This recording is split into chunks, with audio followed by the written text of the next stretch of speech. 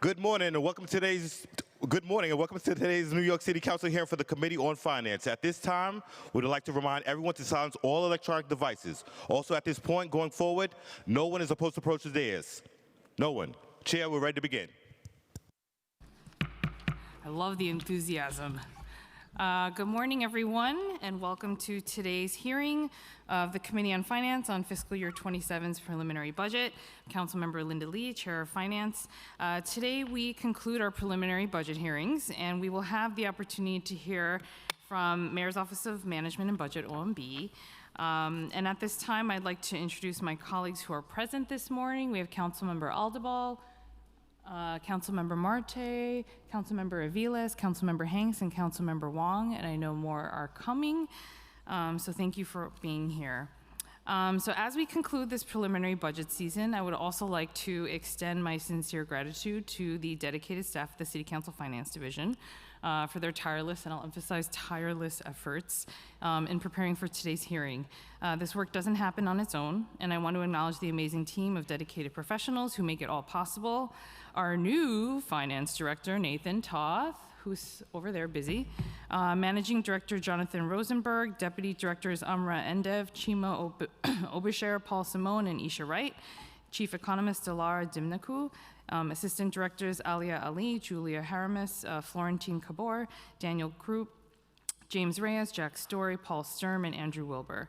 Finance Counsel Nicholas Connell, my committee counsel Brian Sarfo, senior advisor Athena Say, and many of the finance analysts, economists, and support staff who have worked behind the scenes to bring everything together.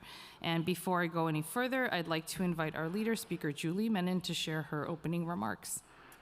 Thank you so much, Chair Lee, and I want to really echo your thanks to our incredible finance team and all of the hard work that they put into our budget hearings and the work ahead. So good morning, everyone. Good morning, Director Solomon. We're excited to see you and your team, and we look forward to a productive hearing. This is obviously our 11th and final day of hearings on the admin's proposed $127 billion prelim budget for fiscal year 2027. When this budget process started, we were initially told that we had inherited a crisis, a staggering $12 billion budget gap over 2 fiscal years. However, by early February, that number began to shift, with the administration shrinking the gap by roughly $5 billion to about $7 billion. Then, within days of releasing the preliminary budget, and thanks to the support of Governor Hochul, the number changed once again, lowering the gap to $5.4 billion over 2 years. So the story of this budget leaves us with some fundamental questions that must be answered. First of all, what is the real size of the budget gap? And how do we achieve a fiscally responsible budget that, of course, upholds our city's obligation to all New Yorkers? These are the questions we intend to investigate today so that New Yorkers can get a more transparent picture of the fiscal challenges that are facing our city. While the preliminary budget is technically balanced, that is only because of a proposed 9.5% increase in the overall property tax rate that would raise roughly $3.7 billion in new revenue. But the council has been clear on this issue from the very beginning. Raising property taxes is not on the table, as to do so, in our opinion, would only worsen the affordability crisis. Instead, the council and its finance team have been intently focused on identifying areas of additional revenue and savings to fill in the remaining budget gaps. To that end, at the beginning of March, the council identified nearly $1.7 billion in potential revenue and savings, including through 12,000 vacancy accruals for positions that the administration had budgeted for previously, but were left unfilled at the end of February. Yesterday, we were very pleased to see that the Independent Budget Office issued a report that confirmed the council's savings around those unfilled vacancies. We believe then, as we do now, that those additional resources meant that the administration's proposal to pull money from the Rainy Day Fund in fiscal 2026 could and must be avoided. Also, in early March, the council's economic forecast estimated $386 million more in tax revenue than projected by the mayor's OMB for fiscal year 2026 and 2027, reflecting a stronger long-term outlook for the city's finances. Since then, throughout dozens of hearings to review city agency budgets, the council and its finance team have continued to dig under the surface of agency budgets to identify other potential savings that, and let me be clear, without in any way cutting critical services. And the council will continue to pursue its mission until we reach an agreement with the administration in June on a fiscally responsible, balanced budget that helps make our city more affordable without in any way cutting services. So, Director Solomon, we very much look forward to hearing from you and your colleagues on the administration's fiscal year 2027 prelim budget and how your team intends to address the budget gap. Thank you so much, and I now want to turn it back over to Chair Lee. Thank you so much, Speaker. So 2 weeks ago, we kicked off our preliminary budget hearings with the IBO Independent Budget Office, Comptroller's Office, and Department of Finance. Both IBO and the Comptroller expressed concerns with the city's economic outlook and shared their perspective on how the city should make changes to ensure the budget secures New York City's future. A key focal point in the mayor's budget proposal was that the administration inherited an underreported budget deficit from his predecessor. The Speaker, my colleagues, and I have acknowledged that the administration's efforts to address chronic underbudgeting and take positive first steps towards a more transparent budget that accurately and honestly reflects the city's full-scale situation. That is something to be applauded and should not go unrecognized. But we think there is still more work to be done to other parts of the budget to fully meet this challenge. To be short, we think there are still several areas that are over budgeted and revenues that are underestimated that could provide much needed resources. And these savings would allow us to avoid drawing down on the critical budgetary reserves and avoid a crushing property tax increase. Objectives that I know both the council and the administration share. 8.5 million New Yorkers are currently feeling the strain of rising costs with little relief in sight. To meet our responsibility as public officials, we must avoid making conditions worse before we can make them better. And we must continue the work of right-sizing the budget to reflect actual costs and finding efficiencies in how the city delivers these critical services. The council is confident that there are unaccounted for revenues in the preliminary plan and out years, as well as additional opportunities through improved collections and intentional grants and funds reimbursements to make the city whole. The mayor's directive toward agencies to identify savings is a good step forward, though we think the administration can and should go further in ensuring the city's operations are as efficient as possible. And during our agency hearings this past month, officials highlighted efforts to identify savings. While the full scope of these savings has not been disclosed, it is encouraging to see agencies actively working toward this goal, and I know some of those savings have been approved, so we look forward to hearing more about that. The council still believes there are more accruals and efficiencies available to balance the budget before resorting to draining the rainy day and savings funds and raising property taxes. And while looking to Albany for help is worthwhile, we must continue to do more to find immediate solutions within our control to address these shortfalls, as underbudgeting is not a new phenomenon, and we have found solutions every time. The preliminary budget makes an effort to address some of the many needs that New Yorkers continue to face amid the rising costs of living in our city, such as expanding childcare and early childhood programs and advancing the universal childcare agenda championed by the council to help our families, safeguarding and strengthening the city's social safety net programs, and exploring avenues for implementing a more progressive revenue structure and savings. Despite these proposals, the budget still falls short in how the city will build reserves in the event of further federal funding cuts or potential revenue declines. It does not clearly present any efforts to generate additional revenue, and it does not provide transparency in the tracking and securing reimbursements from state and federal sources. Our responsibility is to deliver a budget that protects the economic safety of our city and meets the needs of all New Yorkers.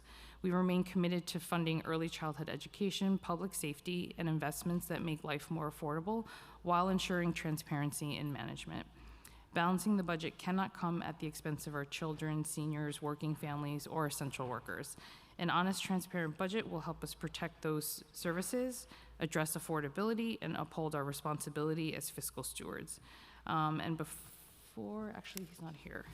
Also, I just wanted to recognize a few more of my colleagues that have joined us. Councilmember Maloney, Councilmember Brewer, Councilmember Felder, Deputy Speaker Williams, Councilmember Lewis, And, let's see. And Councilmember Epstein, sorry. And Councilmember Hudson, did I call you before? No, okay. Either way, I'm going to do it again. Thank you so much. And at this time, I will turn it over to committee counsel to swear in our witnesses. And, yeah, sorry. Good morning. Do you all affirm to tell the truth, the whole truth, and nothing but the truth before this committee, and to respond honestly to council member questions? Right hand. Yes, I do. You may begin.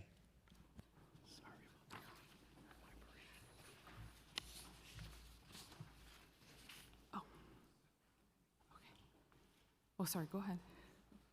Yeah, good. Sorry. Good morning. Speaker Menon, Chair Lee, Leader Carr, members of the Finance Committee, and all members here with us here today. My name is Sharif Suleiman, and I am the Director of the Mayor's Office of Management and Budget. Thank you for the opportunity to testify today about the preliminary budget for fiscal year 2027.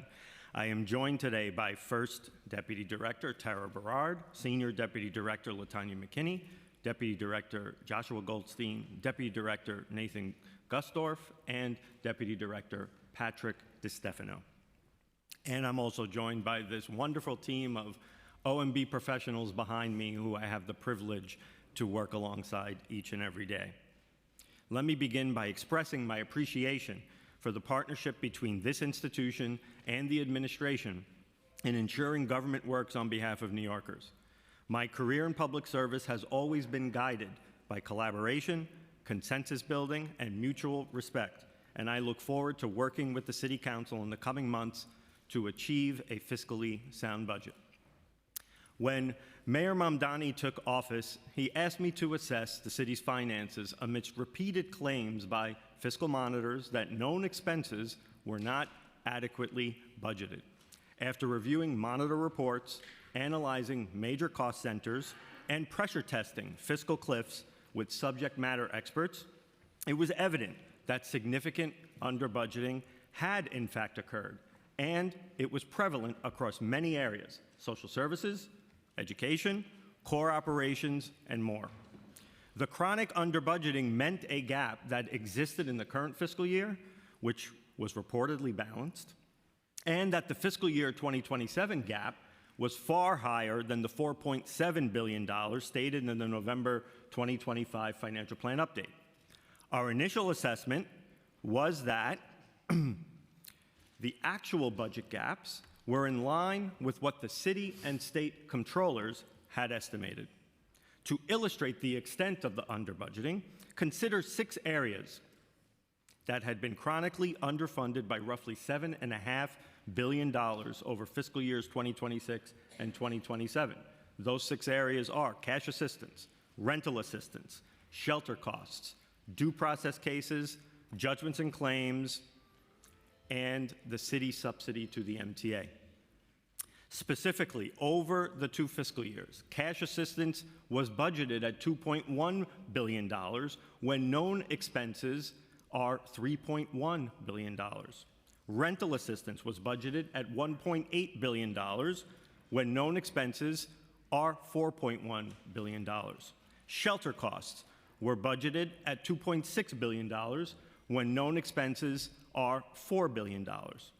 Due process cases were budgeted at $1.1 billion when known expenses are $2.2 billion. Judgments and claims were budgeted at $1.4 billion when known expenses are $2.1 billion. And MTA subsidies were budgeted at $2.2 billion when known expenses are $3 billion. While confronting under-budgeting in these 6 areas alone would be a significant challenge, we subsequently identified an additional $6.7 billion in unfunded cliffs and mandated spending over the same 2 fiscal years, including health insurance costs, the class size mandate, and Medicaid funding. In the interest of introducing transparency, certainty, and less risk in the budget process, We took the issue of under-budgeting head-on, which meant that we needed to solve for unprecedented levels of expense. In total, the preliminary budget includes roughly $14 billion in agency expense changes over 2 fiscal years, a staggering amount for the opening salvo in any given budget cycle. Inclusion of this level of necessary funding left very little room for programmatic needs.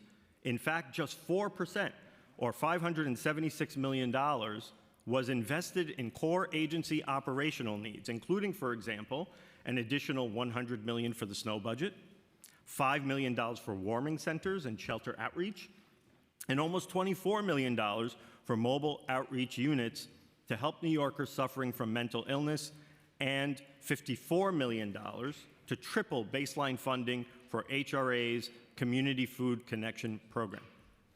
Expense additions of this magnitude required a multifaceted approach to fulfill our charter-mandated responsibility to balance fiscal years 2026 and 2027. In addition to recognizing additional tax revenue supported by record-high Wall Street profits and in line with the state's revenue projections, the mayor initiated an aggressive savings plan that will generate $1.7 billion in savings over fiscal years 2026 and 2027 without risking cuts to services that New Yorkers need and expect. The savings effort is driven by Executive Order 12, which Mayor Mamdani signed on January 29th. Under the order, every city agency was required to designate a current employee as its chief savings officer, who would submit a savings plan to my office and to the first deputy mayor by March 20th. As the mayor announced this morning, agencies submitted their proposals last Friday, identifying more than $1.7 billion in savings, and the City Hall and OMB teams have begun a comprehensive review of these proposals to validate the savings they will produce. The review underway groups savings into 5 categories: efficiencies in public services, contracting efficiencies, technology modernization, space consolidation and lease management, and financial adjustments and new revenue. The work of the chief savings officers will not end with this initial submission. This will be an ongoing initiative with savings officers reporting on updates and new proposals every 6 months. Also included in the $1.7 billion savings initiative is a vacancy alignment exercise, which will balance the need for savings with the removal of hiring constraints that had largely been in place since COVID and hampered agency hiring efforts. Many agencies have indicated that they prefer this approach, which supports effective agency operations over the slow and cumbersome process that had governed hiring procedures for years. We have also taken several other standard budget actions, such as drawing down current fiscal year general and capital stabilization reserves, re-estimating prior year payables, and recognizing small savings in certain areas such as pension administration costs. State actions have also helped reduce the gap. Governor Hochul's executive budget included additional child care voucher funding, foundation aid, and decoupling of certain corporate tax provisions from H.R. 1. As announced the day before we released the preliminary budget, the governor's 30-day amendments also included an additional $1.5 billion in additional assistance, including $500 million in one-time unrestricted aid, a restoration of higher reimbursement rates for public health costs, and a reversal of the sales tax intercept for distressed hospitals. We thank the governor for this timely assistance and look forward to the inclusion of this much-needed assistance in the enacted state budget. Yet despite the higher revenue forecast, savings, and standard budget actions, and state assistance committed so far, we still faced a $5.4 billion shortfall to balance the preliminary budget as required by law. To address that significant shortfall, we proposed a suite of options for consideration by our state partners, including increased taxes on the most profitable corporations, higher transaction taxes on high-value properties, and the reversal of various cuts and cost shifts that have reduced state funding over the years. The options we advance seek to reconcile the imbalance of payments between New York City and New York State. The mayor has made the case for recalibrating the city-state fiscal relationship, citing that New Yorkers contribute 54.5% of state revenue, but only receive 40.5% back. By ending the drain, some of the resources we send to the state would be returned to New York City and used to support critical cash-strapped programs and services. Conversations with our state partners are ongoing, and we are encouraged by the Senate and Assembly one-house budgets, each of which includes a suite of options that equal approximately $5 billion in additional assistance for the city. We thank both houses for advancing these proposals and look forward to working with them, as well as the governor and her team, on an enacted state budget that addresses the city's fiscal challenges. Now, I would like to share details about the fiscal year 2027 preliminary budget. The preliminary budget presented on February 17th balances fiscal year 2026 at $122 billion and fiscal year 27 at $127 billion. Out-year gaps are projected to be $6.7 billion, $6.8 billion, and $7.1 billion in fiscal years 2028 through 2030, respectively. To fulfill our charter-mandated obligation to balance fiscal years 2026 and 2027 with concrete actions, we were constrained to close the remaining $5.4 billion gap through an additional reserve drawdown and an increase to the average property tax rate from 12.283% to 13.450%. To be clear, these gap-closing measures are a last resort, proposals born out of necessity and the type of responsible fiscal stewardship this inherited budgetary challenge requires. Our administration is committed to rebuilding and maintaining high levels of reserves to ensure that we can weather an economic downturn. Accordingly, the financial plan replenishes the Rainy Day Fund and Retiree Health Benefits Trust Fund in fiscal year 2028. Moreover, rather than increase property taxes, our administration wants to finally reform the broken property tax system to make it more equitable, transparent, and rational. To emerge from these significant fiscal challenges on a more stable financial footing will require the administration and the council to continue to closely engage our state partners, and I appreciate the efforts undertaken thus far. It will also require continued collaboration to achieve savings, and we are committed to partnering with you on workable solutions that meaningfully address the budget gaps without reducing service levels New Yorkers depend on. Turning now to the capital budget, the 5-year capital budget totals $113 billion. The preliminary budget makes important capital investments, including increasing livable housing for NYCHA residents and fully funding the renovation and expansion of Bellevue Hospital's Adult Comprehensive Psychiatric Emergency Program. The capital budget also accelerates the Kensico Eastview Connection tunnel construction to improve redundancy in our water supply system. In conclusion, I look forward to working as partners over the coming months to both address our very real fiscal challenges and take steps to implement an affordability agenda that transforms the way government serves working families. Thank you again for the opportunity to testify today, and I am happy to answer any questions you may have. Thank you. Thank you so much, Director Solomon. And just want to also recognize my colleagues, Councilmember Carr, Councilmember Dinowitz, Councilmember Ung, Councilmember De La Rosa, Councilmember Morano, and Councilmember Ressler. Hopefully I got everybody. And Jay Sanchez. Sorry, I have to say Jay Sanchez. Okay, perfect. And I will hand it over to the speaker to ask her questions. Thank you so much. And I know we've got a lot of questions from colleagues. So I'm going to do a first round of questions, and I'll turn it back over to Chair Lee. Then we'll go to colleagues, and then we're going to go back in for second or potentially third rounds, depending on how long it goes. Okay, so thank you so much, Director, for your testimony today, and we look forward to this dialogue. Now, as you said, the agency plans were due from the Chief Savings Officer last Friday.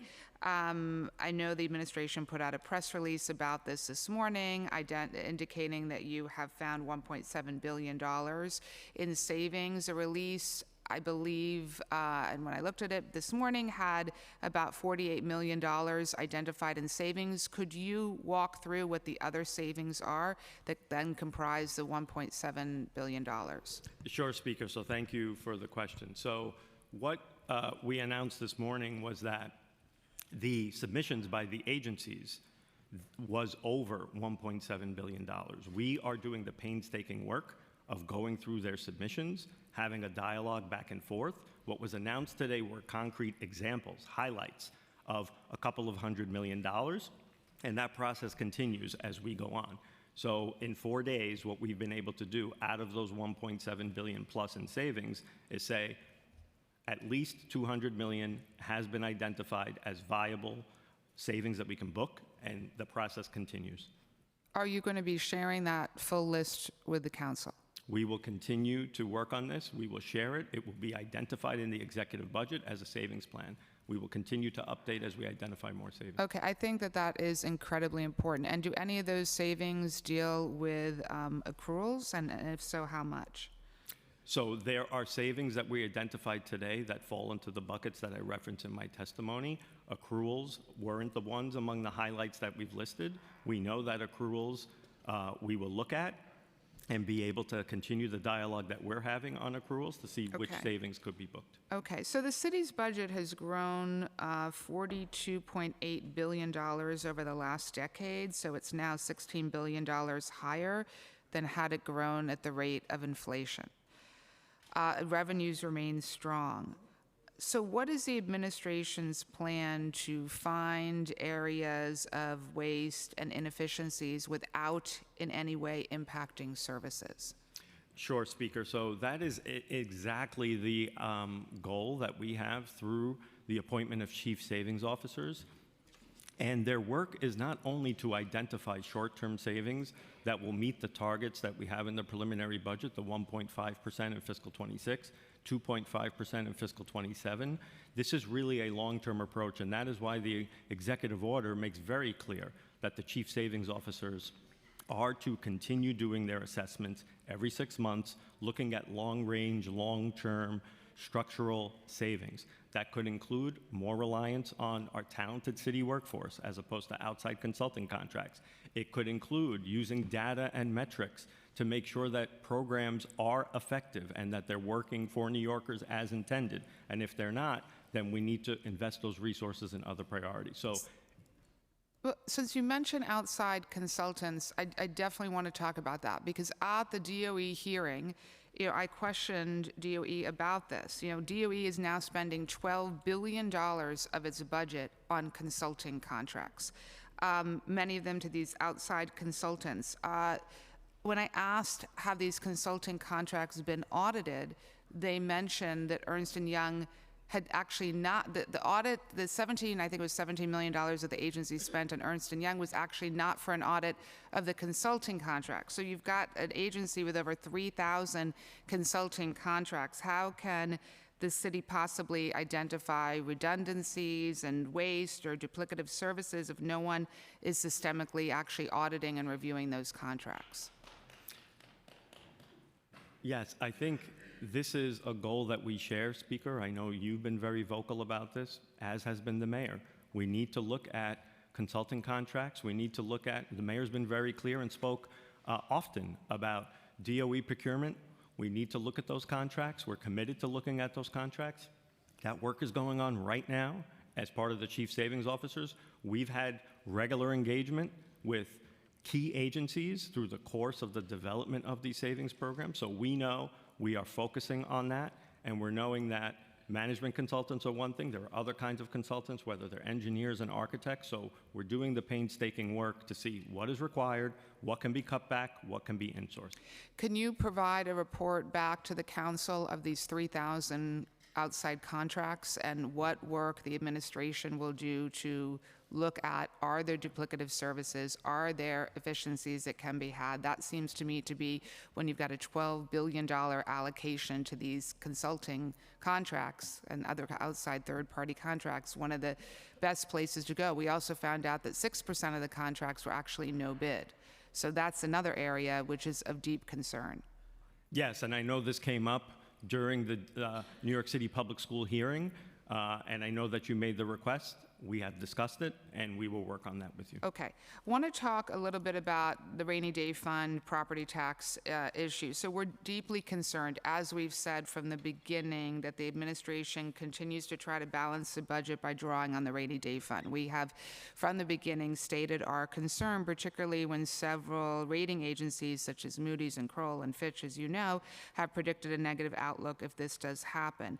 In addition, we've been very clear about that this idea of a property tax increase of 9.5% is also a non-starter for us. So I really want to get a clearer picture then of the path forward, and why does the administration think that rating the rainy day fund, which has never been rated before, is something that is still on the table at the moment? Sure. So as I mentioned in my testimony, we worked hard to bring down the deficit from what was initially in line with the city and state controllers, after recognizing additional revenue, after an aggressive savings plan, after state assistance, after taking standard budget actions, we were able to get the deficit down to $5.4 billion. At that point, we are mandated by the charter to balance both fiscal 26 and fiscal 27. We do not want to raise property taxes. We want property tax reform, and that is what we're busy working on. We don't want to draw down reserves. Rather, we want to replenish reserves, and we want to grow reserves.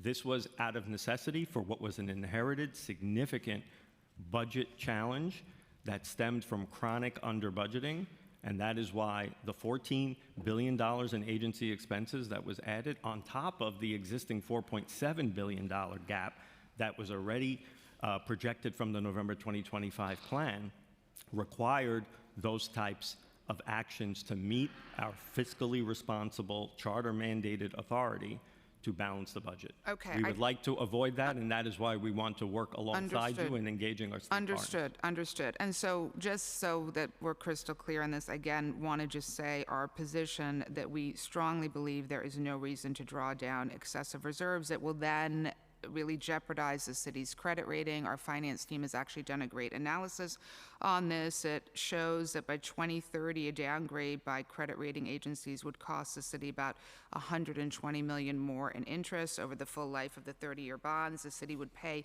an estimated $3.6 billion extra just in interest alone. So if the rainy day fund is rated. So that I just wanted to make sure that we get that data out there. We're very, very concerned about that. Okay, so moving on, agency cuts. So some of the budget shows that for fiscal year 27, many agencies are being funded at lower levels than what they are budgeted for in the current year. I want to particularly talk about DCWP, my old agency, because, and I know Councilmember Epstein will probably do this line of questioning too, because they're down by 12.6% from 85 million to 74 million, stripping 33.6 million, to 74.7 million. My concern there is that obviously, this is a very important consumer and worker protection function that agency performs.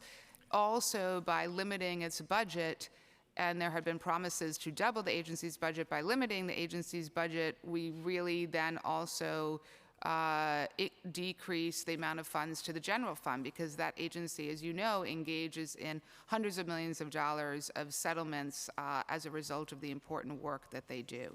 So that is an area of concern. And then also, and I'm sure other colleagues will talk about this, that the budget strips $33.6 million from libraries, reduces parks funding despite calling them neglected. So these are all areas of concern that I know my colleagues will also want to hear about today. So I don't know if you have any comment on that. Sure. So to clarify, many of the examples that you've cited, they're not cuts necessarily. What that is at adopted last year, there were multiple one-shot additions that happened at adopted. This is the preliminary budget. It's the opening salvo. We are looking at the executive budget and what investments that we can make. You mentioned DCWP.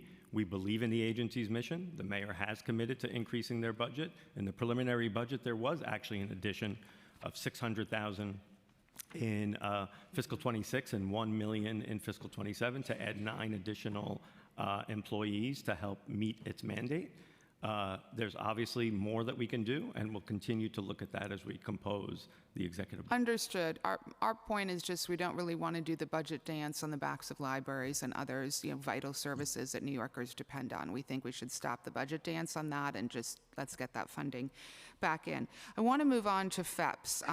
The administration late yesterday continued the litigation by filing an appeal against the City Council. We're deeply concerned about this. As we've said from the beginning, we believe the administration should drop the appeal and reach a settlement that really works to protect vulnerable New Yorkers and that also is fiscally responsible. So my question is, why is the administration continuing to litigate this matter? We continue to have conversations, not only with the council, but also other parties in this litigation. The filing that happened yesterday was just to meet the court's timeline and to preserve the ability to continue having good faith discussions, as we have been having, about what the program expansion may look like. Those conversations are continuing, again, in good faith. By filing the instrument with the court was on their timeline and preserved the ability to continue these conversations. Yeah, I mean, our position is very clear. We believe the administration should drop the litigation. We've been saying this for months.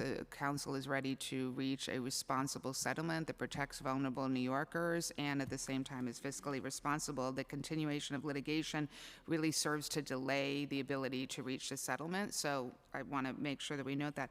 I did have a question on FEPS. So has OMB seen DHS shelter savings as a result of the current City FEPS program? I mean, this is something that, for example, former Speaker Chris Quinn has talked about. I know Wynn has done a lot of studies in this area. Any assessment from OMB on that? So we have seen a decline in families with children, the Census for Families and Children, and we think that that is largely attributable to FEPS. But we've also seen at the same time an increase in the shelter census for single adults. And so as you see in some of the main drivers of shelter re-estimate costs, it's one of the 6 of the main drivers. It's still a significant cost center. And so there are differences in the kinds of populations that are decreasing versus increasing, and we think the families and children reduction is a result of FEPS.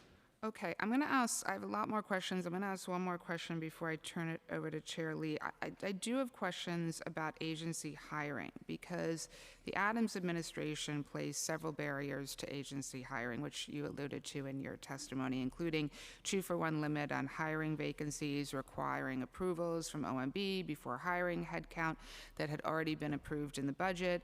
These approvals, as we all know, caused a lot of delays in hiring and led to a real degradation in terms of city services and the workforce, as we saw many agencies be hollowed out. So while the mayor rescinded the 2-for-1 hiring limit, I understand that other restrictions remain in place. So are there any hiring restrictions that OMB continues to impose on agencies? If so, could you talk about we that? have one of the first things when I arrived at OMB was I heard very loud and clear from many of our agencies that the 2-for-1 hiring restriction was not meeting their operational needs. So in doing this vacancy alignment exercise, we think we're achieving the balance by achieving savings through vacancy reductions and then resetting the PS budget for these agencies and then allowing them to hire up to that PS budget without any constraints. Agencies have said loud and clear, waiting for attrition to happen, waiting for a monthly allotment does not allow them to hire up quickly and be nimble enough to meet New Yorkers' needs on services. So the absolute commitment is to eliminate the 2-for-1. We're going through the exercise now of aligning the PS budgets and making sure agencies know when they can, what they can hire up to. Okay, I have a number of more questions. I have one last question before I pass it to Chair Lee. So when we had the budget hearings from agencies, numerous agencies reported at their respective budget hearing that they are still bound by the 2-for-1 hiring restrictions. So why are agencies still under the restriction when, the administration indicated it was lifted. So there's like real confusion around that. Yes, what we are doing now is doing the painstaking work of trying to establish the correct PS budget for agencies to be able to hire up. Because frankly, what has occurred over several years is a misalignment between vacancies that exist and the PS budgets that are available to be able to hire employees. We are looking to, with a fine-tooth comb, understand the vacancies and understand the PS budget changes that have occurred, and then set the PS budget and allow them to hire. And last thing before I pass it to Chair Lee, so at a time when agencies are saying they're stretched thin, I do want to ask you a question about the IBO report yesterday, because the IBO reported yesterday that the administration is adding 1,900 new positions, but leaving 12,000 existing vacancies unfilled from fiscal year 2026. Is that correct?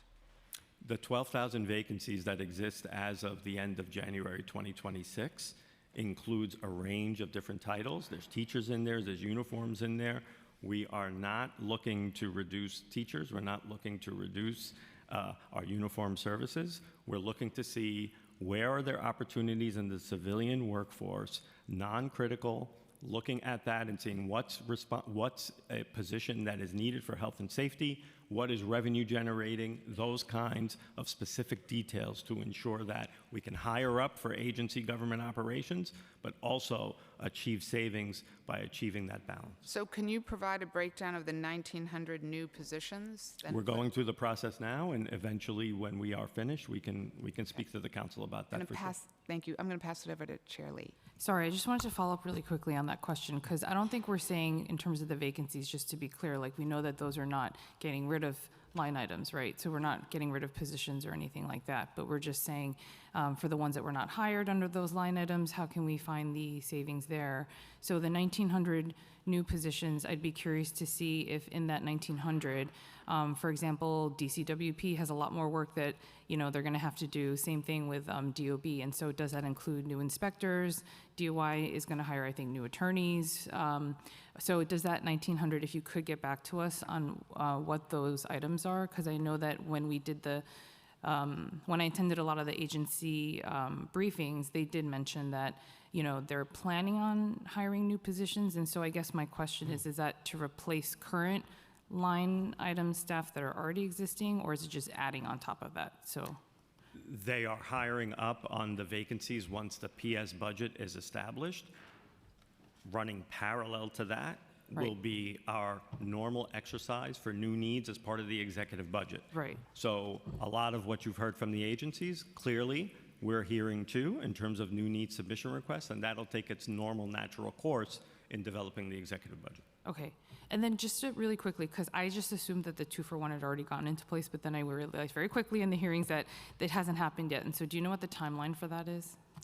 It is coming soon because we are looking through to make sure we're giving agencies the correct budget. Once you have your correct PS budget that you can hire up to, it's not like you have to wait for attrition. The 2-for-1 is lifted.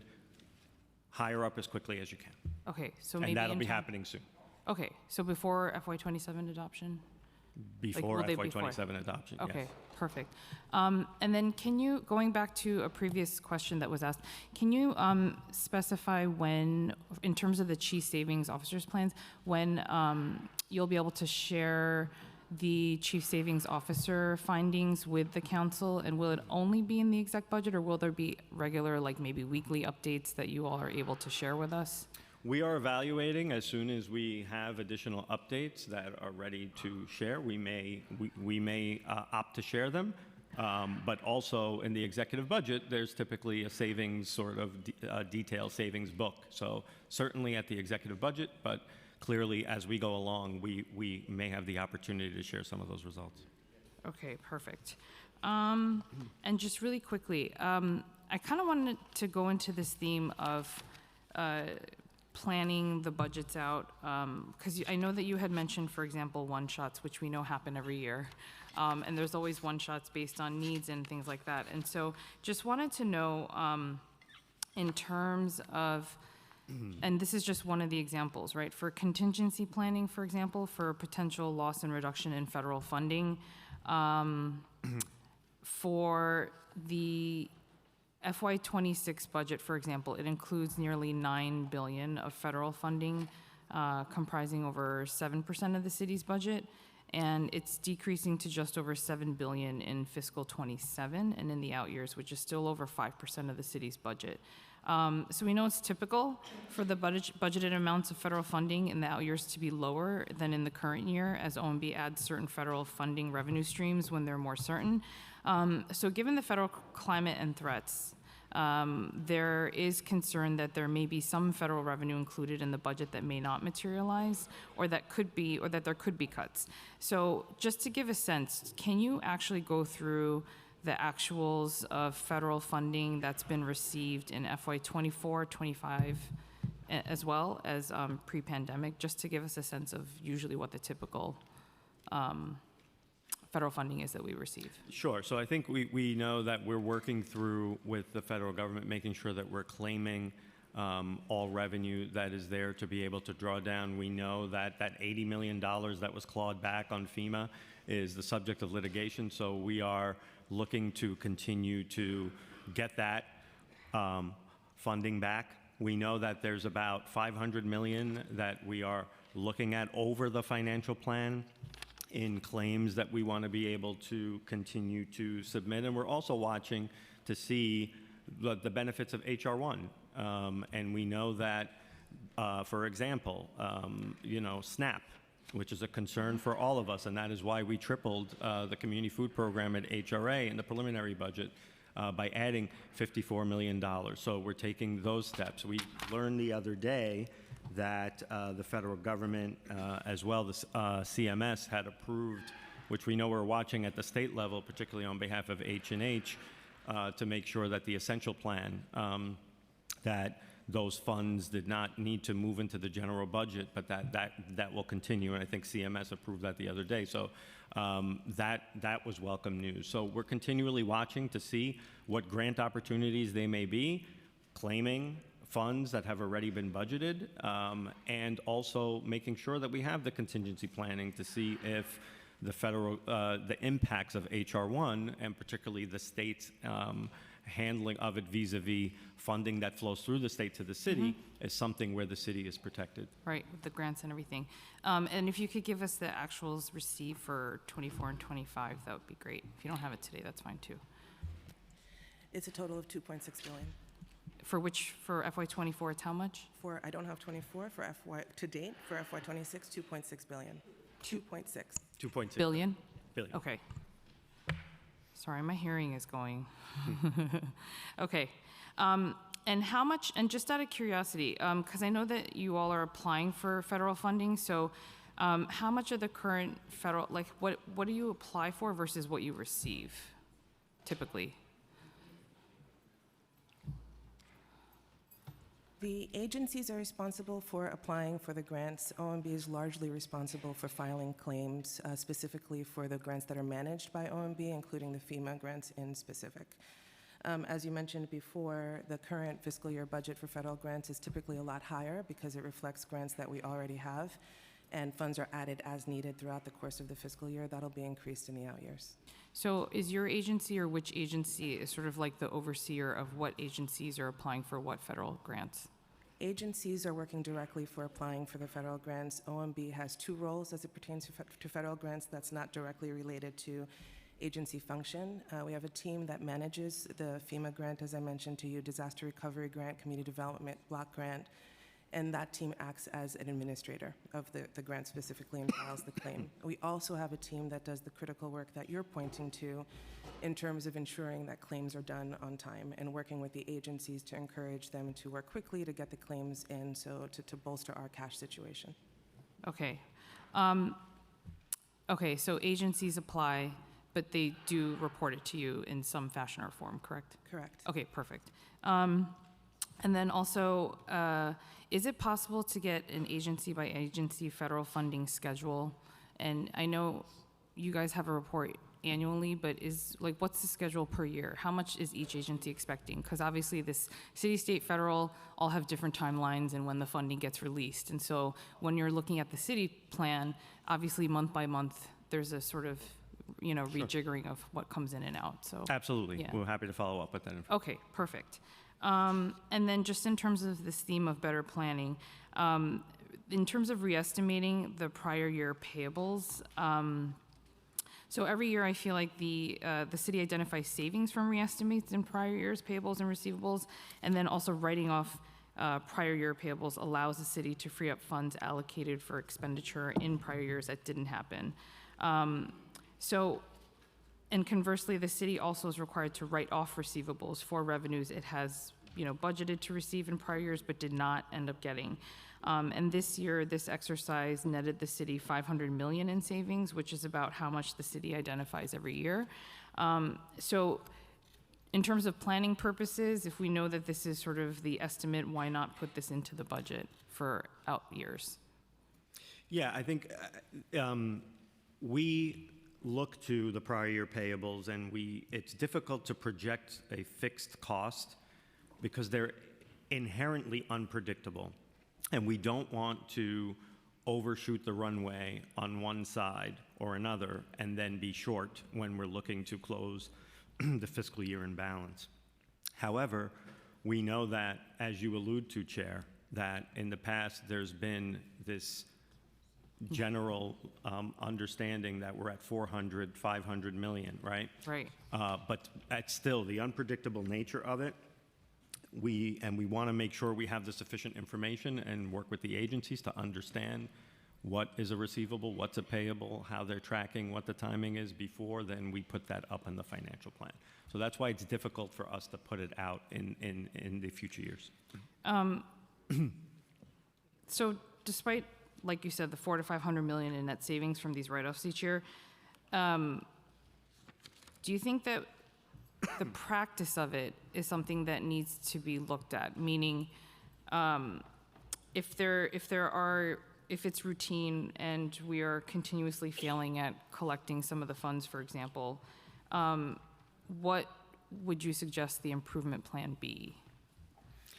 We're happy to discuss further with you more, but I think suffice to say that with it's the scale of the city budget and basically the scale of the contracts, the scale of sort of the receivables and payables as we're going forward, the ebb and flow of that. Right. We're constantly working on with the agencies to have a greater understanding of what's coming in, what's going out in terms of contracts. So we're always happy to have a conversation about that to see how more predictable it can be. But given the scale of the city budget and the contracts, it's really not something that's super predictable that you can just go on to future years on. So speaking of predictability and the scale of the city budget, what's like the typical burn rate every month that the city pays out? Whether it's payroll, contracts, rent, all of that. We can come back to you on the specifics of the burn rate per month.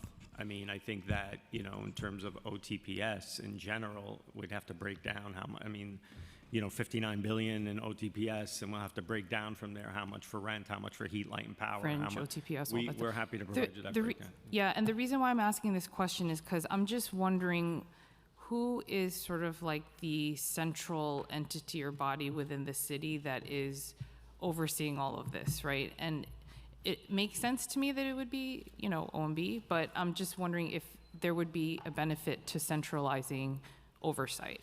Yeah, it's really the Office of Management and Budget and the Controller's Office. Right. So we work very closely with them to understand what the obligations are, the cash flow. There are regular reports that are shared. And also, it's the agency, CFOs. It's our Office of Budget Reconciliation that's constantly looking at that, working with the agencies to understand what's coming in, what's going out. Okay. And so you do have the central role in monitoring sort of opportunities for reimbursement and organizing the attempts to gain reimbursement for eligible city expenditures. Is that correct assessment? We do have a central role through Office of Budget Reconciliation. I don't know if Okay. Karen, you want to add. Sure. In terms of the actual work of doing the claiming and Agency. maximizing revenue, for the most part, that's with the agencies. Agencies, right. What we're doing is looking at the budget, how much were we supposed to take in, and calling on the agencies to make sure that they file the claims on a timely basis to make sure that it does come in. Okay, perfect.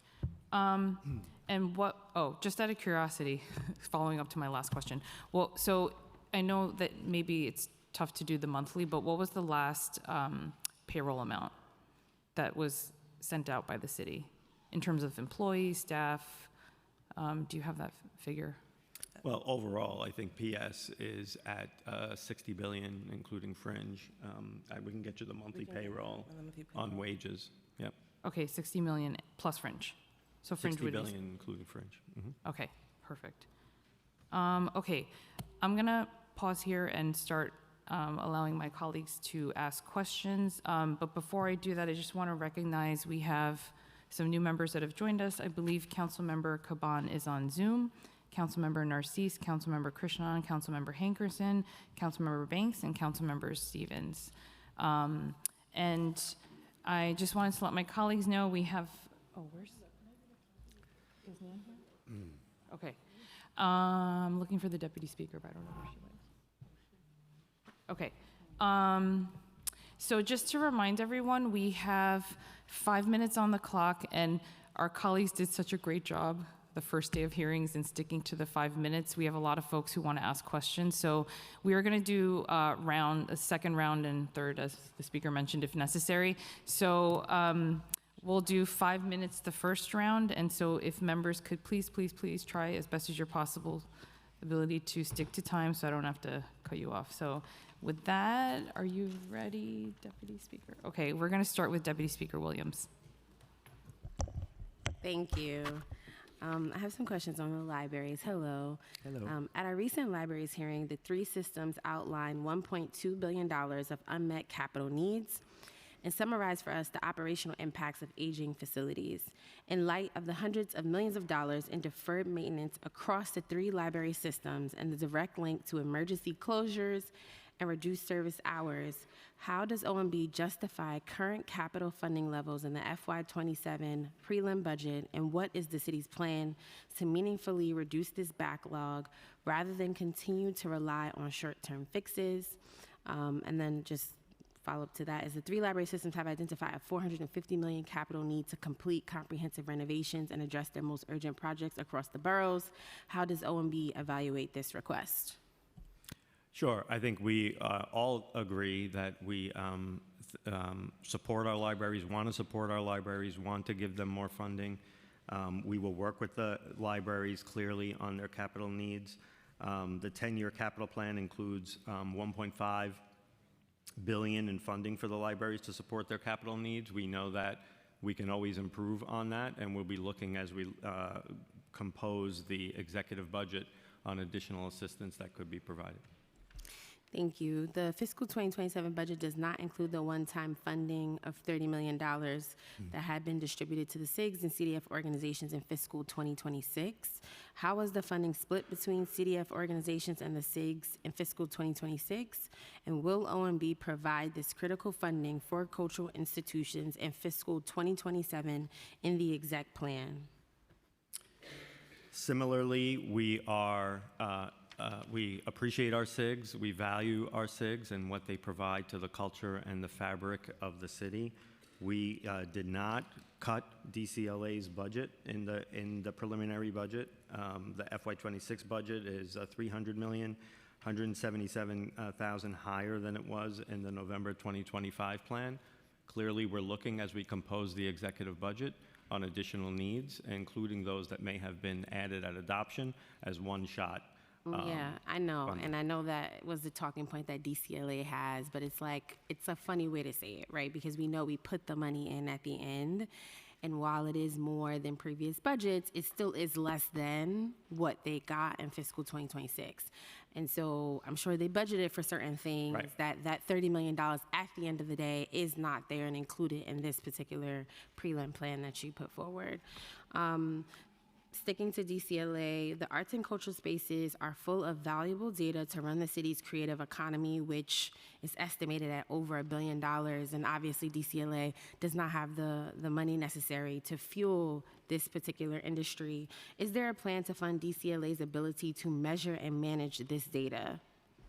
We're working with them and seeing what can be added for the executive budget. Clearly, that's something that we know is important to the agency and important to the cultural fabric of the city. So we're going to work with them on that.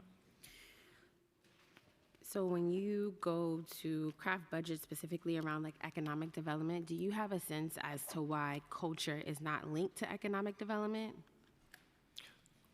We are making sure that we take a new approach and understand that the mayor's vision will propagate throughout all the city agencies. And so through that cultural lens, we will work with the EDC and work with other agencies to make sure that they have a lens through culture with the work that they do.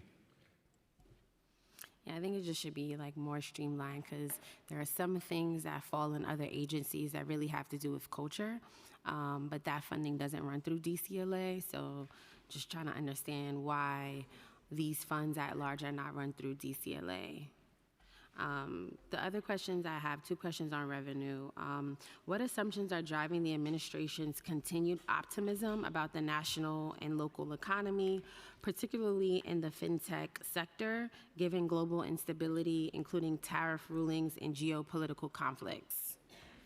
Yeah, sure. I'll start, and then I'll turn it over to Joshua Goldstein to add. Our revenue forecast was based on a record year on Wall Street, $65 billion in profits. And when we composed our revenue forecast, we also looked at the strength of various sectors, and we were communicating regularly with the state in terms of what they put in their financial plan. And our revenue projections were in line with what the state had put out. And that was even before we got into the revenue consensus forecast of $700 to $800 million more that the governor reached with the legislature. I don't know if you want to add anything on fintech or. Yeah, thank you for the question. I think there's 2 pieces. One, Sharif mentioned the record year on Wall Street, which was fueled a lot by the massive investment in AI, which New York City is definitely benefiting from. I think this year, earlier in the year, Bloomberg reported an estimated $650 billion of investment in AI industries just this year. So we think there's a lot of momentum there, right? That money is going to flow through the system, and New York City is definitely going to benefit from it. Okay, great. Thank you so much, Deputy Speaker. And next we are going to move to Majority Whip Hanks, followed by Councilmember Marte. Good morning, and thank you, Chair. Welcome. Let's get into it. The administration is seeking to fill 14 spots for the mayor's office of mass engagement. What is the purpose of creating this new office?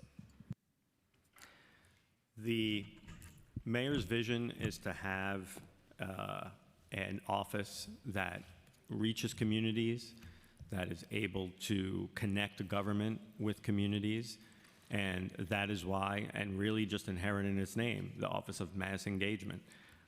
And so that is really the purpose, is to reach communities where they are, to share information about their government, and to get New Yorkers involved in their government. Thank you. And so how can the mayor and this administration, with all that we've discussed today, justify the need for this $2 million newly created office? Well, I think when you look at the sub-offices within that office, these are long-standing offices that have been in the mayor's office. You look at the Community Assistance Unit. You look at the Public Engagement Unit, the Mayor's Office of Ethnic and Community Media, Office of Faith-Based and Community Partnerships, NYC Service, Civic Engagement Commission. So the budget and funding is determined about how we want to support those efforts and enhance those efforts to reach New Yorkers in their communities. So all of those offices that I just mentioned have been pre-existing and have their own functions and valid functions to be able to reach different portions of our communities. Thank you so much. And fiscal 2027 budget includes $594 million in OTPS for waste disposal, representing 29% of DSNY's total budget, the largest contractual expense. Rising waste export costs continue to strain DSNY's budget, and understanding cost drivers and mitigation strategies are essential. Beyond inflation and contractual price adjustments, what additional factors are contributing to the increase in waste export costs? Sure. So I think it's related to, so first off, the spending is expected to be in line with the FY26 preliminary budget at $525 million. I think the sanitation department will always say they're pursuing cost efficiencies wherever possible, and that is true. Work with vendors, for example, to right-size staffing at transfer stations. That's one approach. And that's really the most significant cost savings that can be accomplished. We obviously have to also always be looking at the contracts and seeing how we can achieve efficiencies and savings in what is a significant effort for waste disposal in our city. Thank you so much. What alternative waste management strategies are OMB exploring to mitigate rising export costs, and what are the projected savings?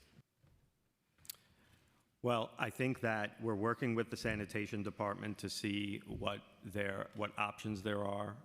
I think that we have a range of things, whether they're that we're working on, including containerization, composting, et cetera.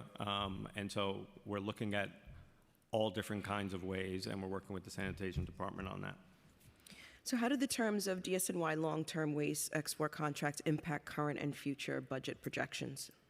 Again, it's in line with what we have and $525 million for fiscal year 2026. We're looking at the out years to have some better certainty of whether those savings that we talked about will begin to take hold in terms of the staffing at the waste transfer stations and other ways to look at our contract. Chief savings officers will be looking at this as well. Sanitation department has undertaken a comprehensive review. They're looking at this. This is clearly an area as well where if there are efficiencies and savings to be found, that is an area we want to focus on. Thank you so much. Thank you, Chair. Thank you. Thank you. We've also been joined by Councilmember Brooks Powers and Councilmember Riley. Anyone I'm missing? No. Okay. Next, we're going to go to Councilmember Marte, followed by Councilmember Aviles. Thank you, Chair, and thank you, Speaker Menon, and thank you for being here.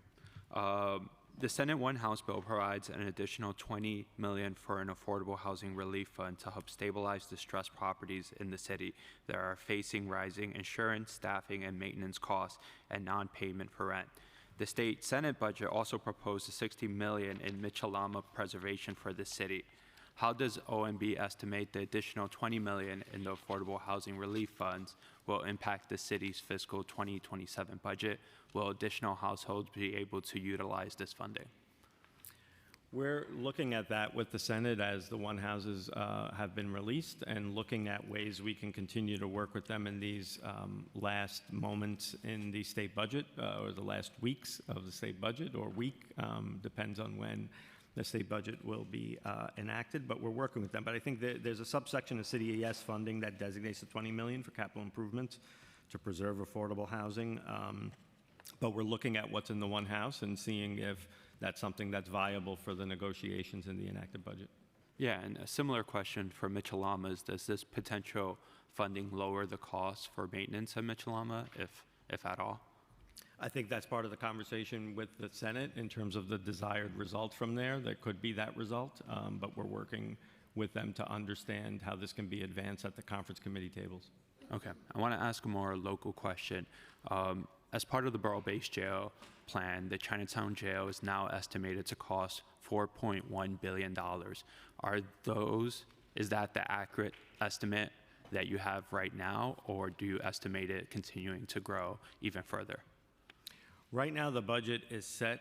I believe it's all of the BBJ are about $11 billion over the plan, over the financial plan. And I'll turn it to Tara on specifically on Manhattan. 16 billion, Chief. 16 billion overall. Yes, overall. But the plan has the 11.5, but specifically on Manhattan. I don't know if we have China. I think you said Chinatown. Yeah, Yeah, we don't that's have the it Manhattan. specifically. We do know that it is fully funded, and we're currently looking at any efficiencies that could be in the program. I would just like to suggest that the community has an alternative plan that can save the city money as well as speed up the potential development of a facility nearby, and I hope that your team will be able to meet with the communities who have worked on that plan. We're always happy to engage in conversation. I think that we are fulfilling the law to continue to move forward on BBJ, but always sensitive to community needs and happy to have conversations. But the projects have commenced pursuant to the law. And switching over to NYCHA, we continue to see the legacy of this city continuing to invest in RAD Impact instead of investing in Section 9 public housing developments. And as we all saw with the Public Advocate's recent report, where vacancies are now up to 6,700 units that can house thousands of families and New Yorkers who are currently facing homelessness or housing insecurity. Why hasn't the administration prioritized those units in Section 9 and especially minimize the days for those apartments to be converted to actually be stable housing units? I think the timeline that they gave us yesterday was more than 400 days for one of those units to be repaired and to be turned online. Yeah, sure. So just, on a personal note, my appointment was at the NYCHA Pominock houses where I grew up. So NYCHA always has a place for me. And I think vis-a-vis the budget, we've been added, $148 million in capital funding for NYCHA Section 9 housing. We know that we can do more. We know that the mayor has committed to doubling the capital budget. We want to make sure we're looking at the executive budget and understanding how debt capacity we have to be able to invest in more capital. So that's a process we're undertaking for the executive budget to see how much more, because those 6,000 units, we want to bring them online. We know there is a substantial wait list, and we want to make sure that we're fixing the stock and making sure that units are available for New Yorkers. Thank you. Thank you, Chair. Thank you. Councilmember Aviles, followed by Councilmember Hudson. Whoops. Thank you, Chair. Thank you so much. Good morning. Thank you for being here. I'm going to ask a couple of different questions on several different topics. So first, I'd like to jump into immigration. The preliminary plan includes additional city funds of $6.6 million in fiscal 26, $21.2 million in 27, $20.9 million in 28. And $19.2 million baseline starting fiscals 29 to expand immigration legal services. Given, as you know, the ongoing demand for various immigration legal services, will the restoration of the additional funding that Council secured last year for legal assistance be included in the executive plan? I think that's something we're looking at for the executive budget. I think the overall budget is about $19.6 million in city tax levy in 26, $19.6 million city tax levy for 27. Clearly, there's a need, and we want to make sure we're working with the Mayor's Office of Immigrant Affairs, which we are, on additional support. So we're looking at that for the executive budget to see what can be added. Great. Loss of that funding would be catastrophic. As we know, even the additional $50 million, our providers are underwater and our families are terrified navigating a very complex and everyday worse system and attacks. In terms of, our immigration services are spread across multiple agencies, which makes it very challenging, right, for oversight, coordination. Has there been any discussion around consolidating a dedicated agency for immigrant affairs? We are working with the Mayor's Office of Immigrant Affairs, the new commissioner, to make sure that there is that level of coordination. We know a lot of these programs are also in HRA, and they're spread throughout. So clearly there is a need for central coordination, and really out of City Hall, there's been a lot of focus and attention on this, naturally so.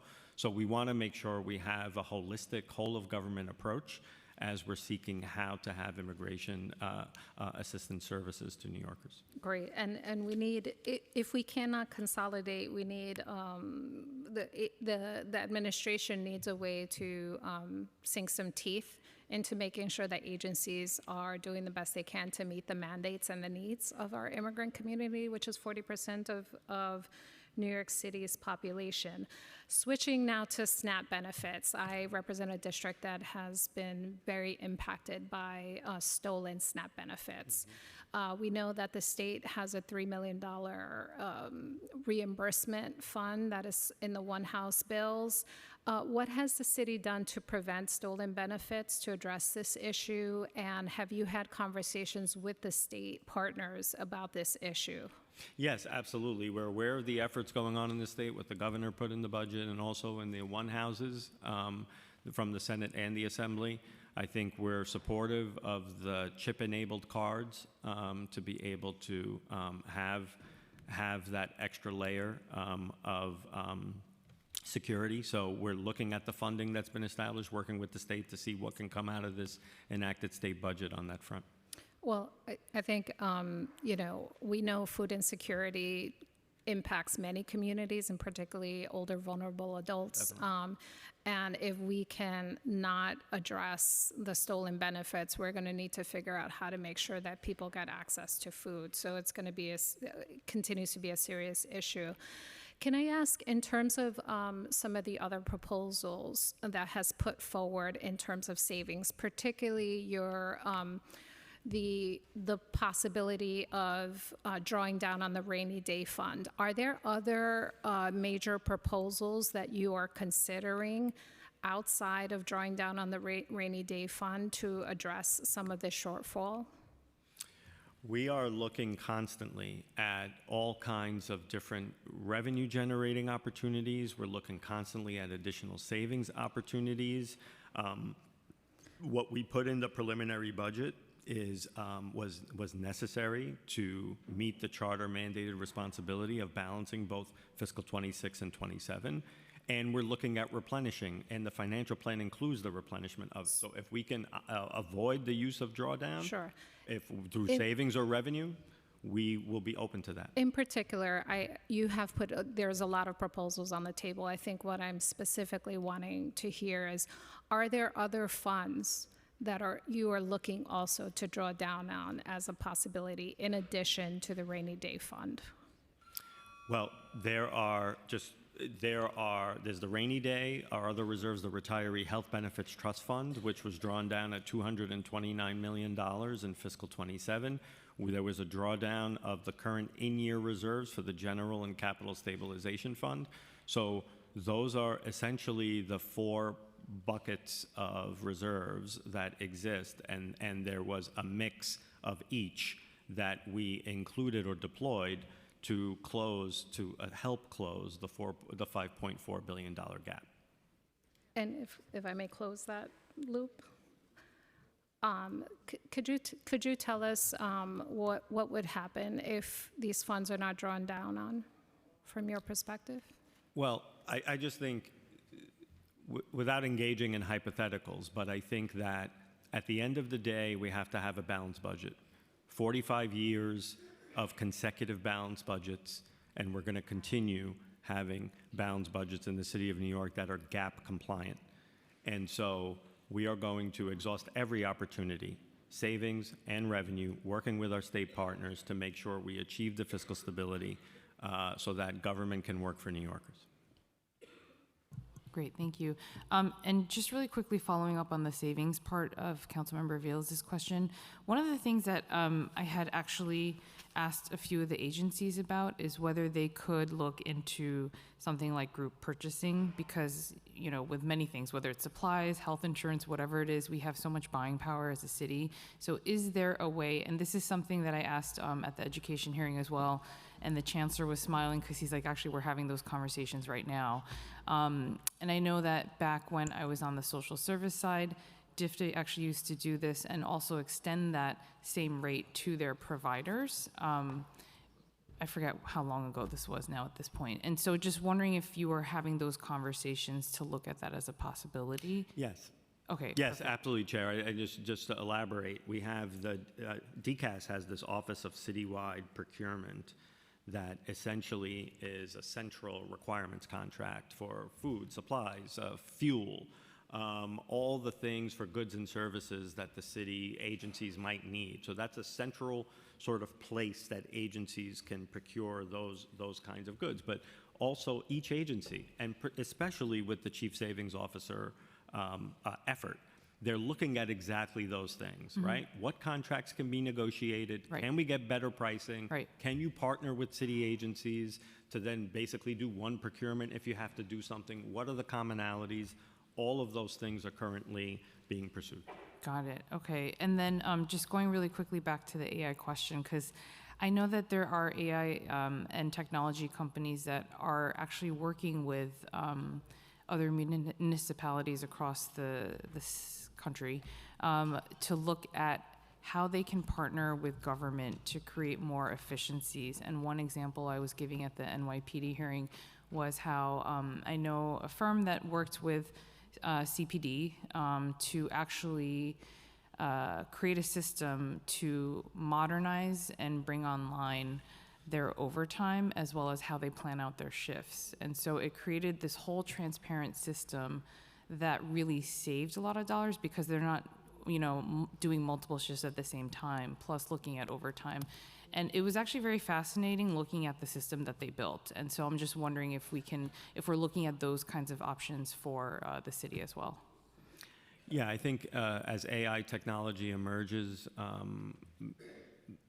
our government, just like governments across the United States, are grappling with how to harness it in a way that could be more efficient and could help with sort of data collection, et cetera, to make sort of city employees be able to access data in a faster way and do their jobs. It is not by any means an approach, nor should it be, a way to eliminate the valuable public servants that are working for the city of New York. So we're looking to harness that in a way that can help scrape data, put reports together, have that analytical tool to be able to do that while supporting the ability to have our talented, dedicated workforce continuing to do it. Definitely. And I actually think it's an opportunity to sort of expand and increase the workforce or actually give them different types of skill sets. So would love to have that conversation at another time. But okay, sorry. So we're going to move on to Councilmember Hudson, followed by Councilmember Brewer. Thank you so much, Chair.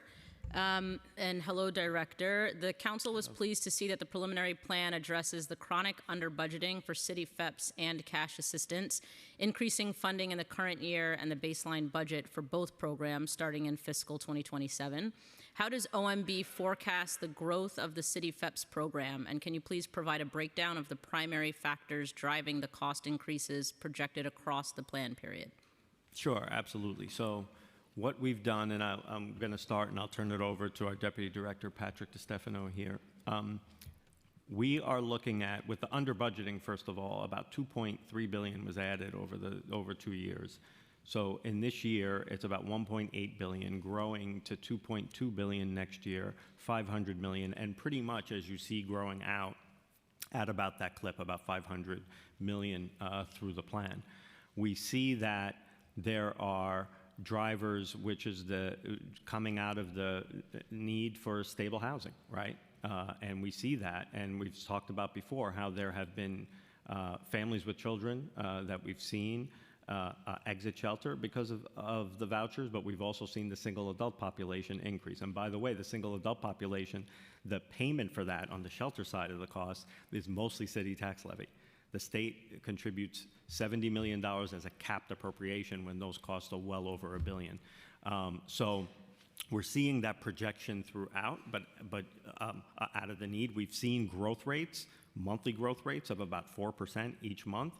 They start to dissipate as we're going into the out years, but they're off of higher bases, so you're seeing those numbers continuing to grow. Patrick, I don't know if you want to add anything. Thank you. So, I mean, that basically covers the point, but the way we forecast it out, like you said, we've recognized the budget in the baseline in this plan. We're looking at 3 to 4% growth month over month. We're taking that into account when we look outwards. The population that is leaving the caseload is not very large. It's about 10% year over year. And we are looking at the rental standards when we factor these things. So that's where we've we've come up with what we've added in this plan for the baseline. Great. Thank you, and I appreciate all that. Then that's a perfect segue into my next question, which is, when do you believe the program may plateau?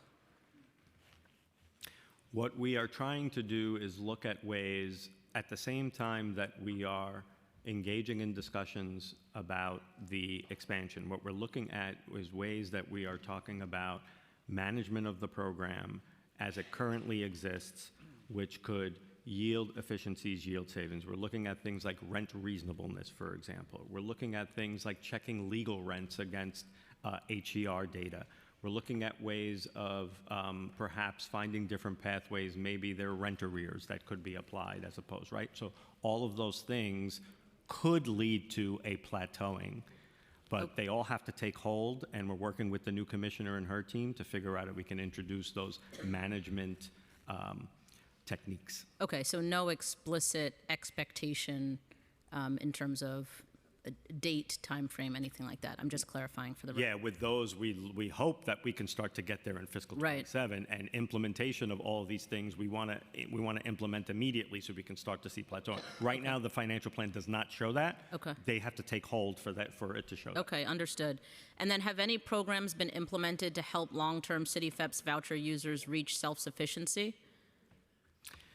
Yes, yeah, I think that particularly for the cash assistance, those that are also receiving cash assistance, there is employment engagement opportunities, and so that is clearly something we want to continue and replicate because we do have to have that engagement to ensure that at some point, after the voucher is no longer available, that there is that pathway to self-sustain. And then should that pathway to self-sustaining or sustainability be challenging, I would say, will OMB add funding in the executive plan to support services for City FEPS clients to help reduce the length of time people remain in the program?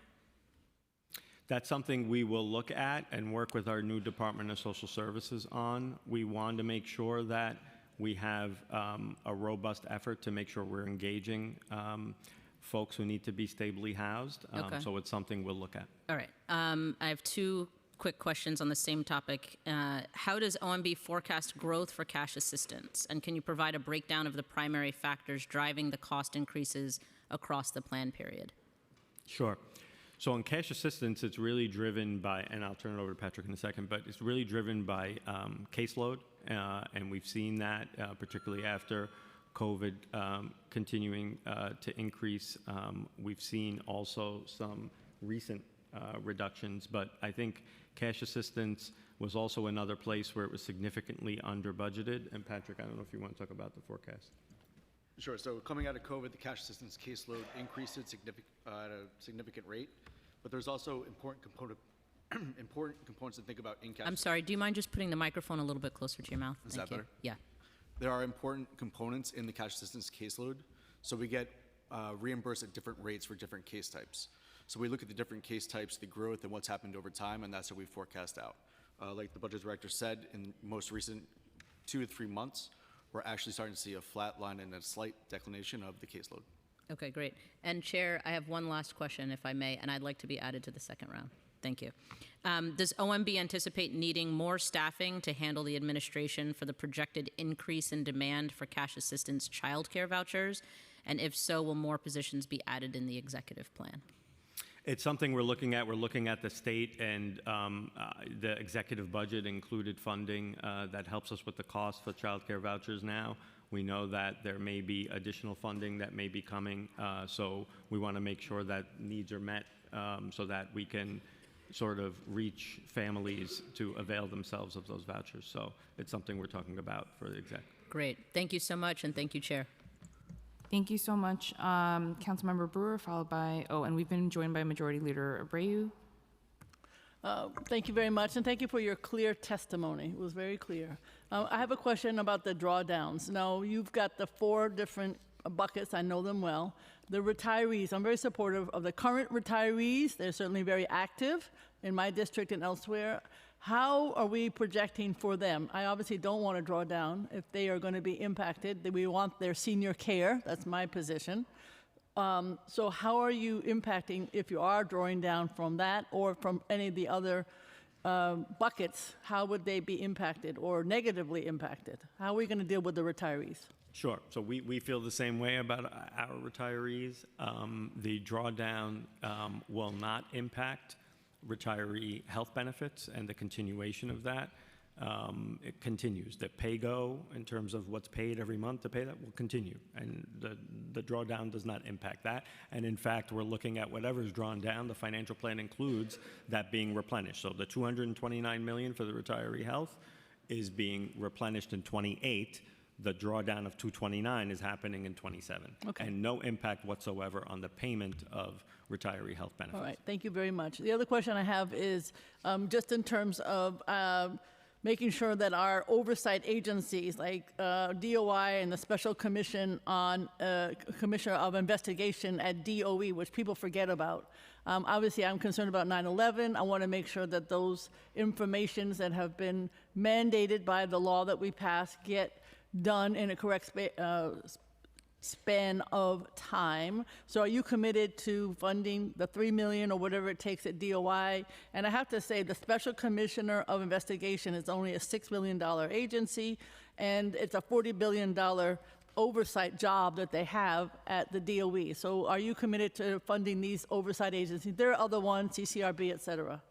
Yeah, I think that we are actively talking about that now. I think you have a highly competent nominee for DOI that I know has been, that will be before you, to be able to look at all the various places that can be supported. You mentioned the 9/11 records piece. That's something we're actively talking about, of how that can be supported, and their needs, just like other agencies, will make sure that they're evaluated for exec and see what is possible. Okay, because I don't think that the DOI can do the work without the funding, because they are so strapped. So I strongly urge that.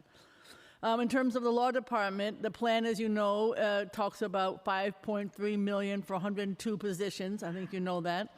And these are expected to save $125 million in tort liability. Can you explain how the savings was calculated? Can you also talk about how these new positions factor into the number of vacancies that the law department will be required to eliminate as part of your, basically savings plan? And then also, we're always concerned about targeting the amount for the law department as part of the citywide savings mandate in terms of torts and all of the wonderful people who sue the city. Yeah, so a couple of things on that, council member. So we are putting forward the plan for 200, once it's fully ramped up, 200 new attorneys in the law department. And when you look at the judgments and claims budget, it was, I think 6 years ago, was about $600 million, and now is at about $1.3, $1.4 billion. Significant increase. So one of the reasons, there are many reasons why we want to hire up at the law department, but one of the main reasons is to be able to introduce reforms that can help us, that can help reduce the judgments and claims number. And so that can include challenging more cases where appropriate, right? It can also include de-risking by looking at all of our agencies and working with them so that we reduce tort liability. So there are a number of different things that Corp Counsel Steve Banks is looking to do to assist in reducing the judgments and claims number. And they will not be subject to any of the reductions. The 200 lawyers are there for a reason, and we don't want that to be the subject of any reduction. All right, so you think it's going to work in terms of the numbers that you're discussing? I think out of necessity, it must work. And I know we have a committed partner at Corp Counsel to make that happen. Okay. Local Law 140, 2023 requires that the city have an all-electric fleet by 2038. I think we know that, and there are certain requirements. So I have a great respect, as you do, for the new DCAS commissioner. I've known her for a long time. But has DCAS requested additional expense? In other words, I think they need it in order to accelerate the pace of these EV purchases. And how do you balance the city's legal mandates with the local laws that have budgetary constraints? Because we want a fleet, I guess, as long as Mr. Trump lets us have what we need in terms of EV. But how do we balance the need for the law and the funding? in terms of the fleet? Sure. I think we share your desire and, of course, the commitments of the local law. We have about $10 million per year in the plan for purchasing electric vehicles for light duty. We want to be able to work. I agree, she is a fantastic commissioner. I've worked with her very closely over the years in City Hall. Not as many as I have. Okay. You got me on that, Councilman. Yes. You got me on that.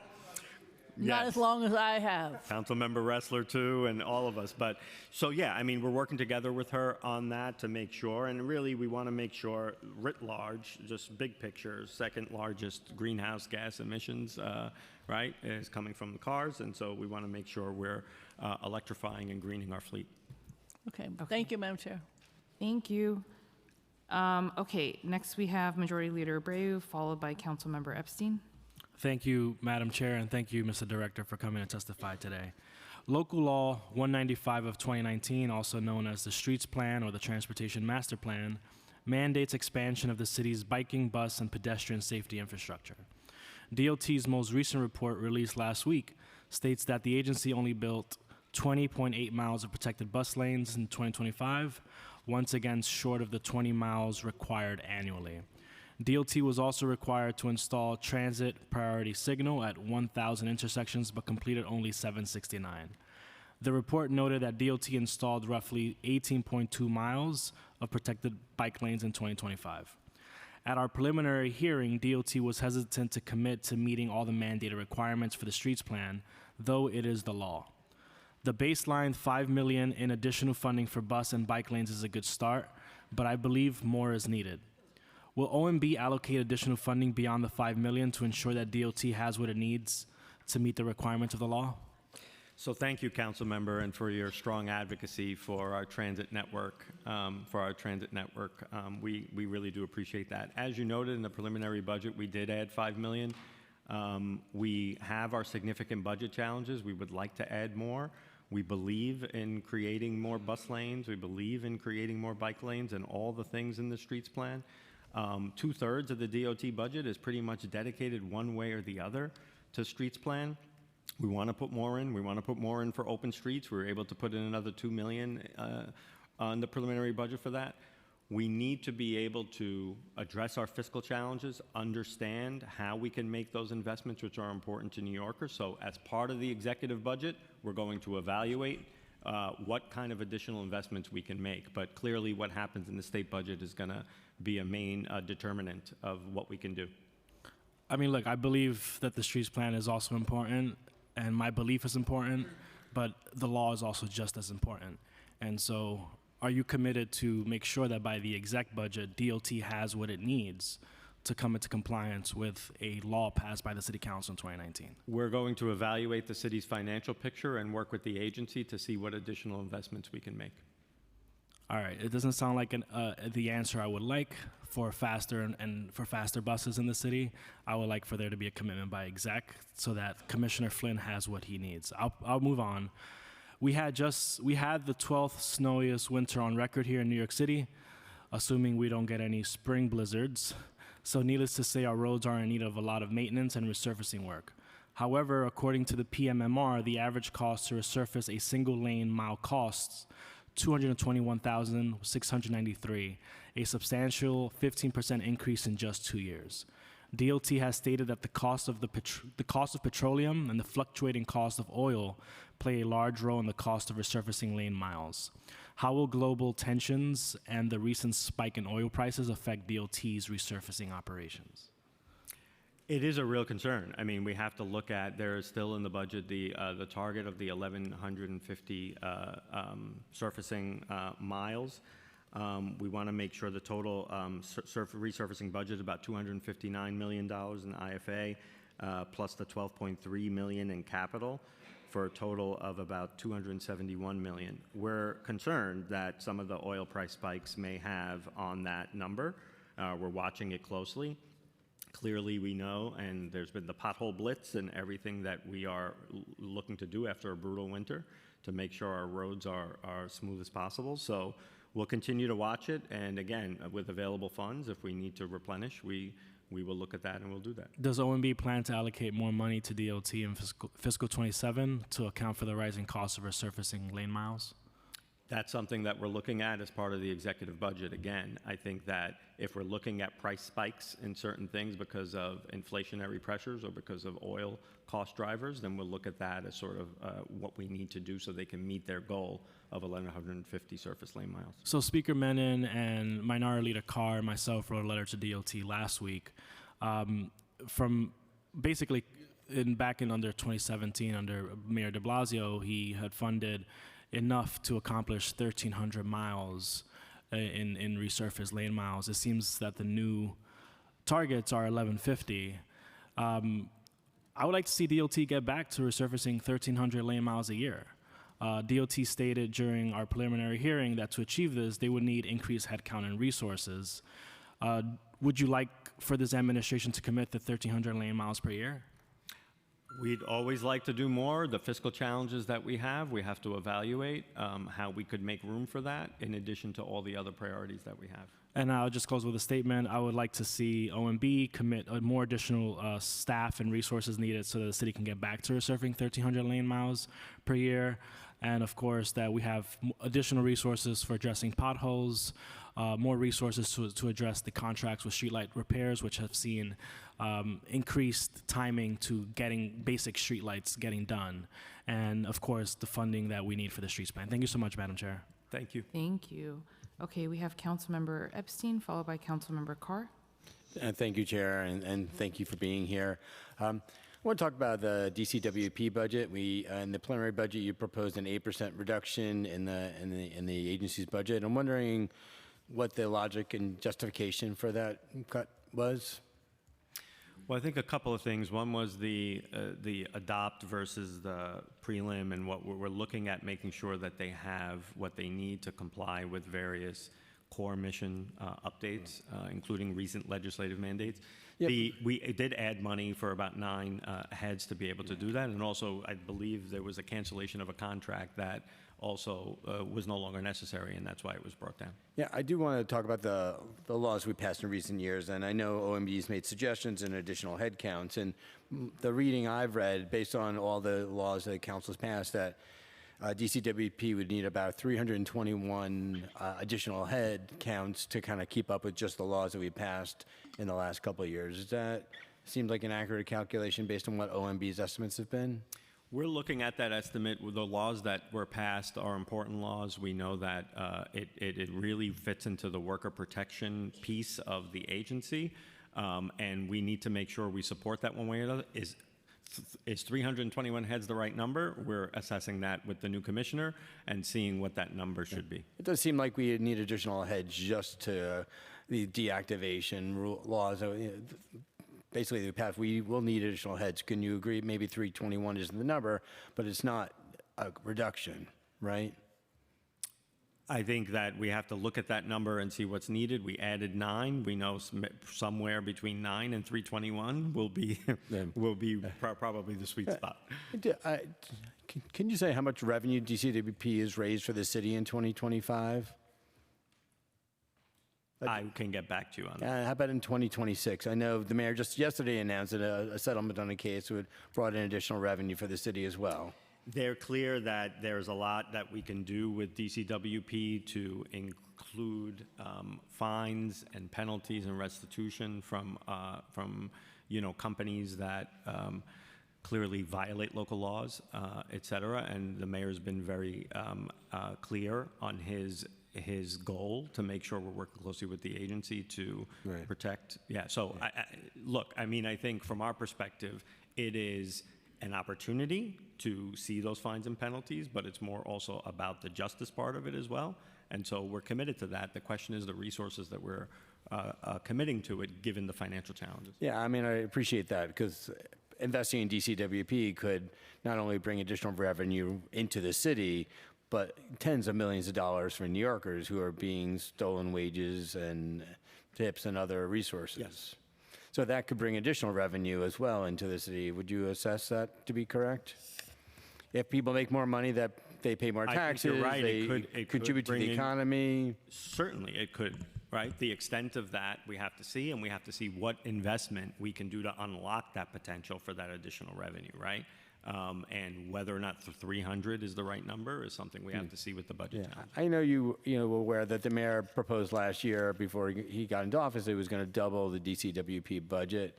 Is that something still in the conversation at this point? It's always a goal to be able to meet the commitments, and we will hopefully emerge from this financial challenge in a capacity and have the ability to do so.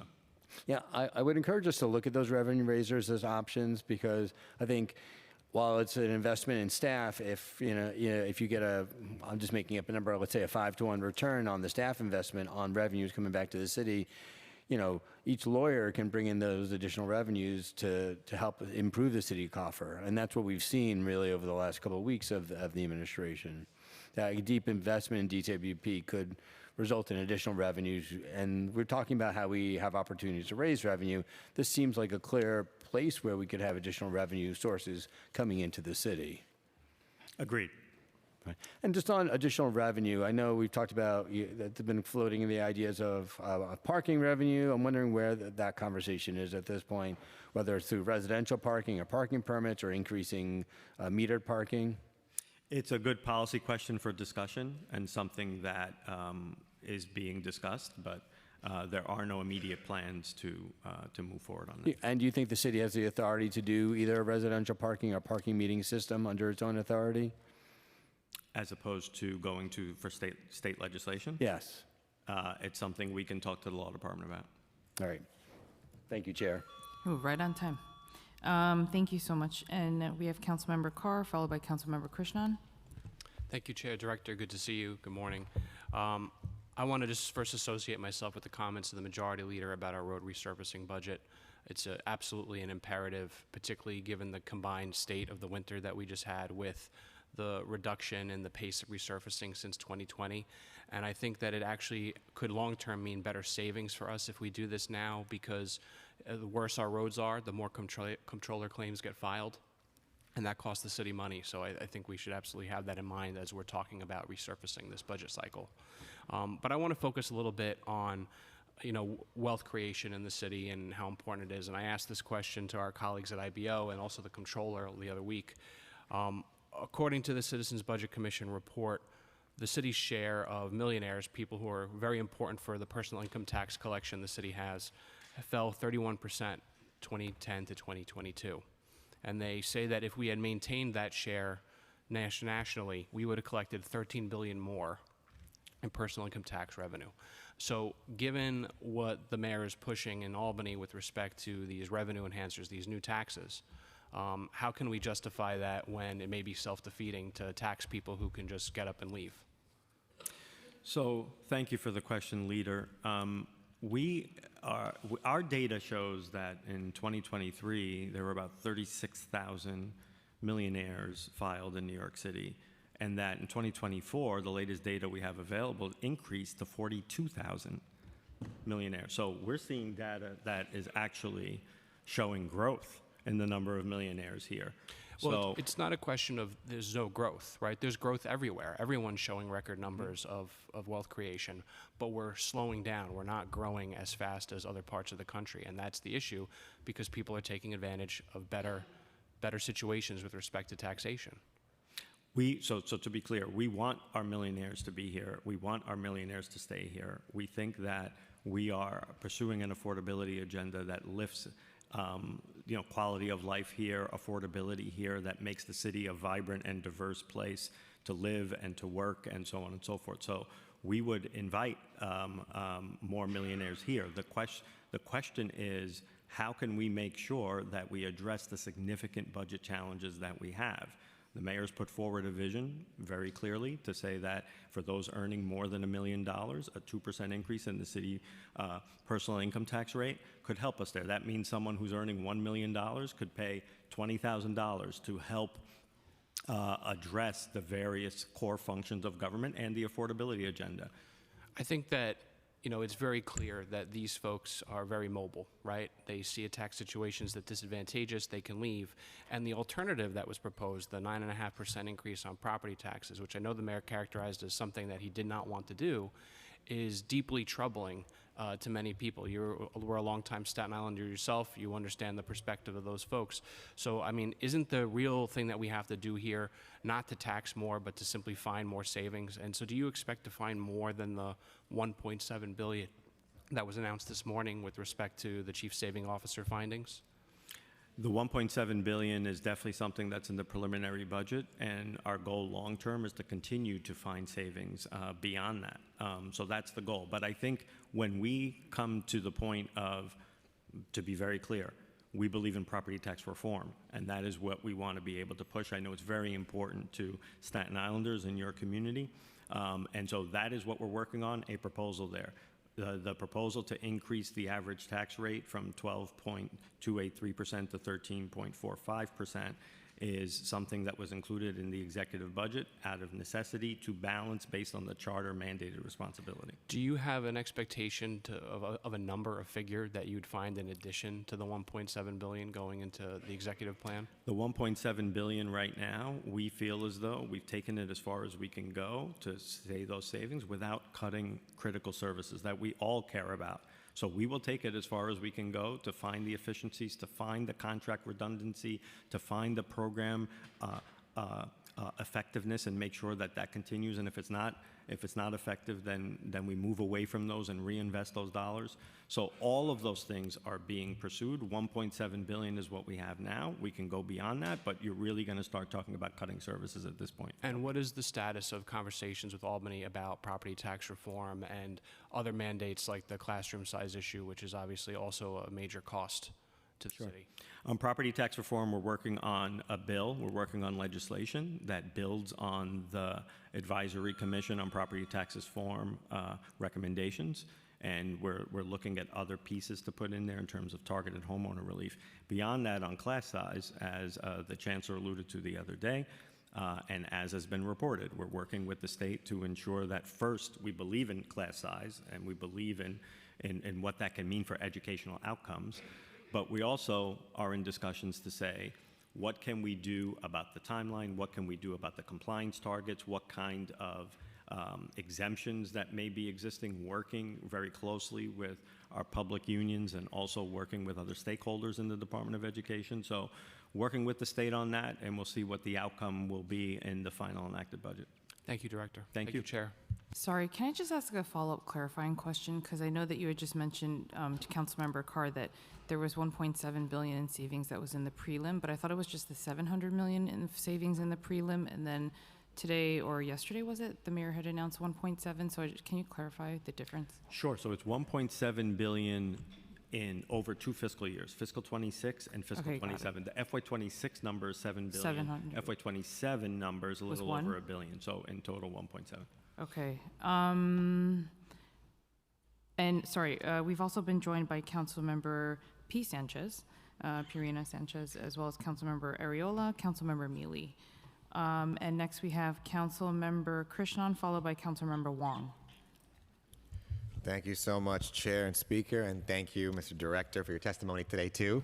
I have a few questions. You testified before about the Department of Investigation, and as you mentioned as well, in leadership coming in, I had a good meeting with the proposed nominated Director of Investigation. We had a good budget hearing last week or the week before, too. But it's very clear that DOI is, with such a sacred and important mission that it has in our city government, it's doing a lot, and more so, with far less. From attorneys, as Chair Lee mentioned before, to investigators that are doubling up and being pulled to different cases. And we've got to do a lot to really correct the funding approach in the past, which saw them lose a lot of support they critically need and support the work that they're doing. But right now in the preliminary budget, OMB had proposed an OTPS PEG for DOI of $664,000 in FY26 and $1.1 million in FY27. They already don't have a lot of money to begin with, and I would argue not nearly enough given the size and importance of the mandate they have. So how does OMB see DOI being able to fulfill this OTPS PEG while also addressing its core functions that I know you all support too? Has there been consideration of doing away with this PEG and finding ways instead to increase the department's budget? It's long overdue. Sure, thank you, Council Member. So I think we all agree that we want to make sure the DOI is appropriately resourced to root out corruption wherever it exists. We know that the baseline budget is approximately $50 million. We do have the fiscal challenge that we have. We want to be able to make sure that the agency is functioning in not only sort of supporting the inspectors general throughout the agencies, but also on more centralized approaches. Again, the 9/11 records was one thing that was mentioned. So we're going to be talking to the nominee for DOI, who's a highly competent individual, and seeing what her vision is and what her needs are, and decide for the executive budget what we can do. I appreciate that, and my recommendation would be, given all the challenges we face, to not balance it in any way on DOI, just because, historically we're in a new administration now. But the fact of the matter is, given the extent of corruption under the last administration, the level it reached to at City Hall, not seen since the Tammany Hall era, there's no coincidence, it was far more than coincidental, I should say, that as these investigations continued, where DOI was a critical part, making referrals to the federal prosecutor, standing with SDNY at the indictments, the budget of DOI also saw a nosedive during that time too. And this is an agency whose independence has to be protected, cannot be compromised in any way. But the fact of the matter is, over the last 4 years, we have seen its budget reduced substantially as it's done more and at even much higher levels of government. Stepping back for a second, how do you envision approaching this? I mean, one thing that came up in the hearing too was other cities tie their DOI budget to a percentage of the city budget, which prevents any sort of political interference, which I will say is very clear happened under the last administration, but it prevents any of that, and it allows DOI to function and do its independent job of rooting out corruption based on an objective measure like the city budget. Have you all thought about that? How do you see that, or are there other perspectives you've all adopted or about how to increase the DOI budget over time?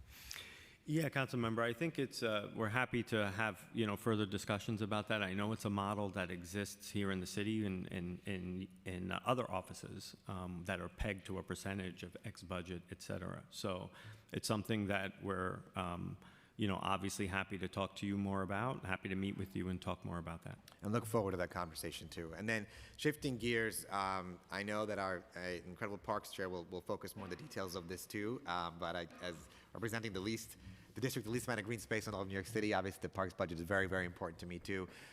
The challenge has been over the last 4 years, we've been in a world where the parks budget has not substantially or in any way really increased since we got the highest budget for parks 4 years ago.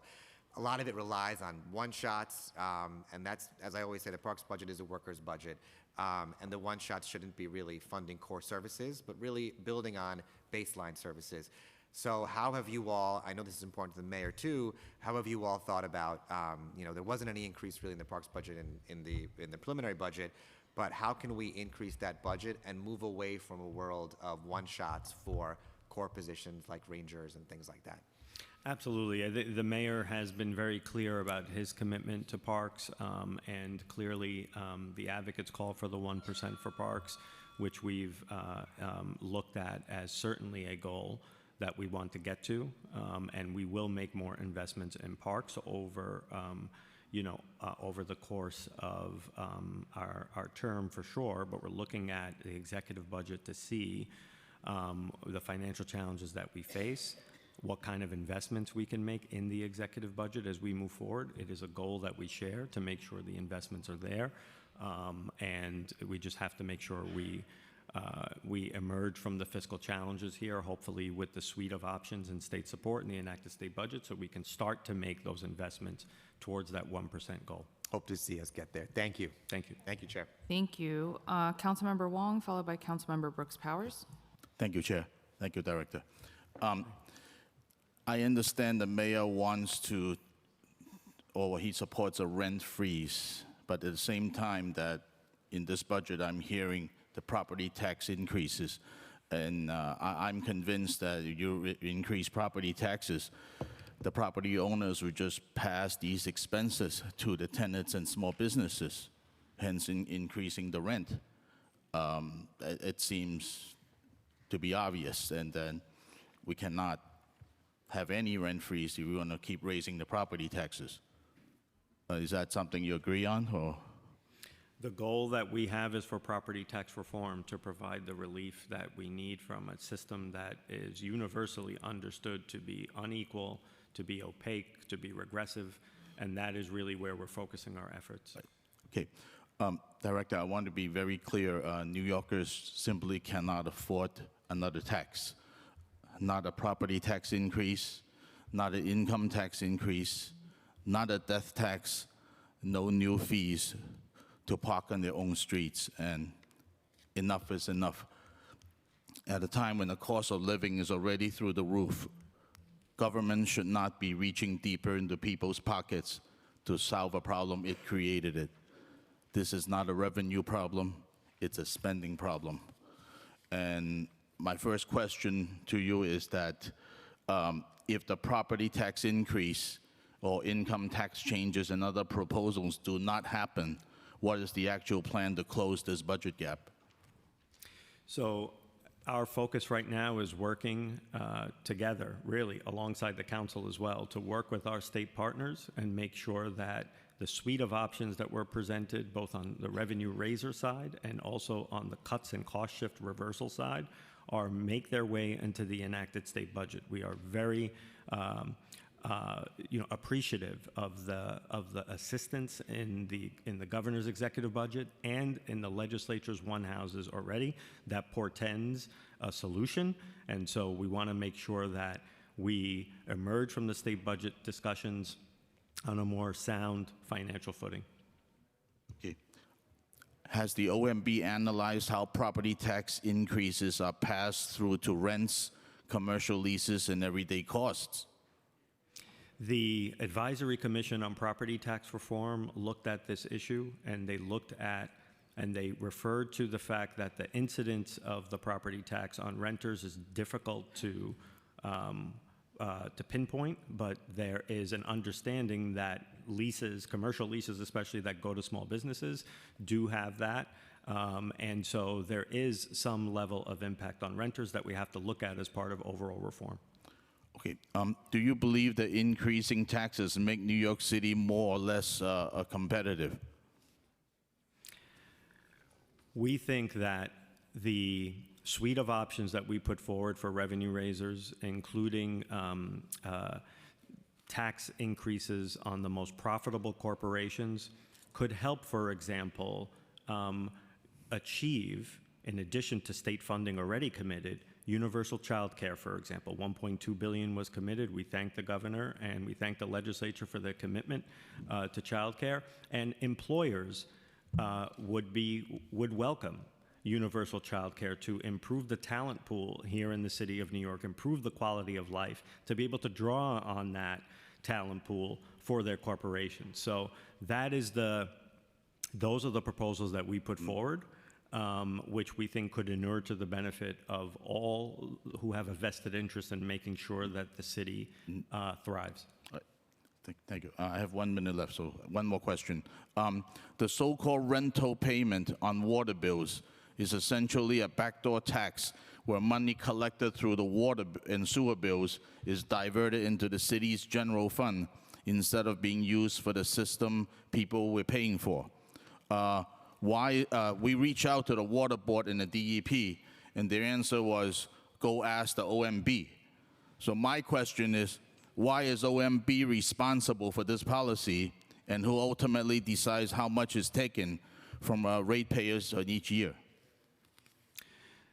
It is true that the rental payment is part of the revenue forecast.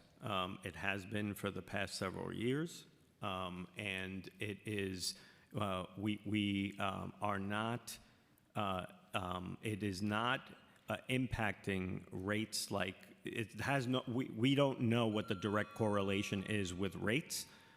We will like to allow the Water Authority to keep those rates at some point, or the rental payment rather, at some point, but right now it's included in the revenue forecast, and at some point when we emerge on a more stable financial footing, then that may change.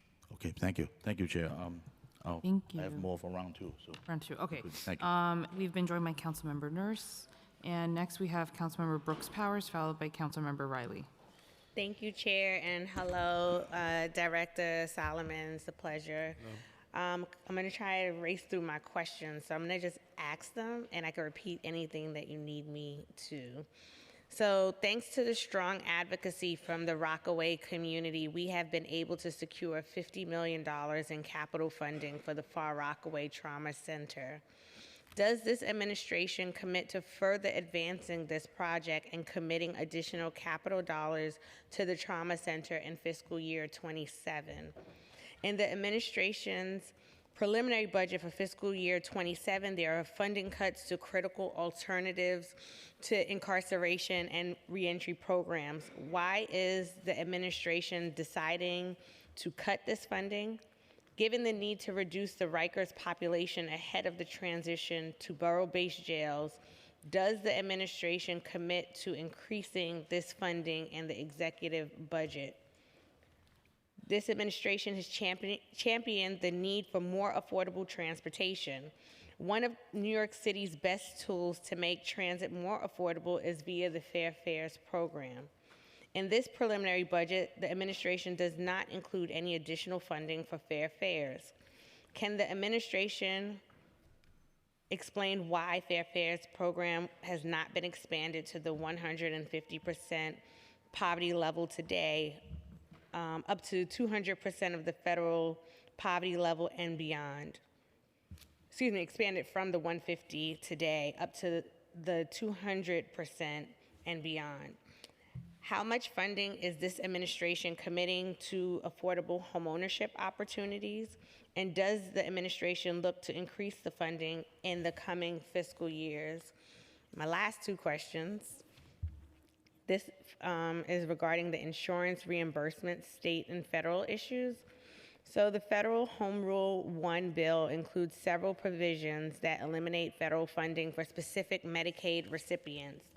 As a result of the bill, the federal government will no longer provide funding for certain groups of legally present non-citizens beginning on October 1st, 2026, nor will they provide funding for those who are unable to meet work requirements starting on January 1st, 2027. Approximately how many insurance reimbursement revenue do you anticipate Health and Hospital will lose when these federal cuts take effect? And assuming that the state will not be able to cover all lost funding for Medicaid recipients, what is the administration's plan to support health and hospitals to make up for the lost insurance reimbursement revenue for its patients who will lose their Medicaid coverage? And again, I can repeat anything you need me to. Thank you, Council Member. So a couple of things, let's take them in order. The Far Rockaway Trauma Center is, as you noted, there's $50 million in capital that is there. There's also $300,000 in expense. We know it's critical to your community, and we want to make sure that we're looking at, as part of the executive budget, ways that we may be able to go further than that. With respect to alternatives to incarceration, don't believe that we cut that. What we're just saying is the preliminary budget is the opening salvo. We understand the connection and correlation with the effort on borough-based jails. And so we have to look at that with our respective agencies and see if that's something as well we can fund in the executive budget. The affordable transit options, obviously Fair Fares. Clearly, this mayor's been very clear about making sure transit is affordable and accessible. He's talked about Fair Fares. Fair Fares is a great legacy of the administration and council working together to make sure the program is expanded. We're looking at that. Obviously, the one-time funding that was included at Adopt, not the opening salvo and prelim, but we're looking at Fair Fares to be able to do that while at the same time pursuing fast and free buses. Home ownership. As well, obviously, we want to do what we can to assist there. There's a lot going on at the state level as well, and look at what's been included in the one-house budgets. And so we're hopeful that there's also a state component to this where we can help on that. We believe it's important that we're helping, particularly first-time home buyers, be able to continue that. And then on HR1. So we've done a number of things on SNAP. Like I said, not only SNAP eligibility specialists we added in the preliminary budget, we also tripled the food connection program at HRA at $54 million. On the Medicaid piece, we talked a little bit earlier in my QA sessions about the CMS and how they approved on the Alicia, is it Aliesa? The Aliesa population, to make sure that the state isn't supplanting with its general fund those costs, and that hopefully is going to lead to the no trickle-down effect on H&H when it comes down to the impacts of HR 1. So we want to make sure Health and Hospitals is fully funded. They're the first line for many New Yorkers on healthcare. So we'll continue to hopefully work with the state and make sure those impacts don't trickle down to the city. Thank you, Director, for your direct responses. I really appreciate it. It was worth the wait. Thank you. Thank you. Thank you. Councilmember Riley, followed by Councilmember, oh, he's not here. Okay. Councilmember Riley, followed by Councilmember, oh, he's not here either. Okay. Councilmember Riley, just. Thank you, Chair Lee. Good afternoon, Director. Good afternoon. Your testimony highlights significant under-budgeting and the need to close fiscal gaps, but we also know that housing production is one of the most critical long-term cost drivers. So how is OMB ensuring that the Department of City Planning is resourced both in staffing and capital planning to accelerate rezoning and land use actions that are happening right now within New York City? Absolutely. So we wholeheartedly concur with the goal on housing. I mean, housing, it just runs the gamut. Obviously, for DCP, we funded a few things, including sort of seed funding from the previous rezonings, et cetera. We also included some money there for some census work that they need to do. With respect to the housing plan writ large, we're looking at the executive budget to see what investments we can make on the capital side.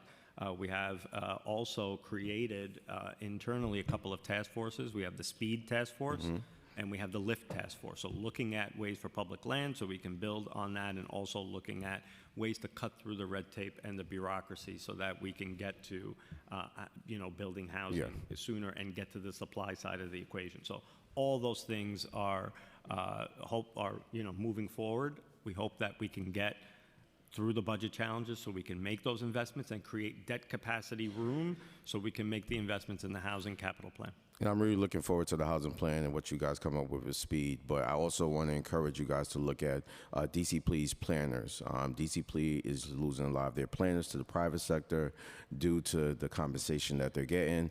There's a lot of borough aid offices that don't have enough planners. I know in the Bronx I have a neighborhood planning a neighborhood plan, and currently right now, my borough office doesn't have enough neighborhood planners to help me out. So just want you guys to focus on that because we do know DCPs, a third of their funding does come from the federal government. So want you guys just to put all that in perspective, because we know the mayor's goal is for affordability. We have to produce housing, we have to produce economic opportunities, but if we don't have enough planners, if we don't have enough inspectors with DOB, none of this really matters. It's just policy on paper. So I just want to put that out there. Another thing is you identify chronic under budgeting in key areas. From a land use perspective, how has the under budgeting affected the city's ability to move development projects forward, particularly affordable housing projects that depend on predictable financing and timelines? Yeah, so I think, and I'll turn it over to Tara as well to add, but the less resources that you have to make those investments, not only in HPD teams that need to go through all the term sheets and go through the closings and all of that, that's been highlighted time and time again, so we have to make sure that the housing apparatus is there to be able to do that. But it really runs the gamut. Anything on the expense side of the equation, if you have significant under budgeting, you don't have the certainty, you don't have the de-risking in the budget that you need to make sort of the long-term range approach and plan appropriately to get to the supply chain that you need so that we can achieve our affordable housing goals. So it absolutely has an impact, Tara. Okay, I got it. So, And we could talk more about it, Yes, certainly. later on. We'd love to set up a Certainly. follow-up meeting. And for the last minute I have, we had a delegation meeting yesterday in the Bronx. Currently, right now, we're experiencing a lot of fires, and we sent a letter to request if the administration could help us out with including the extra firefighter in each firehouse or helping us with any capital repairs. So just wanted to hear if we could get any commitment from you guys that you guys will actually look into this, because we haven't heard anything back from you guys as of yet. Yeah, one of the things I know that we have spoken to the union. The union president had reached out and had spoken to me about it. Clearly, it's something that we need to see how we can have the best first response as possible in the Bronx. We know that there have been challenges there on response times as well. So we're looking at it. Clearly, this is a pilot that has existed. And we're looking at making sure that we have the redundancy and capacity that's there and potentially expand the pilot. So it's part of the ongoing discussion. We, again, have to see what the cost will be and how we can make that happen with the budget challenges that we have. But safety has to be paramount. It is paramount. Correct. We want to make sure how we can close any gaps that might exist. Thank you so much, Director. Thank you, Chair. Thank you. Thank you. I think now's a good time to pause for a 5-10 minute break, hopefully, quick. Sure. Okay, because we want to make sure. And then we'll come back 5-10 minutes. So please don't go too far. Thank you. Thank you.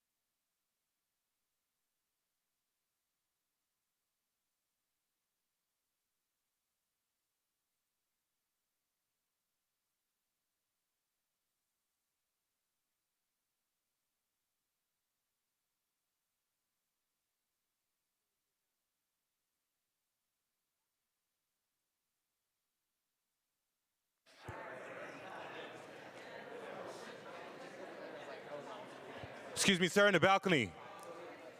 Thank you. Off the railing, please. Thank you.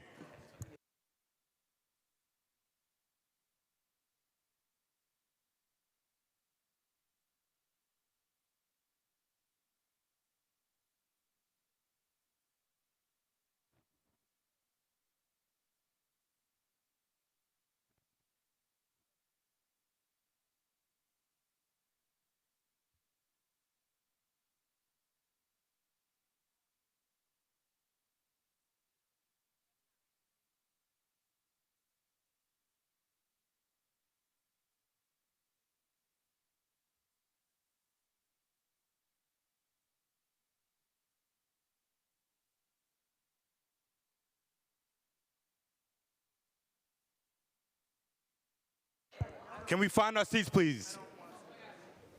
Are there seats available?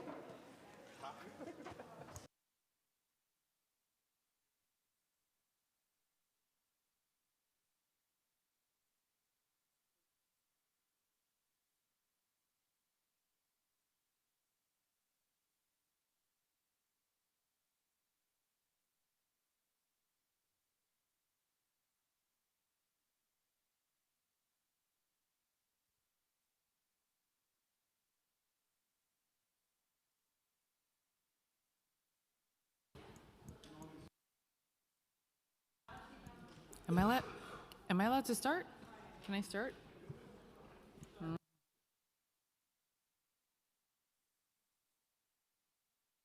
Okay, everyone ready? You guys are good? Okay. All right, okay, so let's resume with council member questions. And so next we have Council Member Ressler, followed by Council Member Morano. Thank you so much, Chair Lee, for your wonderful leadership of this committee, and Speaker Menon for your leadership. Director, it is good to see you. I just want to say on the record, you are one of the finest public servants I have ever worked with, and I am very grateful that you're in this role. I am unbiased, but I want to congratulate you on building a great leadership team.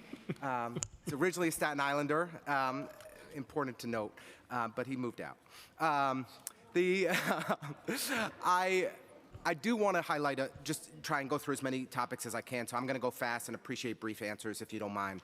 What would be the real-world implications if we were to fail to spend down the rainy day fund this fiscal year? So first, thank you. Good to see you too. And the implications if we did not draw down what we had to do is we wouldn't have had a balanced budget for the first time in 45 years. We would have broken the streak if we put up a budget that wasn't balanced. And we included as many tools as possible on the revenue side and on the expense side, and recognized, thankfully, the state assistance that was there. But at the end of the day, revenues have to equal expenses, and that's how we balance. And so that was where we ended, out of necessity, to fulfill our charter-mandated responsibility. And our hope is the product from the state, when the state budget is concluded, will allow us to see the picture in terms of how we can move to adopt it with a balanced budget. Nobody wants to see the rainy day fund spent down or drawn down, but there's no question we need to balance the budget. We need to maintain cash flow. We need to maintain the essential services that our constituents depend on. So I'd like to shift to just some revenue generation and savings ideas. Firstly, on parking meters, only 80,000 of the 3 million parking spaces in New York City have meters. That's far fewer than the number of parking spaces on commercial corridors. That's 2.5% of any street parking space in New York City has a meter. Do you support expanding metered parking to more commercial corridors across the city of New York? Has your team conducted an analysis with DOT of how many additional metered spots we could realistically add next year, how much revenue that could add? And if not, is that something that you could share with us by exec?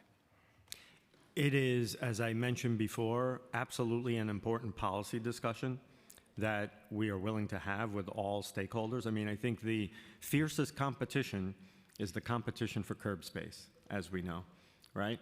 And we need to rationalize our curb space policy, working with DOT, working with all stakeholders, whether it's commercial loading zones and deliveries and restaurants and right. So there's so much competition for space that we need to understand how curb space should be used as a strategy.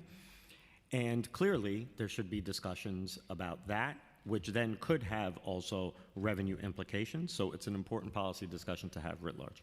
Okay, we don't, it's March 25th, so we just want to make sure that we're having it in a timely way if this is an opportunity for us to help solve for some of the gap for next year, while also supporting our small businesses, because turnover on commercial corridors means more people are coming to shop at the businesses on our streets.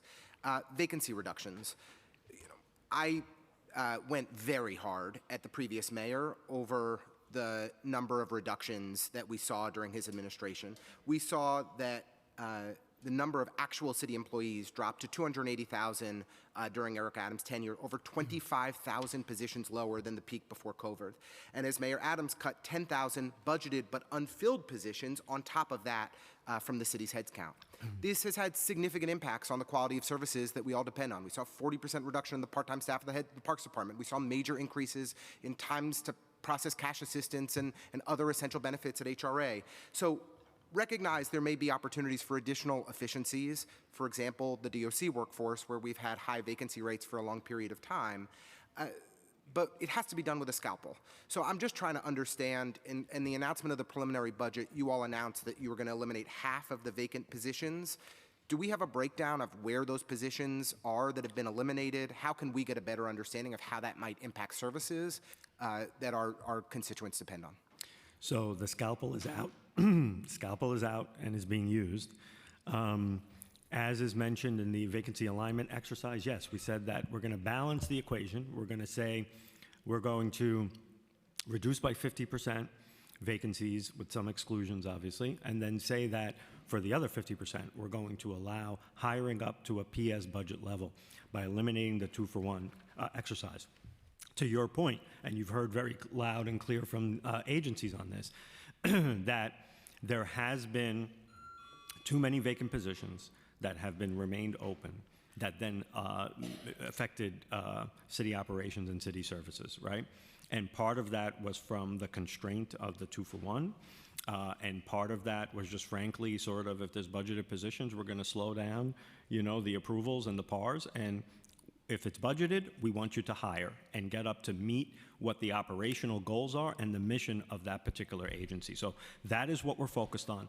What we've seen, and this has been a buildup over years, there's been a misalignment between the number of vacancies that have been there and the PS budget available and attached to those vacancies. Right. That is what we're looking at to rationalize it, understand where there is no PS budget, but we may need to invest because those are critical operations. We don't want to impact health and safety. We want to make sure we're not going to cut positions that are going to generate revenue because that just is a defeating purpose. Sure. We're doing all of that in the approach. So the scalpel is out, and we hope to have more updates on that soon. Could I ask one more question, Chair? Should it second round? One question very briefly. We have nearly 10,000 vacant NYCHA units and supportive housing units across the city of New York. We saw a 12-fold increase in the vacant NYCHA units under Eric Adams, which is disgraceful. There's over 6,100 vacant NYCHA units today. There's over 1,000 of the supportive housing units that are in city control, controlled by HRA and DOHMH contracts. These are units that the people who most desperately need housing in New York City should be living in. Can we get a commitment to actually put a task force together to activate this housing and make sure that the people who desperately need it are able to move in next fiscal year? Definitely something on our radar screen, council member. We have $144 million in capital funding for upgrades and repairs between 26 and 28. There's always more to do. In a previous question and answer session, we talked about the 6,000 vacant NYCHA units. We want to make sure that they're fixed so that we can make sure that we address the needs of those who are on the waiting list. This is a management question and a resource question. There was no management in the previous administration that cared about this. We need leadership from City Hall and OMB, NYCHA, and HRA and DOHMH to actually activate every single one of these homes so that people who are otherwise homeless would have have quality places to live. Thank you so much. Thank you. Thank you. Councilmember Morano, followed by Councilmember Narcisse. Thank you. Director, it's always nice to see a native Staten Islander sitting at that table. Thank you for your testimony. Your testimony makes clear that this under-budgeting was chronic and inherited, and I know Councilmember Riley asked you a bit about the under-budgeting as well. Now that your office is responsible for the financial plan, why are we still seeing budgets that come in below known or highly predictable expenses? Well, council member, thank you. Always good to see a fellow Staten Islander, of course. We believe we've accounted for all of the known expenses that are there. There is an ebb and flow to the budget. There are needs that come up. For example, the blizzard that we had came after the preliminary budget was out. So there are probably going to be increased snow costs, right, that are there. Something that we didn't know, right, would happen. So there are known expenses that we believe have accounted for with the addition of $14 billion in expenses, which is unprecedented for the preliminary plan. And keep in mind, that was on top of the $4.7 billion existing gap for $18.7 billion, right? That was included in terms of expenses. So we believe we've accounted for everything, and to the extent that there are anything that exists that would be unknown, we'll have to find a way to address those. You're proposing, assuming we don't get the tax increase on income and corporate income taxes that we need from Albany, you're proposing to close the gap in part through property tax increases. Can you break down how much of that burden will fall on outer borough homeowners, particularly Staten Island versus large commercial properties? Before you mention property tax reform, which you know I support, I'd appreciate if we could look at it in a pre-tax reform mindset. So I can't talk about property tax reform? Well, we could talk about it, but also answer the question as it is now. I think, look, I think on property tax reform, just quickly, I certainly want to answer your question. The property tax reform proposal that we have under every model that comes out, we know that Staten Island has among the highest effective tax rates, right? So the 1 to 3 family homes in Staten Island under reform, those effective tax rates will improve. So that's just number one. Number two, with respect to the increase itself, we don't want to move forward with the increase. Just to be very clear, we did it out of necessity to fulfill the charter mandated responsibility. I believe for an average 1 to 3 family home, it would be a $700 increase per year.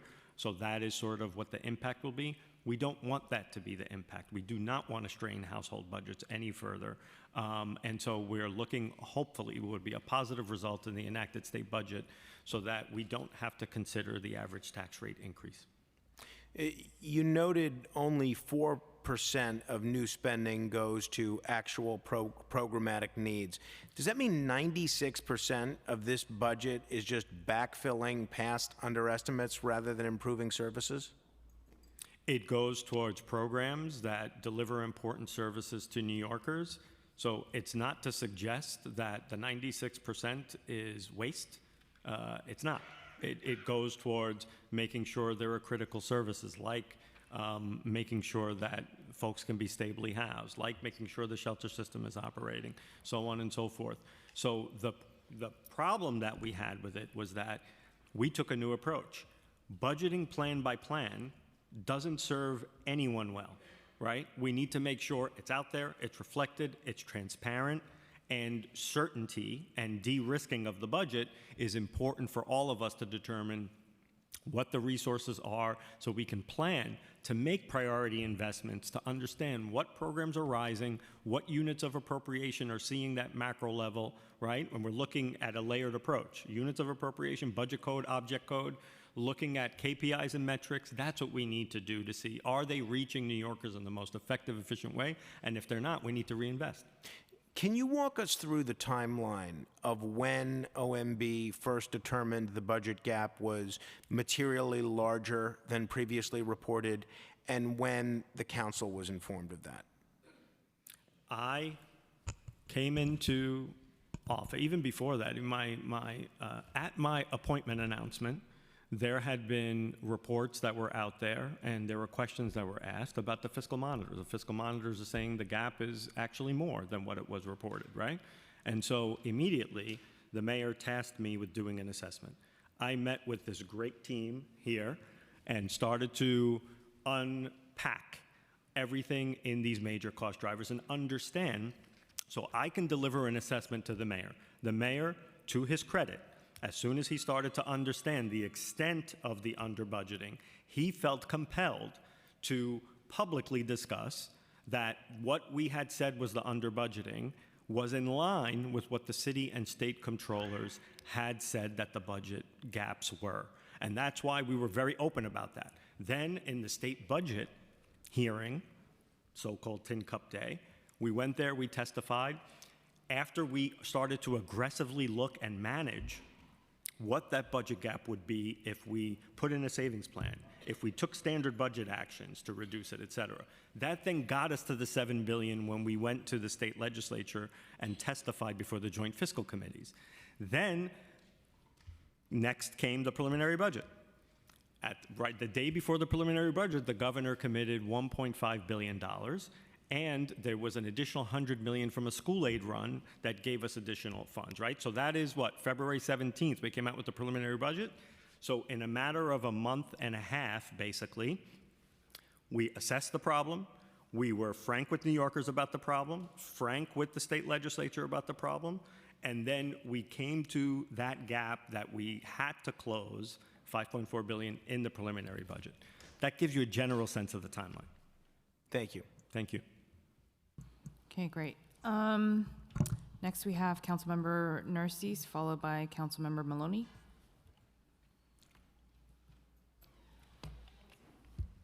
Sorry.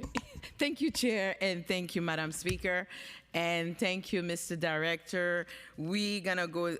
I'm not gonna ask you those questions, but I want you to process it and think about it. Last Monday, I have a child that got killed right in our community in Sheepshead Bay, and previously we have more problem with that. I want to sit down with you to see what's the plan, what can we do to make sure our children, our youth in our city not killing each other. I know it's a difficult one, but we have to come up with community centers. We have to make sure they have something. Idle hand, idle minds, you know what happened. Is the devil land I heard, but I'm not repeating that. Anyway, thank you. So there's a study with State Controller DiNapoli just revealed that New York City is now spending $81,000 per street homeless person in a town where average take-home pay is about $40,000. And Mayor Mondani wants to spend more now, right? City Hall projected it will hit nearly $97,000. So I will call it, in the business world, penny wise, dollar foolish, because we can home folks. Do we have to continue doing shelter, Mr. Director, based on the numbers? So, Council Member, we have a legal obligation to shelter the unhoused through the Callahan case, and so that is really what drives the shelter operation and the shelter cost here in the city. At the same time, we can focus on managing that operation to the best of our ability, but also focus on an affordability agenda. The mayor's been very, very clear about the need for more housing and affordability writ large through a multitude of different policies. And so that is really where the focus needs to be: housing supply, housing preservation. Housing supply and housing preservation. Yeah. And we need to manage the existing legal mandate and obligation to the best way we can, working with our operational agencies to reduce shelter costs. And by the way, Too expensive. Well, yes. We also want to make sure that city tax, that there's a share that we have with the state. One of the things that we put out there were the cuts and cost shifts that existing in the one-house budgets. It used to be for the single adult shelter population in the 1990s, it was a 50-50 split, right? State-city. It was capped in the 1990s, and then it was reduced further in the 2010s. So $70 million, that's it, capped for single adult. Okay, Summer Rises right now. In Summer Rises, we serve over 100,000 students citywide with significant demands still unmet. How is OMB thinking about the long-term funding structure for this program? And is there a plan to move it forward in more stable recurring budget line? We believe in what the program offers, which is summer enrichment activities and programming for our youth. We have monies in the DOE budget that was added, $16 million in fiscal 26 to round out the cost there. So we went from 90 to 106 in fiscal 27, and then the DYCD piece of it as well, I think, brings it up to about 146 or thereabouts. So that is where we want to make sure that we're investing in the program. And we want it to be as effective as possible by drawing as many children as possible there. We know we'll continue on the surveys. I know the Department of Education has done surveys, what we can do better, how we can make sure attendance is to its full maximum potential, but we've made those investments. Thank you. I want to get in public school enrollment, but I have Be Heard that I want to ask question around it too. Last week, the administration proposed moving Be Heard under a new jurisdiction, which is created by the mayor, community safety. Thank you for that. But the proposal include a funding increase of 150%. Funding will reach a record of $112.5 million in fiscal 2026 and $135.6 million in fiscal 2027. This increased budget will cover a Be Heard team in every borough and 2 to 3 Be Heard teams in 20 neighborhoods with the highest need. What will Be Heard's funding structure be under this proposal? How will funding be distributed between H&H and FDNY? And what will the Office of the Community Safety's oversight role be for the Be Heard? Will this 150% funding increase be reflected in fiscal 2027 executive budget? And it's a lot. Yes, we are happy to see that we've launched the Office of Community Safety, and we're uniting many offices under that umbrella for central policy coordination so that we can deliver mental health services to New Yorkers. That's about the $260 million for that central apparatus. Then, as you mentioned, Be Heard is part of that. Is part of the policy piece of this, which is $36 million in fiscal 26 and $35 million in fiscal 27. With respect to H&H and FDNY, it is a joint responsibility to manage the Be Heard program. We know that I believe the previous administration has shifted the budget to H&H completely. So we are looking at breaking off the EMS portion and making sure that comes back to the FDNY to make sure that they are appropriately resourced to be able to fulfill the program's mission. So it is very important work. This administration's committed to it. Office of Community Safety is a great start. We'll continue to build on that. Thank you, and thank you, Chair. Thank you. We've been joined by Councilmember Feliz on Zoom, as well as Councilmember Osei. So next we'll go to Councilmember Maloney. Thank you, Chair Lee.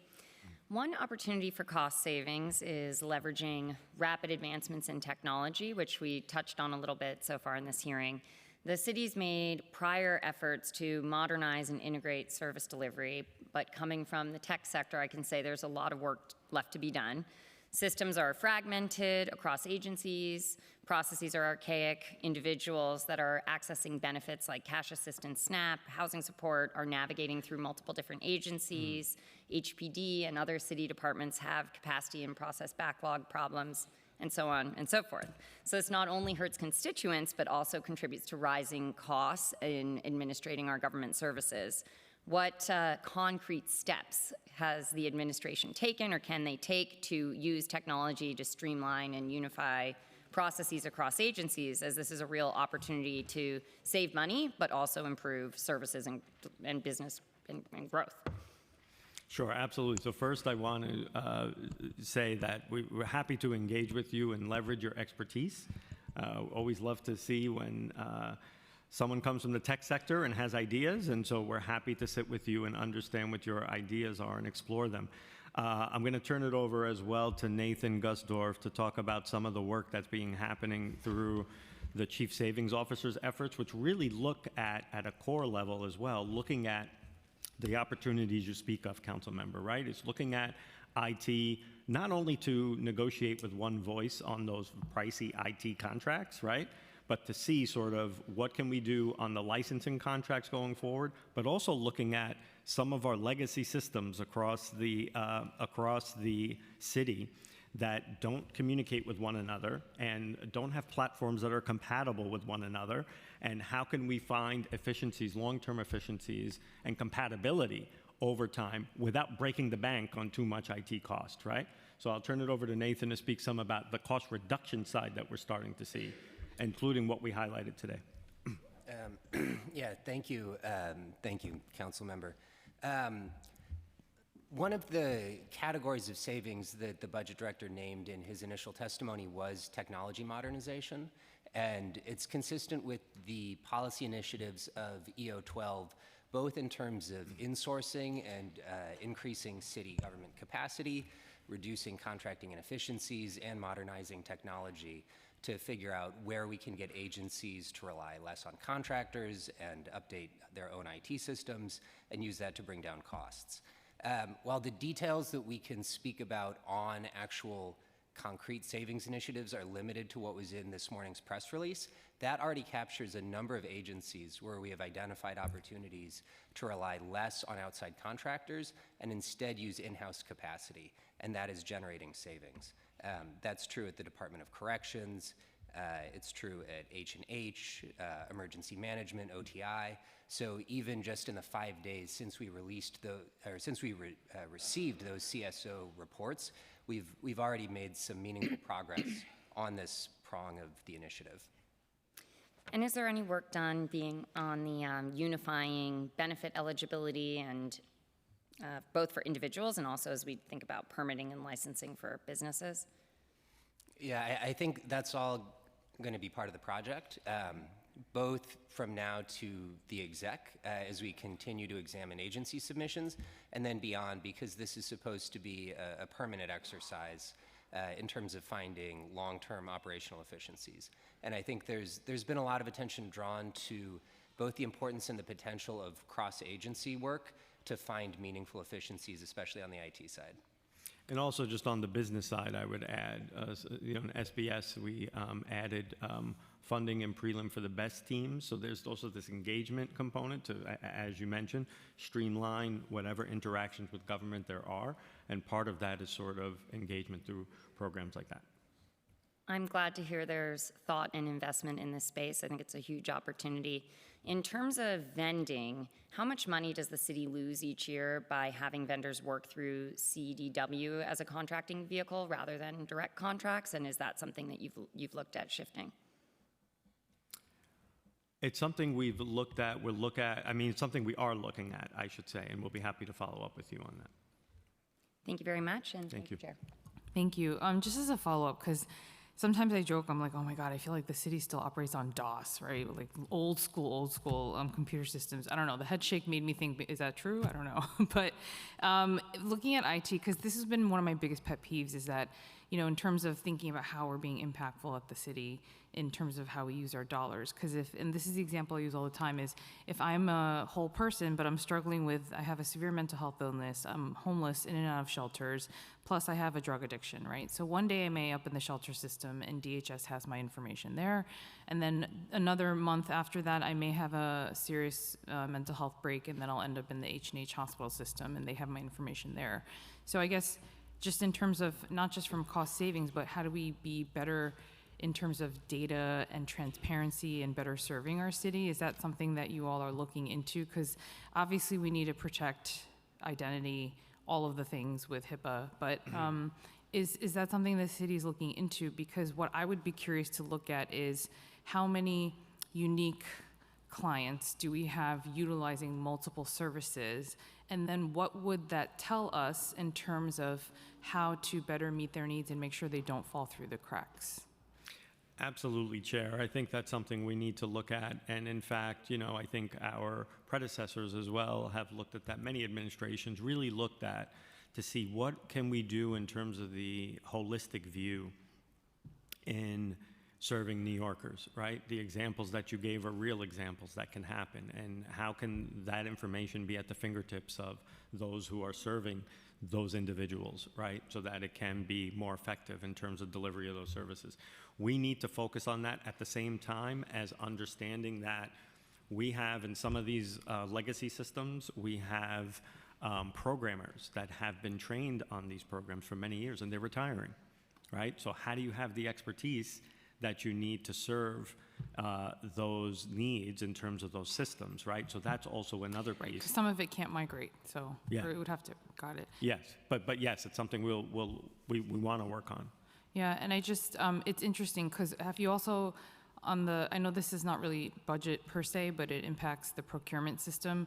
Have you looked into, or has the city looked into some of the laws related to why MOX, for example, is doing things the way in the procurement system, the way it's been done? And I ask this because back when Michael O was the MOX director a few folks ago, he and I would talk about this, and he's like, there's some of these laws that were put in place in the 70s because of the financial crisis that are not necessarily needed anymore, but they're still in place. So is anyone in the city looking at some of that stuff to see how we can get rid of these sort of red tape barriers to improve our processes?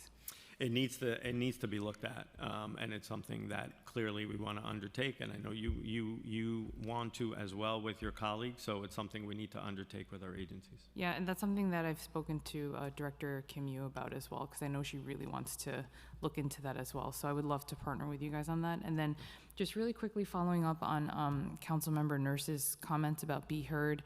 So for the $260 million, and by the way, as former chair of mental health, I really appreciate the mayor's efforts on looking at mental health holistically. And so just wanting to know a little bit more about the numbers, because I remember when Be Heard first rolled out, if I'm remembering this correctly, the budgeted amount was like 50 or 55 million, but the first year they only spent about 25 million, and that was because of the issues around trying to find staff to fill a lot of these positions, because it is a very difficult job to do. And so just wondering, two things really, which is what is the breakdown of that 260 million? How much of that are already existing programs that you're just sort of rejiggering? And then what's the deal with OCMH, because they were supposed to be the ones overseeing this? Yeah, so on the 260 million, to be clear, there's 116 headcount. Those are the offices that are moving under the umbrella Office of Community Safety under the new deputy mayor for community safety. So not just Be Heard, right? No. Okay. So it's the operations for those offices, including the Office of Community Mental Health, yeah.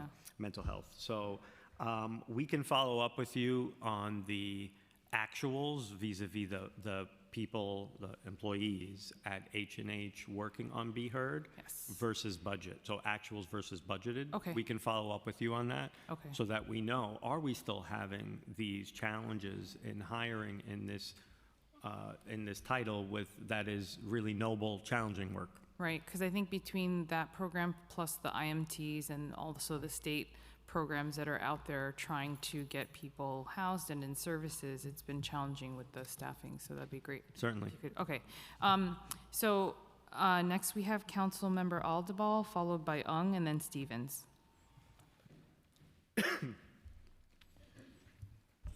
Good afternoon. Good afternoon. And thank you, Chair.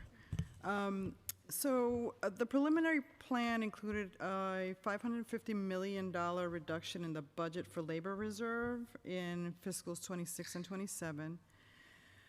Over 1/3 of the total amount budgeted in the November plan for these 2 years. This reduction was based on a reestimate. This is not the first time we've seen a reestimate. At last year's budget adoption, OMB also included a $375 million reduction in the labor reserve due to reestimates. These reestimates are different than changes that occur when contracts are settled and funds are allocated to agency budgets for wage increases. The mayor stated that the labor reserve has enough aside to pay for annual wage increases of 1.25% starting in 2026 when the existing contracts begin to expire. Why was there such a large reestimate in the labor reserve? And if it has to do with a more accurate estimate of headcount, would we not also assume that there would be savings related to the salaries of the over-budgeted headcount? So a couple of things on that, council member. So number one, these savings that were taken in the preliminary budget are reflective of the way the labor reserve essentially works, which is when there is a pattern established, in this case, let's take the civilian pattern at 16%, or the uniform pattern at 18.98%. Those reserve funds are put into the labor reserve to then pay for those contracts. We're at about 98 point something settled contracts in the last round, and so the labor reserve has funding for also unsettled contracts that are there, right? Also, at the same time, monies that are parked in the labor reserve, according to the pattern, to then be able to fund those settled contracts. There are changes in, actual experience. There could be headcount changes, et cetera, that then change, and those are savings that can be taken because they were initially budgeted, but data has changed, et cetera. Going forward for settled contracts, as you alluded to, yes, the mayor said there's 1.25% that is in the labor reserve for future collective bargaining contracts. Where they will end up is obviously the subject for collective bargaining. It's a need that the city has to work on to understand that we could give a fair contract to our talented and dedicated public sector workforce. There are also, pay disparities for specific job titles that have been maintained and, exacerbated over the years by pattern bargaining. And historic structures that have solidified inequities that are often the legacy of gender and racial bias. This is particularly apparent in the cases of the paraprofessionals in the DOE and EMTs in the FDNY. Paraprofessionals who work for the DOE, both represented by UFT and DC 37, continue to make about $30,000 a year, and they play a crucial role in the public education system, and there'll be an even higher demand as Universal 2K and 3K are made a reality. And the DOE is really having a difficult time both retaining and hiring paraprofessionals to meet the need. And in the fire department, EMTs continue to make $18 an hour, which is a fraction of what firefighters earn, despite significant overlap in their roles, the high rate of medical 911 calls, and EMTs are also a critical part of the mayor's agenda for overhauling 911 response through Be Heard and the Department of Community Safety. And there's a push to elevate those pay rates, and the paraprofessionals are pushing for a $10,000 retention payment, so they could stop the bleeding, essentially. And just want to know where you are in terms of budgeting for these, uplifting these job titles and eliminating this pay disparity that we've seen. Sure, we're sensitive to the equity concerns. There have been equity panels that have been established to look at these types of things. I think that these types of issues are best reserved for the bargaining table. And also, we understand there are significant costs as well that are associated with these, so we have to figure out how we can balance that with the financial challenges that we face. But we are sensitive to the equity concerns that have been raised.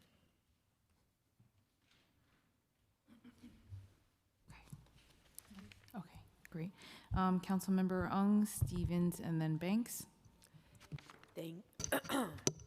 Thank you, Chair. A recent report issued by State Controller Denopoli showed that New York City is lagging behind the rest of the country in small job creation due to the costs related to starting up a business. SPS is an agency that's charged with assisting small business development, but currently the agency has an extremely high vacancy rate of 23%. which hinders its ability to provide adequate assistance. Does OMB vacancy reduction program exempt positions at SBS that will be able to exist in spurring the economic development? So thank you for the question, council members. So SBS is subject to a lot of the savings initiatives that we have. We're looking at what their headcount is relative to what the savings targets are. We did make several investments in small business services. I would say that a couple of them I mentioned before, the Business Express service teams, we added $2 million in fiscal 26, $4 million in the years out. So that's an opportunity to engage small businesses.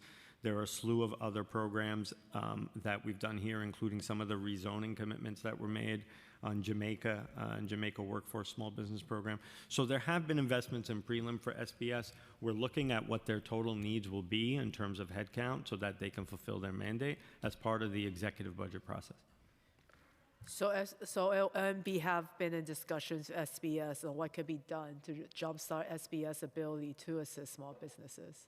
Yes, and in fact, on that, to assist small businesses, again, the investment in the BEST program, $2 million in fiscal 26 and $4 million in 27 and out, is a prime example of how we've invested in small business services to reach small businesses and support them in any way possible. Thank you. Thank you. Is that it, Councilman? Okay, Stevens.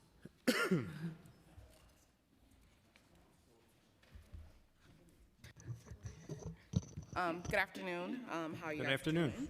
I just have a couple of questions. Obviously, I'm going to talk about youth. But my first question is just around, like, as we know, Raise the Age was passed in 2017, and we know that New York City hasn't seen any money from the state to fund Raise the Age. And this is due to Section 54 of the state finance law, a provision which states counties must either adore a 2% tax cap or submit a state a waiver showing hardship.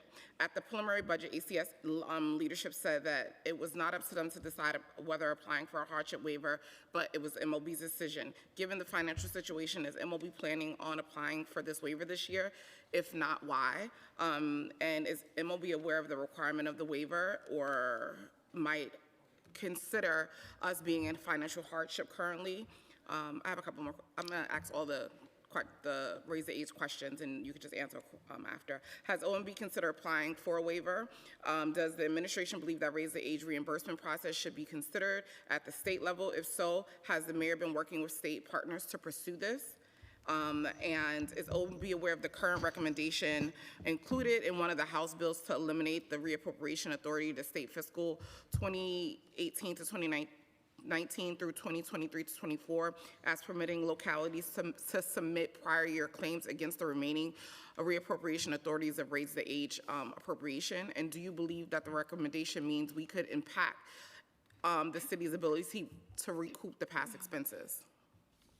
Thank you, Council Member. The Raise the Age, New York City was inexplicably left out of the assistance other localities have been getting. It was clearly has been a hardship in terms of our ability to implement what the state law mandate was. And so there has been this hardship waiver. We are very happy, and we commend and thank the governor that as part of the $1.5 billion commitment that she committed the day before the preliminary budget, there was an additional $300 million, and that's on a recurring basis for youth programming. And that runs the gamut from, prevention to programming, et cetera. And that doesn't preclude us at all from applying for the waiver, right? Yeah, that's why I'm asking. Yeah, I'm saying I want the $300 million, and I also want we want the $300 million, and we want all the so things. we're in constant conversations with the state about that. Obviously, if we can get to a point where we don't even have to apply, we know we have a budget crunch, and we know that we have these needs. That's an ongoing conversation with the state. If we can get there without having to go through the application, sure. It isn't state law. If we need to do it, we'll do it.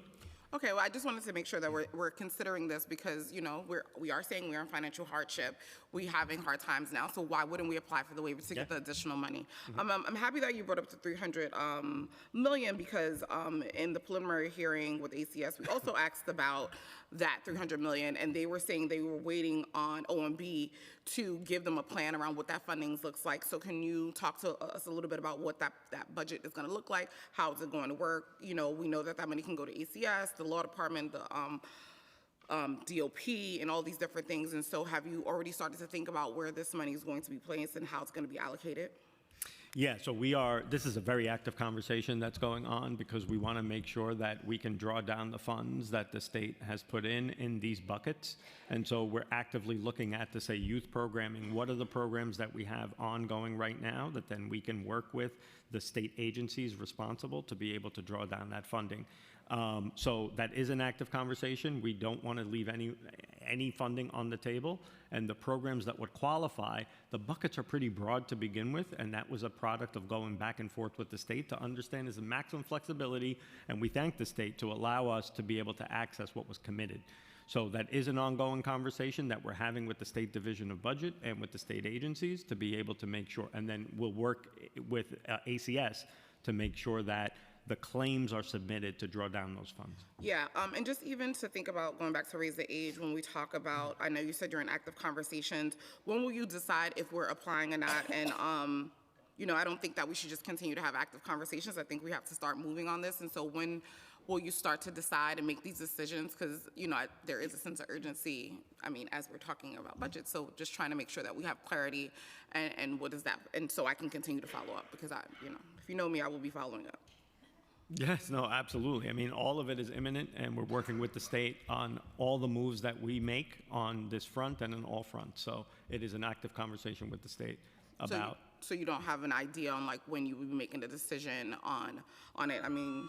It's all part of the discussions about state budget, and we're moving forward on that. Okay, great. So when would you like me to follow up? Anytime you wish, council member. I'm always happy to talk to you, council member. Because you said if you want to follow up, so I'll be in contact. Thank 100%. you. 2 weeks. No, not 2 weeks. It's a week. I'll be calling next week. Thank you. Okay, awesome. Councilmember Banks, followed by Councilmember Lewis.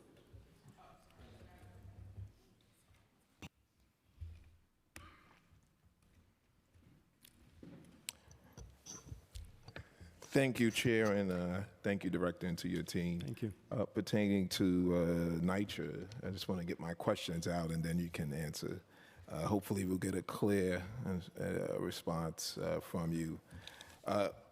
The state one-house budget proposals include an additional $1.25 billion in capital funding for NYCHA to support maintenance needs, and an additional $100 million for Mitchell Lama and the Housing Authority assistance. NYCHA buildings require nearly $80 billion to be able to reach the state of good repair.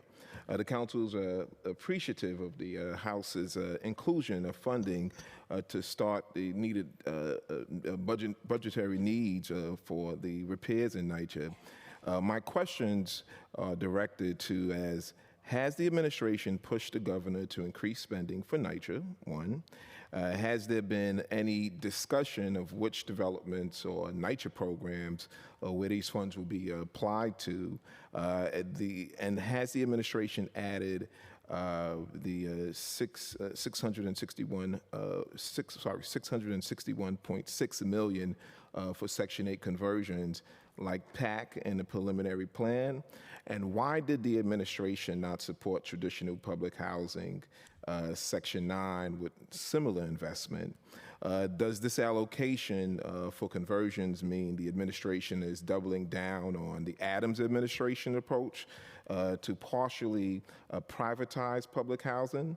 And 5, what investments does the administration plan to make in traditional Section 9 housing? And just to also backtrack on the capital needs when it comes to PAC impact. NYCHA has a capital needs, NYCHA's capital needs have been estimated at over $78 billion. for years. We've been seeing that number thrown out.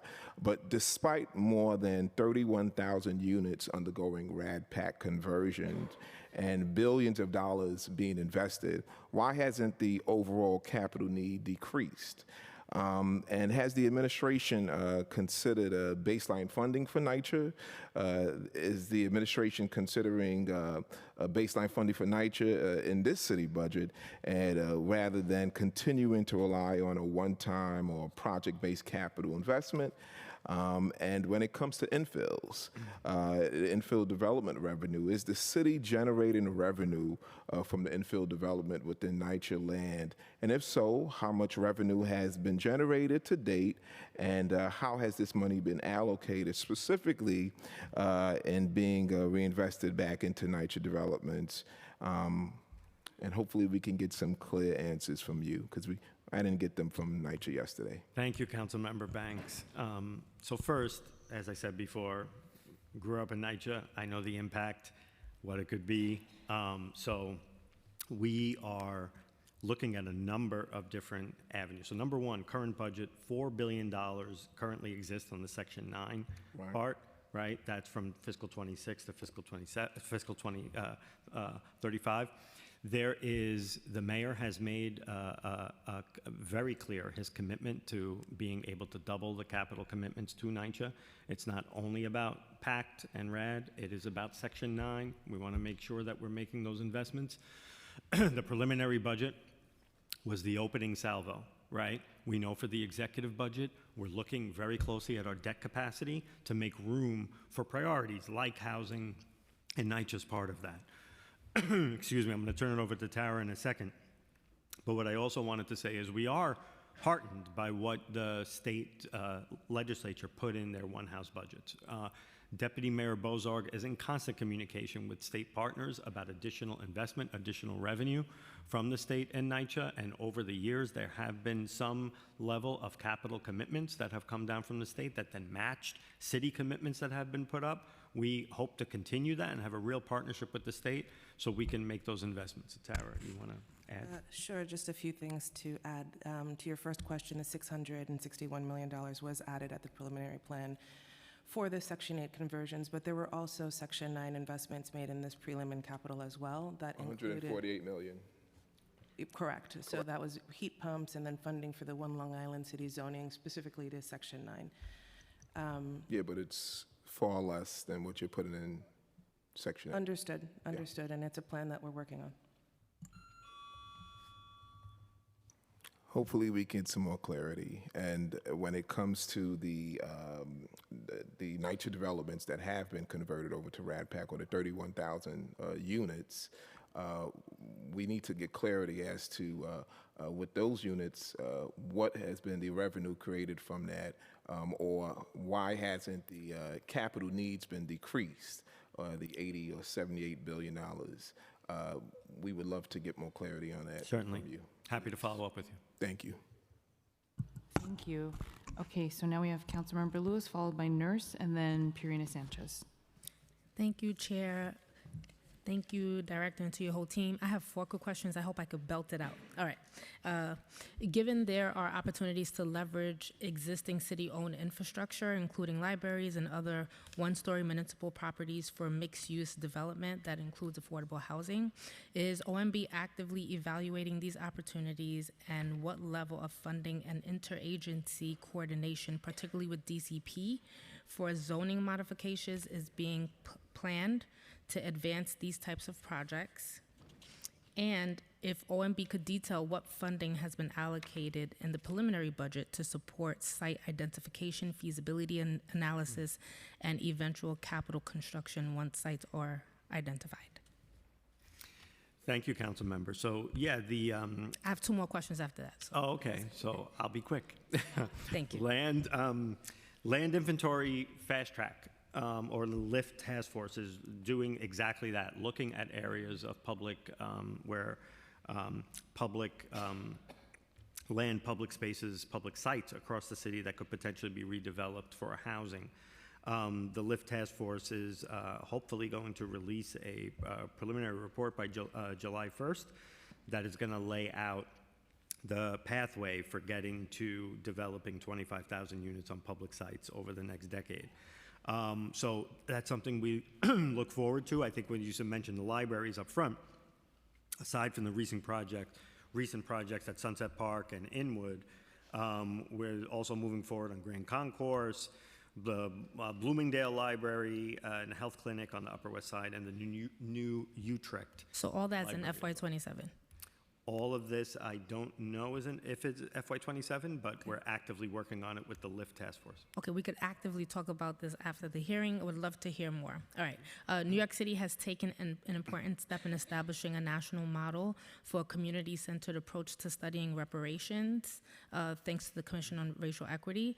Yet, as CORE transitions from research into implementation, it's now facing a structural funding gap due to absence of previously anticipated out-year commitments. Initially, they were told $2 million in fiscal year 26 and $4 million in the out years. I wanted to know if OMB could commit to baselining the funding in the financial plan, and I'll ask my last question quickly. We're looking at it as part of the new needs for exec. Obviously, the core functions are significant and important work, critical work. And so we want to be able to support them as much as possible to complete their work. And we are evaluating their needs for the upcoming executive budget. It would be important to know the likeliness of the evaluation, so look forward to following up on that. And through the City Council's City of All initiative, $5 billion was added for housing and infrastructure investments to complement the rezoning passed by City of Yes. I wanted to know how much City of Yes funding is allocated to the city has been spent already, and can you provide a breakdown of this spending for both expense and capital programs with DEP, HPD, NYCHA, HRA, and CCHR? I'll turn it over to Tara Berard to address that. Sure. So for the most part, the funding for City of Yes that was added to HPD's capital budget was put in lump sums in terms of the programs that they would be doing to support all of the additional units. In total, in capital, $4.9 billion has been spent. In terms of spending to date in these U of A's, we're at $1.3 billion. And we can give you the details for CCHR as well as DEP and some of the other agencies. Okay, I look forward to following up. All right, thank you, Chair. Thank you. Next, we have Councilmember Nurse, followed by Councilmember Sanchez, and then Ariola. Thank you, Chair. Good afternoon. Good afternoon. My questions are around civil and human rights. I'm a little concerned that the preliminary plan doesn't have as much funding to follow up on the commitment that the administration has said they have to civil and human rights. Specifically, CCHR, CORE, EEPC, all are currently underfunded and understaffed. EEPC and CORE have just started to fill their vacancies. I think EEPC doesn't even have Wi-Fi, which is kind of sad, you know? And so for CCHR, the average wait time for closing their cases is over 600 days.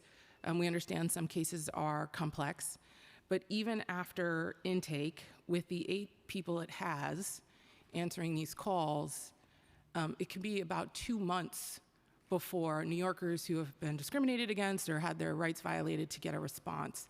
So do you think that's an acceptable wait time for New Yorkers?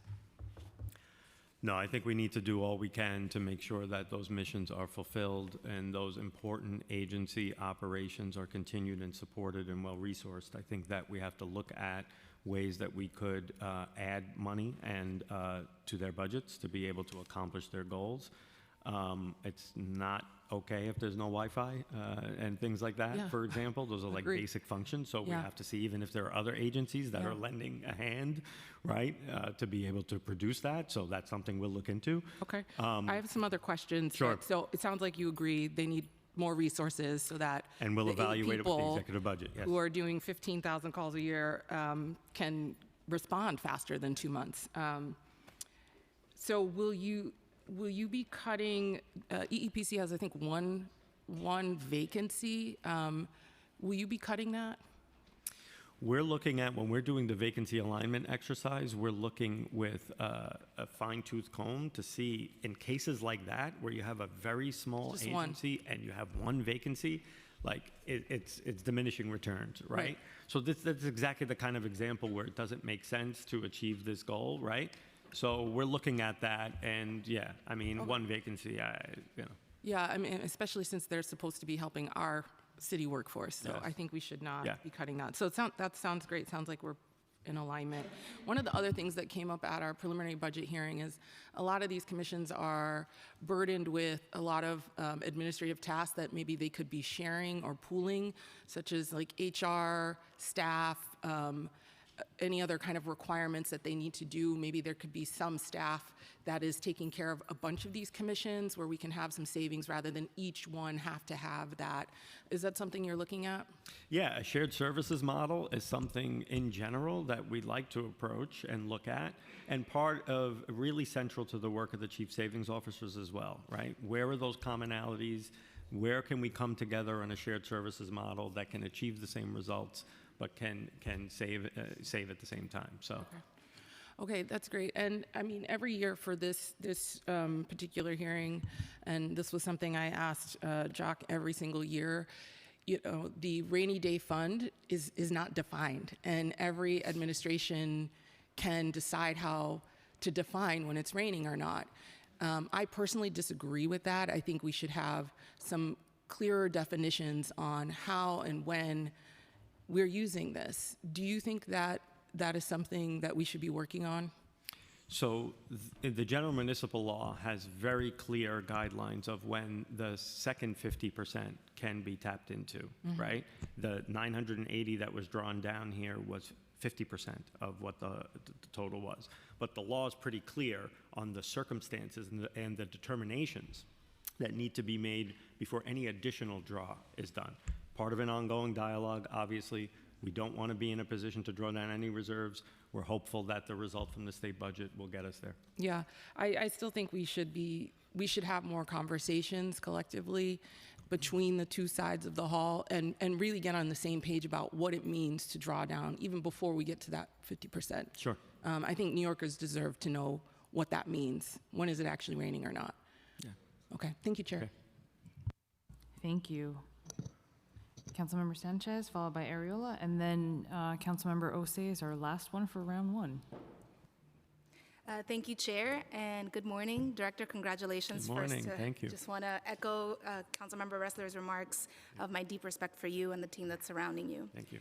I want to start with thanking Speaker Menon for being firm in the need to expand the City FEPS program in a responsible manner to keep vulnerable families housed and move out of shelter, help them move out of shelter faster, and for being really leaned in on good faith discussions that we have been having, as you mentioned. But I want to use this moment to read a text message that I received last night at the very same time that I learned that the appeal had been filed. This is from an expecting mother of 3 in her 3rd trimester who lives in my neighborhood, who is working full-time. I've been doing everything I can. I'm just so worried. I just don't want to be evicted from my home. This expansion could remove that stress from her life. And I know that we share that belief.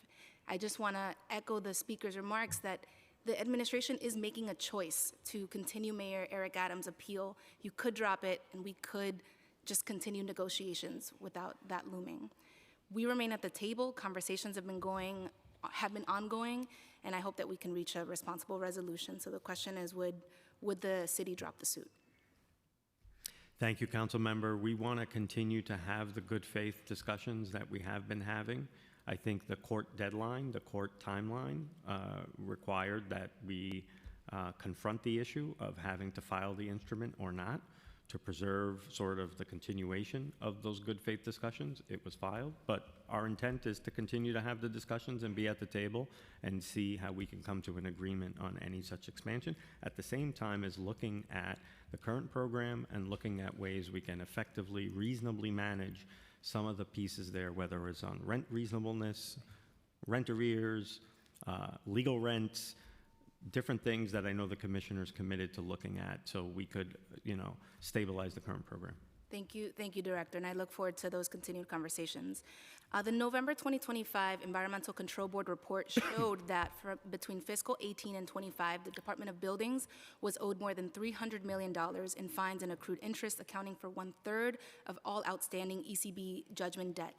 Similarly, at yesterday's preliminary hearing with HPD, the commissioner testified that they're only collecting about 20% of lienable charges issued between fiscal 24 and 25. That's 80% of the fines and fees that HPD is issuing are not collected. First, are these numbers correct? If not, can you correct me? Second, given the multi-billion-dollar funding gap we are talking about, what steps could the city take to recoup this uncollected revenue? Can you work with us to ensure that as many fines and fees as are reasonable can be indeed lienable against properties? And relatedly, can you work with us to ensure that fine levels are appropriately serving as deterrents? So thank you, council members. So first, I want to say the mayor has been committed to and has taken action, as you know, against bad landlords, right? And so we are making sure that we are doing all we can to ensure a humane living conditions across the board for the rental stock. And so there have been key actions taken there. We have been working with the Department of Finance and with our housing team to make sure that unpaid ECB violations, that there can be liens placed against those buildings, right? And that is one of the most effective tools to make sure that the ECB violations are indeed paid. So we're doing everything we can. That is a stick, right, that we can use. But also we're using other things like the normal collection efforts that you have in the Department of Finance, whether through collection agencies or et cetera, to try to drive these to a conclusion, because that is the way that we hold landlords accountable for, the upkeep of their buildings, so essential to tenants and living conditions. Thank you. In my last second, and I'll have questions about street vending in the next round, but I just wanted to clarify, yesterday HPD testified that some $130-odd million were being reduced from their expense budget in connection with HERC funding for the migrant shelters. Is that going to show up somewhere else in the budget, or is that a reduction that the city is going to see, period? I'll start and I'll kick it to Patrick to see what that was. I think just speaking in general about the asylum seeker population, obviously we have the budgeted amounts that are in there based on about a third, I would say about like 30,000, I think, asylum seekers that are in the census. We're seeing more exits than we are seeing entries, and so some of the funding was allocated in different agencies. I just want to check on whether or not HPD had that. So I think what you're talking about is not necessarily a reduction, it's that we don't place it in those agencies in the out years. So it's, what is there now is for this year, and then we look at the following years for asylum seekers and budget at that time. Okay, so any reductions we should be seeing in the out years, and we will not be seeing in other agency budgets?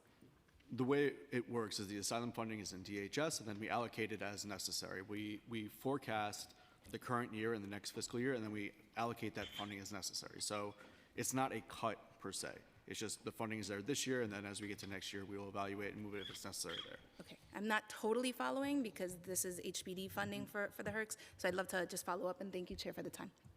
Great, and I have you for round two. Okay, we have Councilmember Ariola and then Councilmember Rosé. Thank you so much, Chair. Thank you, Director. I heard you testify in the very beginning that there's a $5.4 billion shortfall that needs to be closed, correct? Correct. I heard you answer Councilmember Aldabol's questions regarding EMS and paras and kick it to collective bargaining, which we've heard for the last 4 years, which is why this body is currently discussing legislation to make the City of New York and the administration do what we know they can do, which is give a living wage to people who deserve it.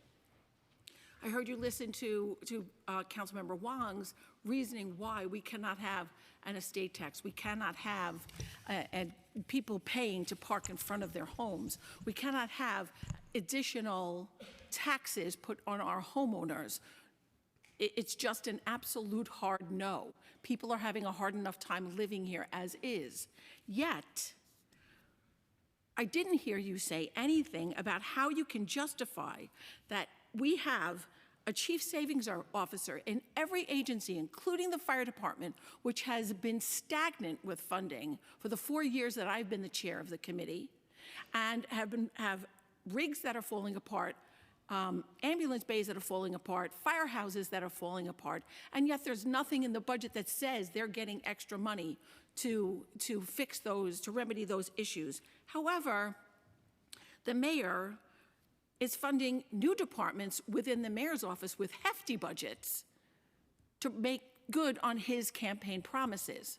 Some of which you could say, one of which you could say, is a political arm of the body, which should not be paid for by taxpayers' dollars.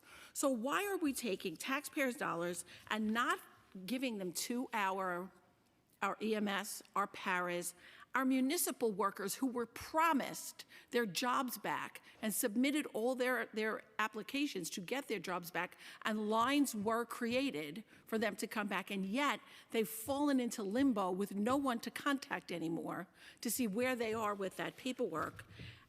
And yet, the other agencies, which are vanity projects for the mayor and campaign promises, are being funded amply, while all our other agencies are under the knife. And you say scalpel, but I say it's more like a huge knife. Well, a couple of things, council members. So first, I think that we are attuned to the equity issues with respect to EMS. You've heard the fire department commissioner testify to that effect, and we know that that there are real issues that are there. The question is whether or not at the bargaining table we can understand how we can reach an agreement, and that is an ongoing conversation, right? So we know that that exists. We also know that the fire department, particularly on the civilian side, has taken significant pegs, previous peg rounds, et cetera. So we know that there are limited opportunities that we have to basically go and do what we can with respect to cutting more. We're not looking to cut more. We're not looking to impact those services. We want to make sure that there are sufficient mechanics, for example, to service the rigs and so on and so forth. So that is what we're looking at. There are other things that the chief savings officer from the fire department actually stepped forward with. One of them was listed on the examples that we have today. Treatment in place, common sense kind of approach where you can bill Medicaid or you can build commercial insurance when treatment is done on the spot, right? And so there's state and federal approval for that. That's one of the examples that's listed on the list. So those are the kinds of things we're looking at, not trying to squeeze more out of what we know has been a hit on the civilian side. With respect to talking about the Office of Mass Engagement, as I mentioned earlier, the Office of Mass Engagement is made up of a collection of offices that have existed in many, many administrations. And those administrations have included a community affairs unit. That is very important to reaching out to communities all over the city. Public engagement unit, very important. Civic engagement unit. So many offices that reach New Yorkers where they are.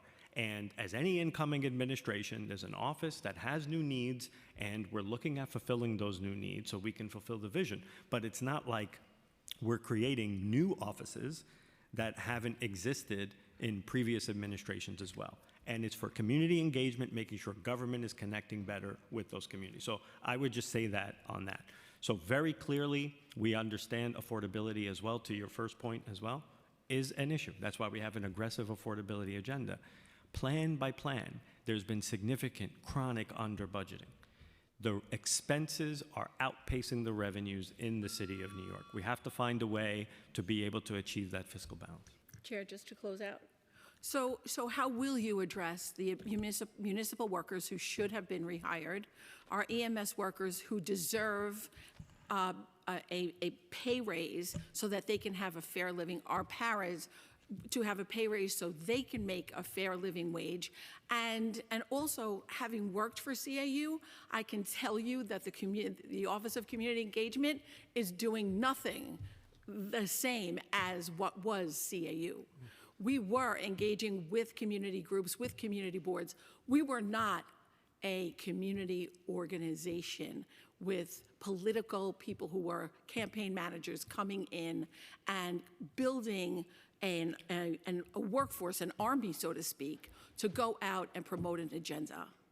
Government agencies cannot participate in political activities. And that is not what absolutely this is about. my point. And this is engagement in communities, Councilmember. Well, we shall see. Thank you. Okay, Councilmember Osei? Good afternoon, Director and folks from the administration. Thank you, Chair. You know, I join the admin as well as a majority of New Yorkers who have been advocating to tax the wealthiest New Yorkers in terms of creating a new revenue stream here in the city.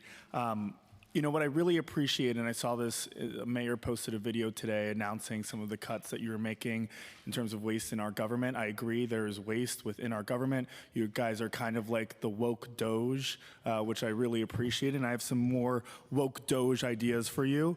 I know that the mayor has made a commitment to promise to disband the NYPD's Strategic Response Group. Since its inception in 2015, the SRG's budget has ballooned, and this is the same budget that has allowed the SRG to become a militarized force that continues to show up at protests and uses force to curtail the First Amendment rights of New Yorkers. Additionally, this is the same group that led the city to paying out millions in settlement fees due to the unconstitutional use of force that brutalized protesters in Mott Haven. It seems like continuing to balloon the budget of this unit while running the risk of the unit continuing to use harmful tactics that could potentially lead to lawsuits is a fiscal risk. I know that the mayor has recently committed to disbanding the SRG, but I wanted to ask you specifically, how much has the city spent on the SRG, both on the budget level and through settlement payments since its inception in 2015? Thank you, council members. So the SRG budget is $66 million 26 and $66 million in 27. That is the budget. We can get you. We can follow up on the second part of your question. But I think the mayor's positions on the SRG are clear, and that's an ongoing conversation between him and the police commissioner. And I don't have a calculator in front of me, but what's 66 plus 66? I'm bad at math. I'm sorry. 66 plus 66 equals 132. We just cut $132 million from the city budget. Thank you very much for the answer to that question. And I can't wait to stand with the mayor on that announcement and disbanding the SRG. I was going to do some mathing, but never mind. Okay. Okay, we're going to go to round two, and we're going to start with Councilmember Hudson. Thank you so much, Chair. Okay, so as follow-up to my previous line of questioning, I just want to clarify that people receiving cash assistance should be receiving state-funded rental assistance or state FEPS. Is that correct? This is for cash assistance specifically. That people receiving cash assistance should also be they could be eligible for the housing assistance voucher program from the state, if that's what you're talking about. Yes. They could be. Okay, because I just want to make a clear... The HAVP so-called program, yeah. Right. For short. Yeah. So for people who are in the city FEPS program and aren't receiving cash assistance, I'm just trying to make the distinction between city FEPS and state FEPS. Mm-hmm. So for the people who are in the city FEPS program and are not receiving cash assistance, what are you doing to achieve self-sufficiency? Because I think the answer you provided earlier maybe included the folks who are receiving cash assistance. Got it. Understood. I'm going to turn it over to Patrick to address that. Thank you. So there are a number of different facets in sort of what you're asking. So you are supposed to be eligible for city FEPS, but for cash assistance when you're on city FEPS, but you don't necessarily have to be on it. So when the budget director was talking about if you are on city FEPS, you know, there are those engagement programs. I think some of the things that we are trying to do is increase that level of engagement, even for those that are not on cash assistance, to make sure they can get that self-sufficiency to eventually roll off. Okay, so then it addresses everyone, I would say. I mean, the goal is to have everybody get this type of, you know, workforce training or other engagement, yes. Okay, thank you. And then Urban Resource Institute, or URI, launched its People and Animals Living Safely, or PALS program in 2013 to provide a co-living environment for people in domestic violence shelters and their pets. Research shows 50% of survivors cannot leave an abusive situation unless they could bring their pets. For the first time since the program launched more than a decade ago, the city agreed to provide $250,000 to support PALS at the recently opened Magnolia Gardens shelter and support PALS experts and supplies for pets on site.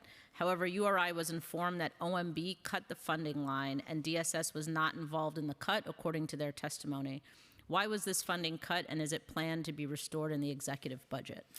Council member, it is true that the prior administration made a commitment in this regard for the $250,000. It was never funded at the time. So it's not a matter of a cut. Don't believe it was funded in the first place.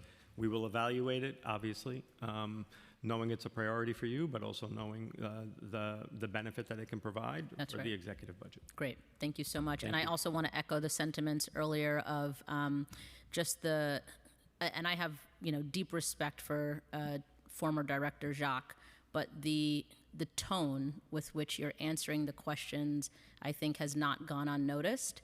And I just want to say that we appreciate it for you and your whole team. So thank you. Thank you. Thank you. And thank you, Chair. Appreciate Oh, yeah, no, of course. I forgot, for round 2, we're doing 3 minutes. But obviously, if you guys have other questions, just let me know. And so we're moving to Deputy Speaker Williams. Thank you. Like which questions to ask based off of what people already asked. Okay, how many agencies have submitted savings reports pursuant to the executive order, and which, if any, are outstanding? All agencies that have, and I'm looking at Nathan, I believe all agencies that have received targets have submitted proposals. Yeah, I would just say there are a few different streams. So every agency has a chief savings officer. We have reports from every agency consisting of the reports that were directed to be issued under the guidance accompanying Executive Order 12, as well as various work streams that they put together with their respective OMB task forces to identify savings options. What guidance was provided to chief savings officers in identifying and structuring savings proposals? What criteria will the administration use to determine which savings are incorporated into the executive budget? And then if you could summarize the types and total value of savings proposed to date, including how much is recurring versus one time. So let me sort of go in reverse order. In order to meet the most urgent objective, which is balancing the budgets for fiscal years 26 and 27, the agencies were prescribed the targets that you're familiar with. All agencies, well, nearly all agencies submitted proposals that either meet or approach those targets, depending in some cases a little bit on how you account between the years. We are now in a stage of evaluating the viability of those proposals, which is a fairly painstaking process, but all the agencies are doing their parts in terms of trying to meet the targets. The guidance that they were given directs them to consider the sorts of functional opportunities that the budget director mentioned earlier in terms of that are consistent with this administration's policy priorities, right? So insourcing, minimizing contracting expenses, finding program efficiencies, technology modernization, even things that are seemingly sort of anodyne, like lease consolidation. Those are all driving the process. We've gotten a lot of comments on those kinds of opportunities, and it is honestly a mix of short-term and long-term savings, again, because of the dual objectives of meeting the current targets and finding long-term efficiencies, but a lot of the opportunities identified would create permanent savings once fully vetted and implemented. Yes, and then what criteria are you all going to use to evaluate what they submitted to make a determination on what actually gets incorporated into the exec budget? There are a few different kinds of criteria. So the first set of criteria, so to speak, is just viability, and that's really a technical assessment on whether the proposals can be implemented and how much they will actually achieve in savings. And then there are more policy-driven criteria, and these tie back to the CSO reports, looking at each agency's respective key performance indicators, looking at the constituencies served, the success and relative utilization of programs, and other sorts of indicators that are somewhat more qualitative and evaluative. Yeah, but what are the qualitative metrics though? Like Well, that- specifically, like I know you listed them, but It's- like what about them? Like what about utilization? Like what about like constituency served? Like So it's agency by agency, but if an agency comes back to us so and agency says, by agency, you're making a different determination on how to evaluate whether or not their cost savings will be adopted into the exec budget? the agencies report back, they all have their own key indicators, right? Because they have I know, different but like functions. they had to submit it to you, and then OMB ultimately will review and make a determination on what gets included in the Right. exec. And so I'm trying to understand specifically like what criteria, whether it's qualitative or quantitative, and then like what type of metrics within the qualitative, I guess, criteria are you using to make a determination? Like if I'm said agency and I produce something to you and I say I'm gonna save money in, I don't know, some particular program, how is OMB evaluating whether or not that particular program should in fact be cut and included, that particular cost saving be included in the exec budget? How are you all evaluating that? Well, we're looking at it from a number of different perspectives. Number one, when we look at KPIs and metrics, we're looking at how many New Yorkers are served and for what purpose, right? For example, we're looking at, are there other programs that actually perform the same service? Is there redundancy? We're looking at other impacts. Are there state or federal mandates, for example, that are mandating this program to move forward? Are there opportunities for grant opportunities from state or federal government, right? What has been the success or lack thereof in the mayor's management report that has gone out? So it is a range of different looks that we are asking the agencies, and part of the engagement to say, bottom line question, is this program effective because of all those things? And if it's not, then can it be canceled for reinvestment elsewhere? Okay, it would be helpful if you guys can send that information. Like I really want to know like specifically what are you using to evaluate each agency's cost savings proposals? And you just mentioned like whether or not they could apply to grants. But then I think someone testified that you defer to the agencies to apply to federal grants. So then what is that? Is it that OMB goes to the agency and say, hey, apply to this grant? Or I don't understand that if OMB technically is not a part of the grants process, but then you're assessing, that's confusing. to me. Yeah, I don't, perhaps we did not explain it as clearly enough as we could I have. typically have When that hearing. when it comes to grant opportunities, it is a sort of an overall joint effort. Yes, OMB has more of the centralized role when something is budgeted and we're making sure that there are claims against it. But if we have this engagement with the agencies and we know that there are grant opportunities that are not being pursued, then that is a conversation with the agencies to say, how can we then pursue those to get you the financial support that you need for those particular things? So it is a joint effort, even if the effort lies with the agencies to actually do the grant application and do the grant writing, right? So, but if there's an opportunity to pursue that, sure, we're going to talk to the agencies about that, and OMB is involved in that. Sheriff, I just asked one more question and be added to round 3. The racial equity plans that are overdue, although I appreciate the mayor's willingness to commit to releasing something within the 100-day. I know that something hopefully will be released soon. However, my continued concern about the racial equity plans, maybe over the last 2+ years at this point, is that they are supposed to be attuned to the budget. And other cities like Chicago, I hate to say it, our good friends in Chicago are doing so much better than us. They have the exact same office, Mayor's Office of Equity and Racial Justice. They have the exact same OMB type of style office.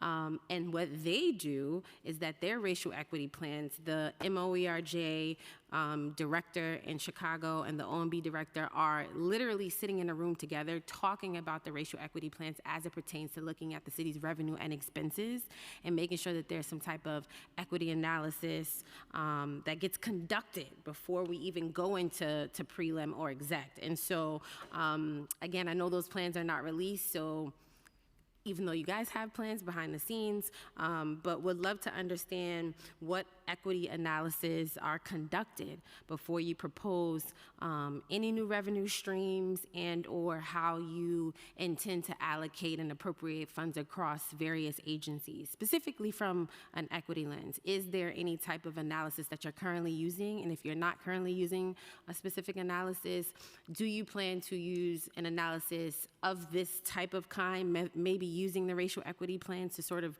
guide your decision in the future? Yeah, so thank you for touching on these very important points because, so number one, the mayor committed that we're going to release in the first 100 days the preliminary plan, so we're coming up on that soon. We are looking at, and OMB is oriented and will be even more oriented with more specificity as these plans are released and plans are coming from the agencies to build in the equity lenses we're evaluating, especially on the new need front, right? Because that's coming in, it's a new need. We want to understand how is this advancing equity. So that is something that is going to be built into the structure in a more formulaic way to understand how the investments are being made.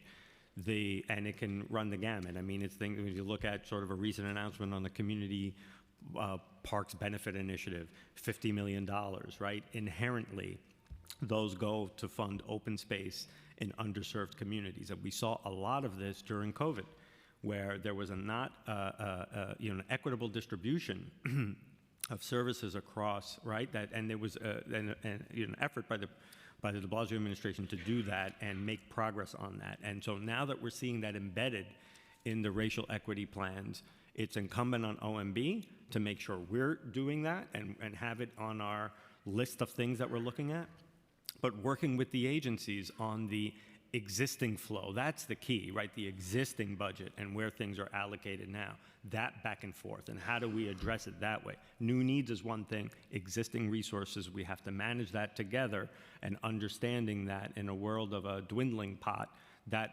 task becomes a lot harder to figure out. But we can get there, we will get there, working together with agencies, and frankly with you and your colleagues, because you've championed this, and we're willing to be partners on this.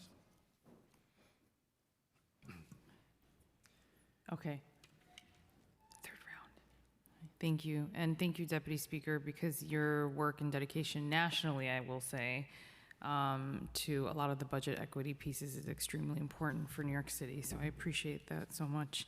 And then I forgot to ask these questions on the first round. This is on behalf of Councilmember Tiffany Caban, who is not able to be here in person. So there's just a few questions that she had wanted me to ask on her behalf. So I'm going to read these. Last week, the mayor officially appointed Renita Francois to lead the newly created Department of Community Safety. Her first question is, the Department of Community Safety introductory report proposes tripling the funding of mobile crises teams such as ACT and IMT. What is the exact dollar amount corresponding to the tripled funding?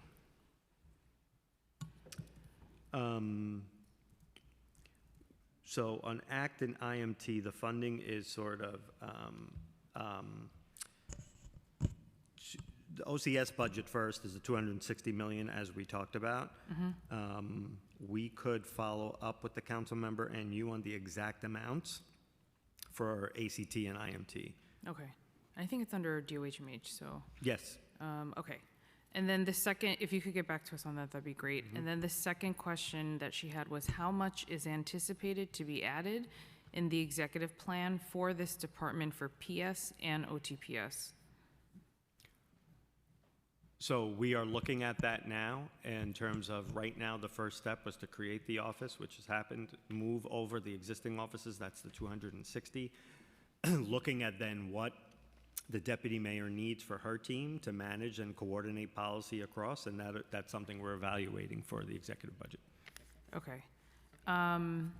And then her third question is the administration planning to move all the mobile crisis teams funding from DOHMH to this department? If yes, when will the change be reflected in both agencies' budgets? Something we're looking at, make sure that the deputy mayor has an opportunity to get settled and understand what the central policy coordination should be. Okay.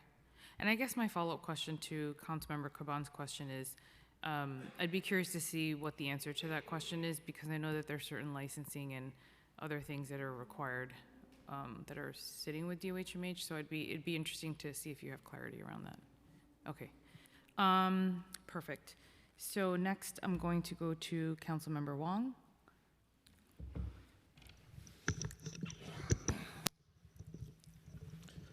Thank you, Chair.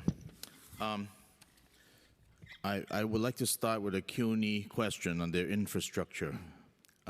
Many of CUNY's buildings have extensive capital needs, including leaky roofs and broken elevators. These maintenance issues severely impact the safety and accessibility of the campuses, which in turn impacts the students' success in higher education.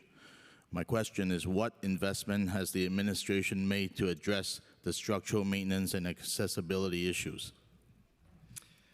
Sure. So I think, my time at CUNY as well, I was able to understand full well that you invest in our community colleges, that helps you improve in so many different ways. It attracts enrollment, it improves morale and boosts morale for faculty and for students alike. And CUNY is an engine of upward mobility, and so we have to find a way to support it. They are asking for and have pegged through their state of good repair analysis $200 million that would be needed on an annual basis for state of good repair. We are looking at that within the confines of the budget challenges that we have, and we hope to invest in CUNY because honestly, it's a great investment for the city and state of New York. Okay, I understand that the $200 million is split evenly between the city and the state. Is that right? Well, typically what would happen is investment in the community colleges is put up by the city, and then the state matches on a reimbursement schedule. So the city is looking for, the CUNY's looking for community colleges $200 million for state of good repair, which is calculated based on a percentage of the replacement value of the actual building's stock itself. And so they're asking for $400 million from the state for the senior colleges. So together, hopefully, we can meet those needs, and therefore critical system upgrades, chillers, building systems, HVAC, windows, lab improvements. So all those things are critical to making sure that we boost enrollment, which will help CUNY continue to fulfill its mission. Is this in the executive plan for these capital needs? We're working on it for the executive plan. We haven't made any final decisions. All things capital, we're trying to make room in our debt capacity limit because there's a constitutional limit on how much debt we could incur on the capital side. So we want to make sure we leave room for housing. We want to make sure we leave room for CUNY, et cetera. So we're figuring all of that out. Okay, thank you. My second question is, the city's budget has grown $42.8 billion over the last decade. It is now $16 billion higher than it has grown at the rate of inflation, and revenues remain strong. Given how much we spend and the strength of revenues, why isn't the city able to provide critical, high-quality services without raising taxes? That's exactly the kind of effort we're undertaking with the chief savings officers to say what kind of savings can we achieve without cutting services, looking at redundant contracts, looking at ways to root out ineffective programs, looking at way to do more insourcing. All of those things are trying to get exactly at that. Can we have some savings that are produced so that the expense and revenue imbalance comes greater into line? Thank you. Thank you, Chair. Thank you. Councilmember Stevens? Hi, I'm back. I just have two quick questions. And just thinking about, I know CMS has brought up a couple of times, but CMS organizations rely on legal aid, CGI, legal services to meet the needs of eradicating gun violence. And the last administration pegged them at $1.5 million, which basically eliminated this program. And I know that we're in the process of transferring a lot of these services over from DYCD to the Office of Public Safety. I'm just wanted to, just say, are you aware of that? And is there any talks about restoring this peg that was put in by the last administration that pretty much took away the legal services part of this work of the CMS groups. Yeah, they do important work, and we're trying to figure out in the executive budget how we can make sure they're well resourced for that effort. It is an ongoing conversation based on the budget challenges we have. I hope we can get there. Yeah, I know we have budget challenges, but like, you know, if we have programs and we're not fully funding them, we know that we're setting them up to not be successful. And my next question is one that, you know, for me I've been really disheartened to hear so much talks about an affordable city, but we really haven't been talking about affordable city for young people. The unemployment rate for young people is at an all-time high of about 21%, and for Black youth New Yorkers between the ages 16 and 21, I believe we're at like 24%, which is extremely high. And you know, we keep talking about affordable city, but honestly, we're not talking about affordable city for young people, and especially programs like the Cornerstones and Beacons, which are typically holistic programs that support families and young people from a wide range of ages. We haven't really seen any investments in this, and I know we're in a tight budget, but I like to say this all the time: if we invest in our young people on the front end, we won't have to invest in them on the back end, which we are now seeing because we have triple the number of young people in secure detentions. So how are we looking at this budget to ensure that it's affordable for all people, including young people who often feel like they're not part of this conversation?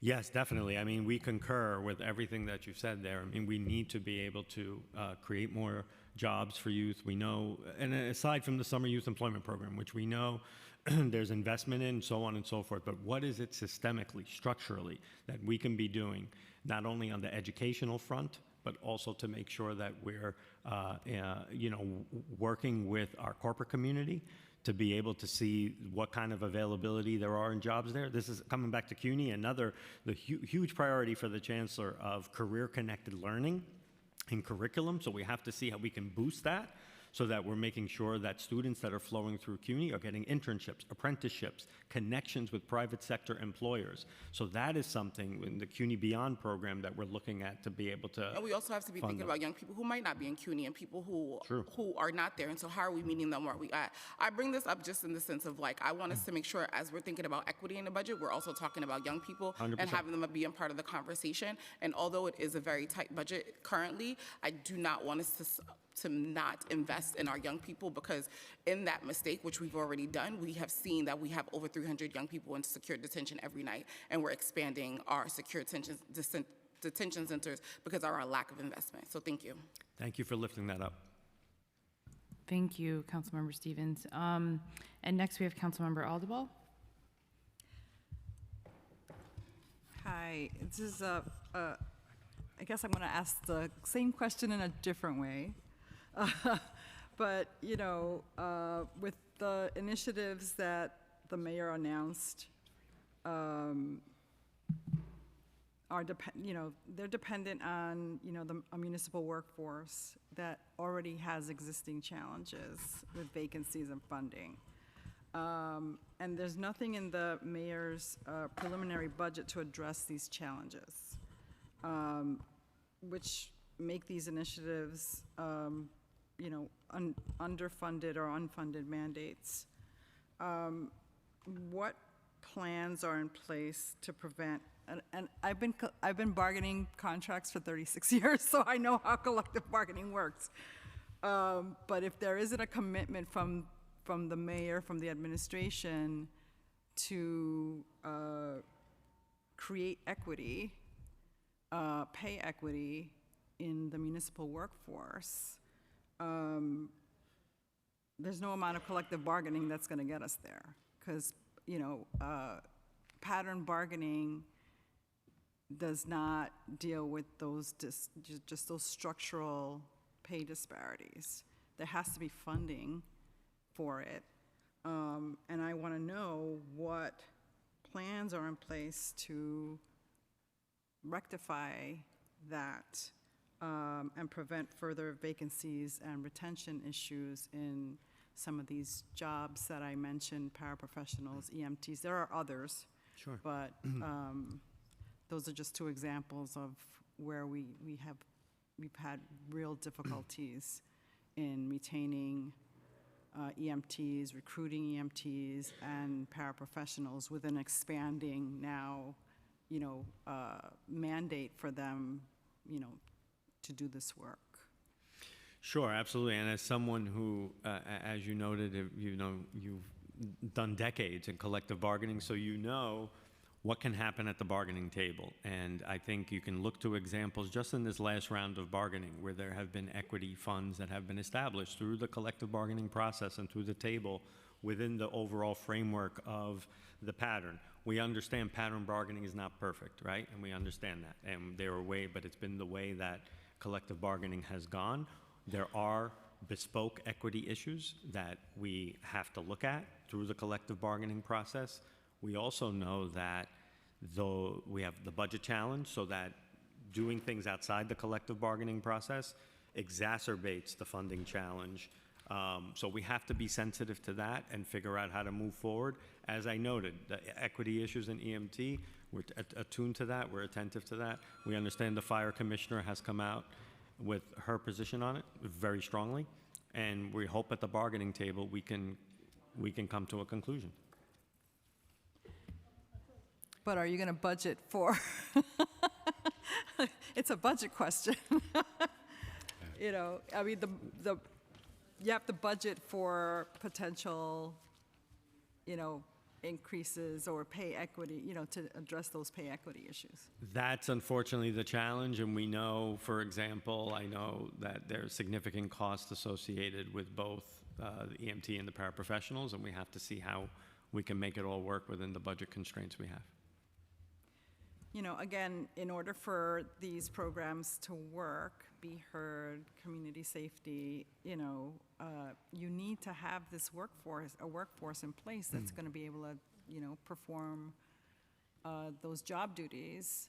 And in, areas that are underserved, response times for EMTs, it just continues to grow, creating also disparities in many communities. So I just want you to really, just want to know what the plan is to deal with that. Yeah. Thank you. Okay, next we have Councilmember Lewis, followed by Ressler, and then P. Sanchez. Thank you, Chair. I just have 2 follow-up questions for some folks in my community. So, Trauma Recovery Center was previously discussed and was told was effectively earmarked for the East Flatbush section in Central Brooklyn. That this particular area continues to face significant needs related to community violence and trauma, yet there does not appear to be a clear commitment reflected in the FY27 preliminary budget. Can OMB clarify whether funding for this project has been included, and if not, why has it not been prioritized? And can OMB share for the council and the public if we could rely on OMB's out-year commitments, and will OMB commit to greater transparency and accountability, and how these commitments are reflected and maintained in future financial plans? We're happy to follow up with you, Council Member, on the specific location that you are referencing. I mean, obviously, I know it's important to you and in your community. So, well, Central Brooklyn as a whole. Well, certainly, and this is important, a priority for us too. We have to see what we can do in the executive budget going forward. So we're happy to follow up with you on that.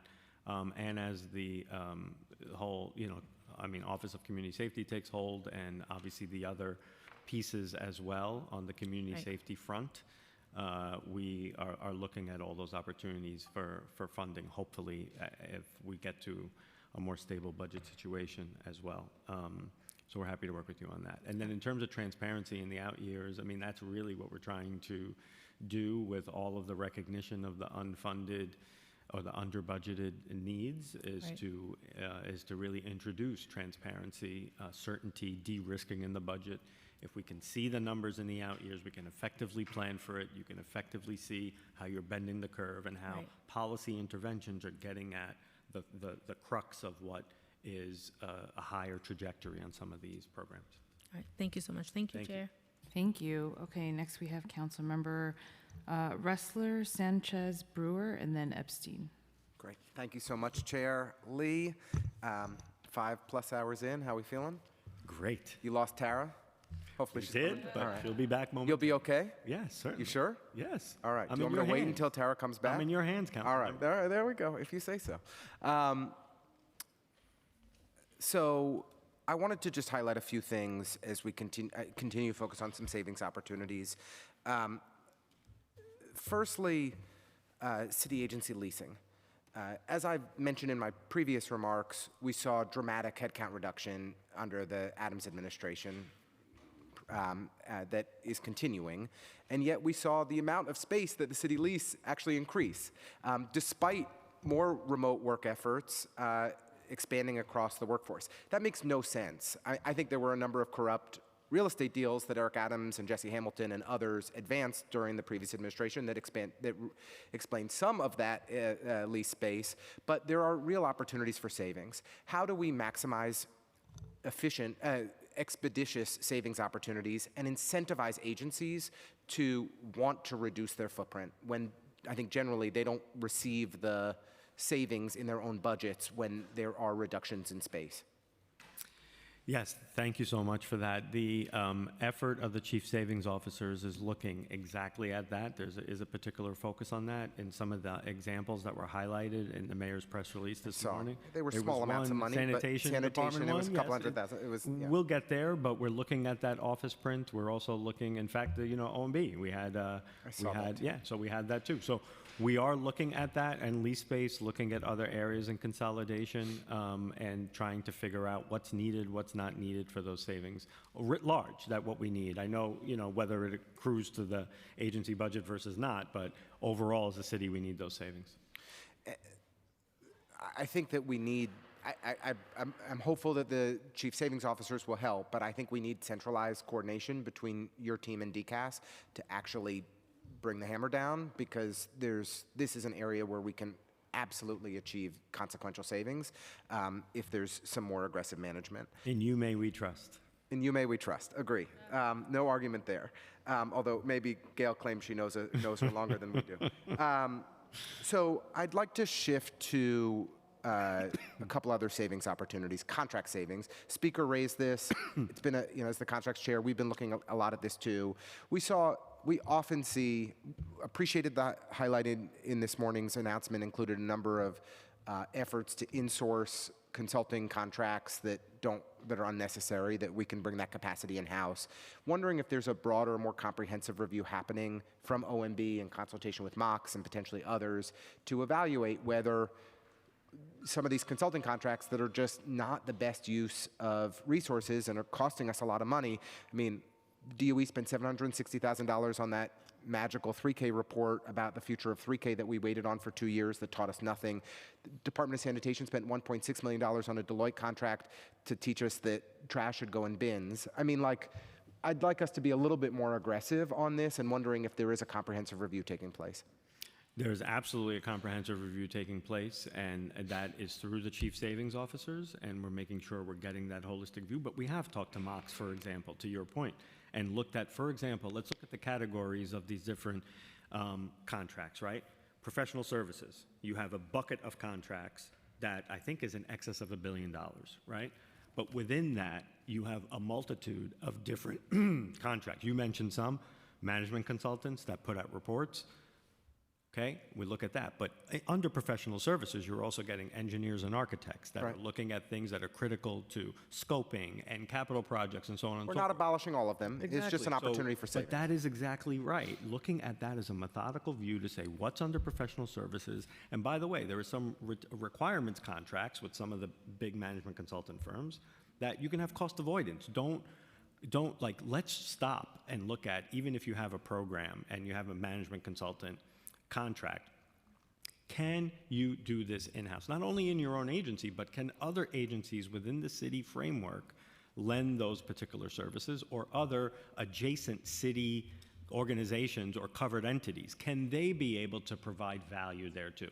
So I hope that shows that we are 100% looking at that, and the chief savings officer are getting to it with a more granular focus. I really appreciate it. Could I ask one savings question, one more, which is DOC headcount. 80% of DOC headcount is in uniform, which seems unnecessarily high. We have corrections officers in the bakery, at Rikers Island when we should have civilians that would cost a whole lot less for the city of New York and probably have higher retention as well. I believe freedom, right now it's 7,000 out of the 8,800 positions are uniformed headcount. Is there a broader review or analysis happening? We have great new leadership at DOC to revisit whether there's a better calibration between a civilian and uniform headcount that should be happening at that agency that might be able to save us resources? Commissioner Richards is taking a fresh look at that, and obviously we have the remediation manager as well, so there has to be a joint conversation there, but that's exactly the kind of thing he's looking at to see if there are ways to improve sort of overall the functionality of the agency and understand where we are and what we need in terms of fixed posts and other needs within the Department of Corrections. Thank you very much, Director. Thank you. Thank you, sorry. Next we have Councilmember Sanchez, Brewer, and then Epstein. Thank you, Chair. Lost my question. I was like, no! Hello again. Back from round two. Okay, on street vending.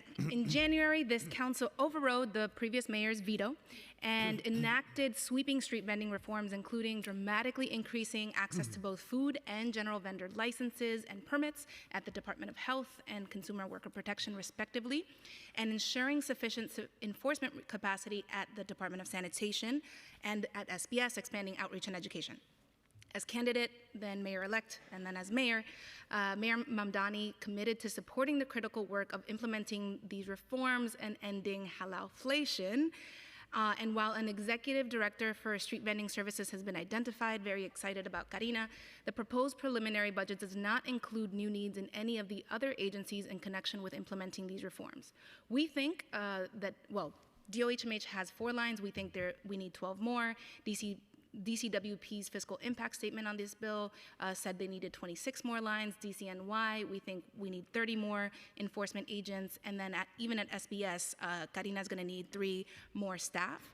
So recognizing that my colleagues on the council are very good at highlighting all the places where we should do more and spend more, I do want to note that IBO estimates that licensing these vendors could bring $60 million in revenue to the city of New York. So 1, on the staff lines, do you agree with these numbers? And 2, how does the administration plan to comply with Local Law 54 of 2026?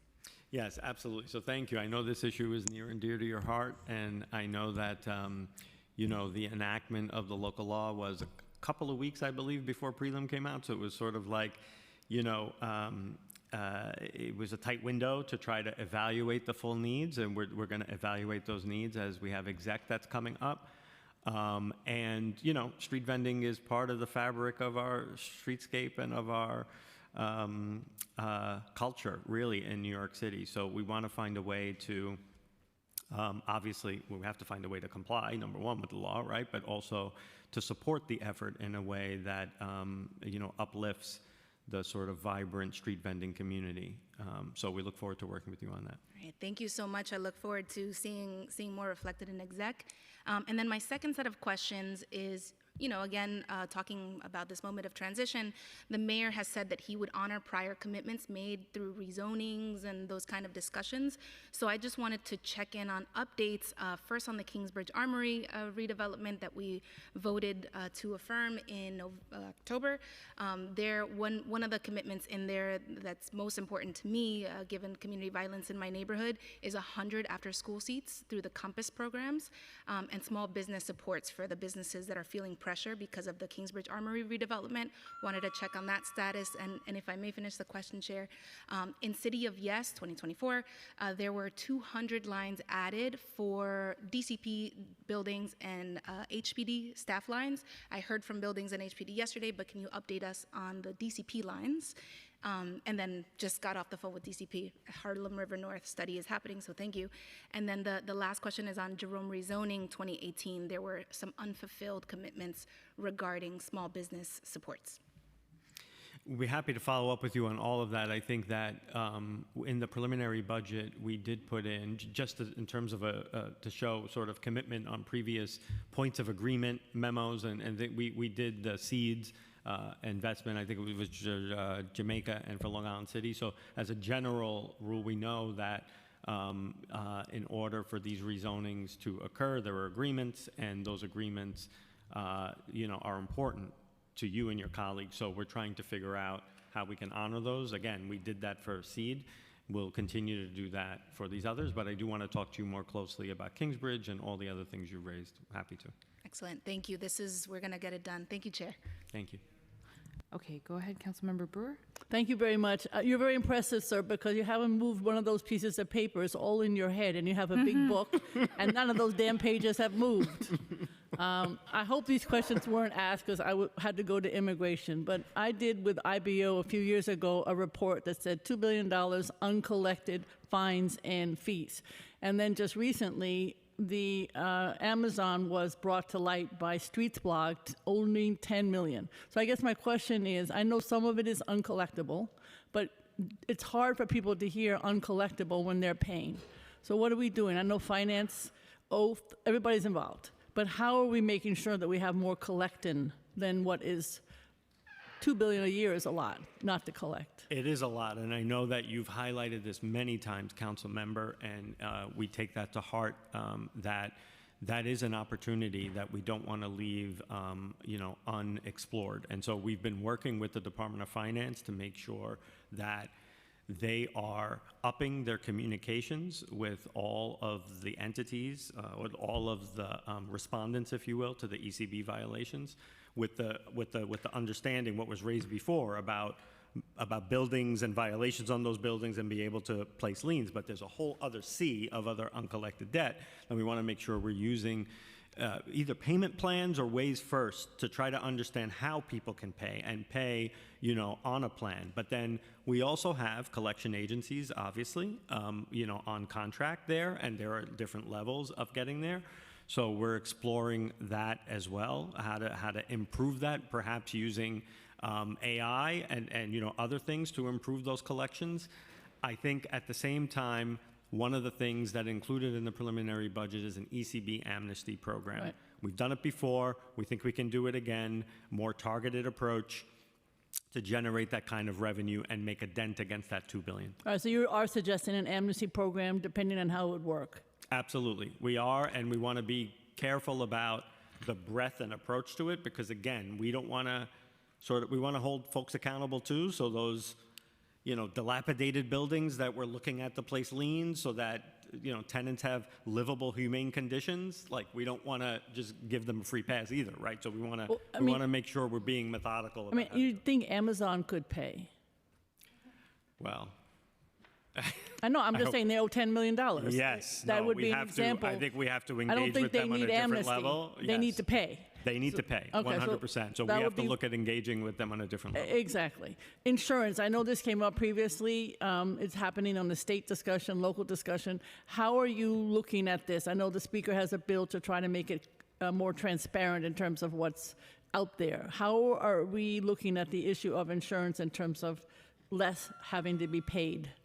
You mean Obviously, health insurance? Yes, health insurance. No, just generally. I know the city's indemnified. I know Yes. that. But I'm just saying, when you build a building, you got to have this high insurance yes, rates. yes, yes, It's like yes. everything you do is caught up with the insurance companies, and in one way or another, the city is paying. Is that something that's on your radar, or that's not OMB? Absolutely on our radar, and actually talking about it in the housing context, because we want to make sure that we're firing at all cylinders when it comes to supply and on preservation. So we want to make sure that any of these loans or any of these projects have the ability to do that. There are some interesting ideas about how to do it. Yes. And that our housing team has. Those conversations are going on. Okay. We're not settled yet on approaches, but yes, it's on our radar. All right, one other quick question. So I think the state's going to come up with $5 billion. I believe that, not through any of the situations that you have today. Although Syracuse, Buffalo, and Rochester are worrisome for the governor, having spoken to her about them, because New York gets money, and then what about those cities that are also in?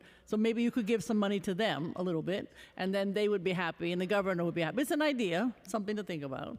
But what I'm saying is, if they don't come up with the $5 billion, do you think you're going to have to do a PEG program? I know your suggestion is to try to do the borrowing here and there. But would you have to do some expense cuts, do you think, or you would stick with what your program is? So, I do think they're going to come up with the 5, but we'll see. I am equally optimistic that we're going to get there, and I think that we've been having positive conversations throughout. And between the executive budget and the one-house budget, significant progress has been made. Obviously, the final analysis is what counts. Right. And, we then have to work really closely together to figure out how we'll balance if we don't get there. Social adult daycare centers, you know what they are? They're horrible. They have taking people's blood pressure every minute, and then they charge them Medicaid, and they don't go to social support with the regular centers. I'm just saying, look at them. It's a state issue, but they charge Medicaid every day. And it seems to me we pay part of that. I would look at that as a revenue enhancer just to get rid of them, and the state and the city would save money. Thank you. Thank you. Okay, Councilmember Steen.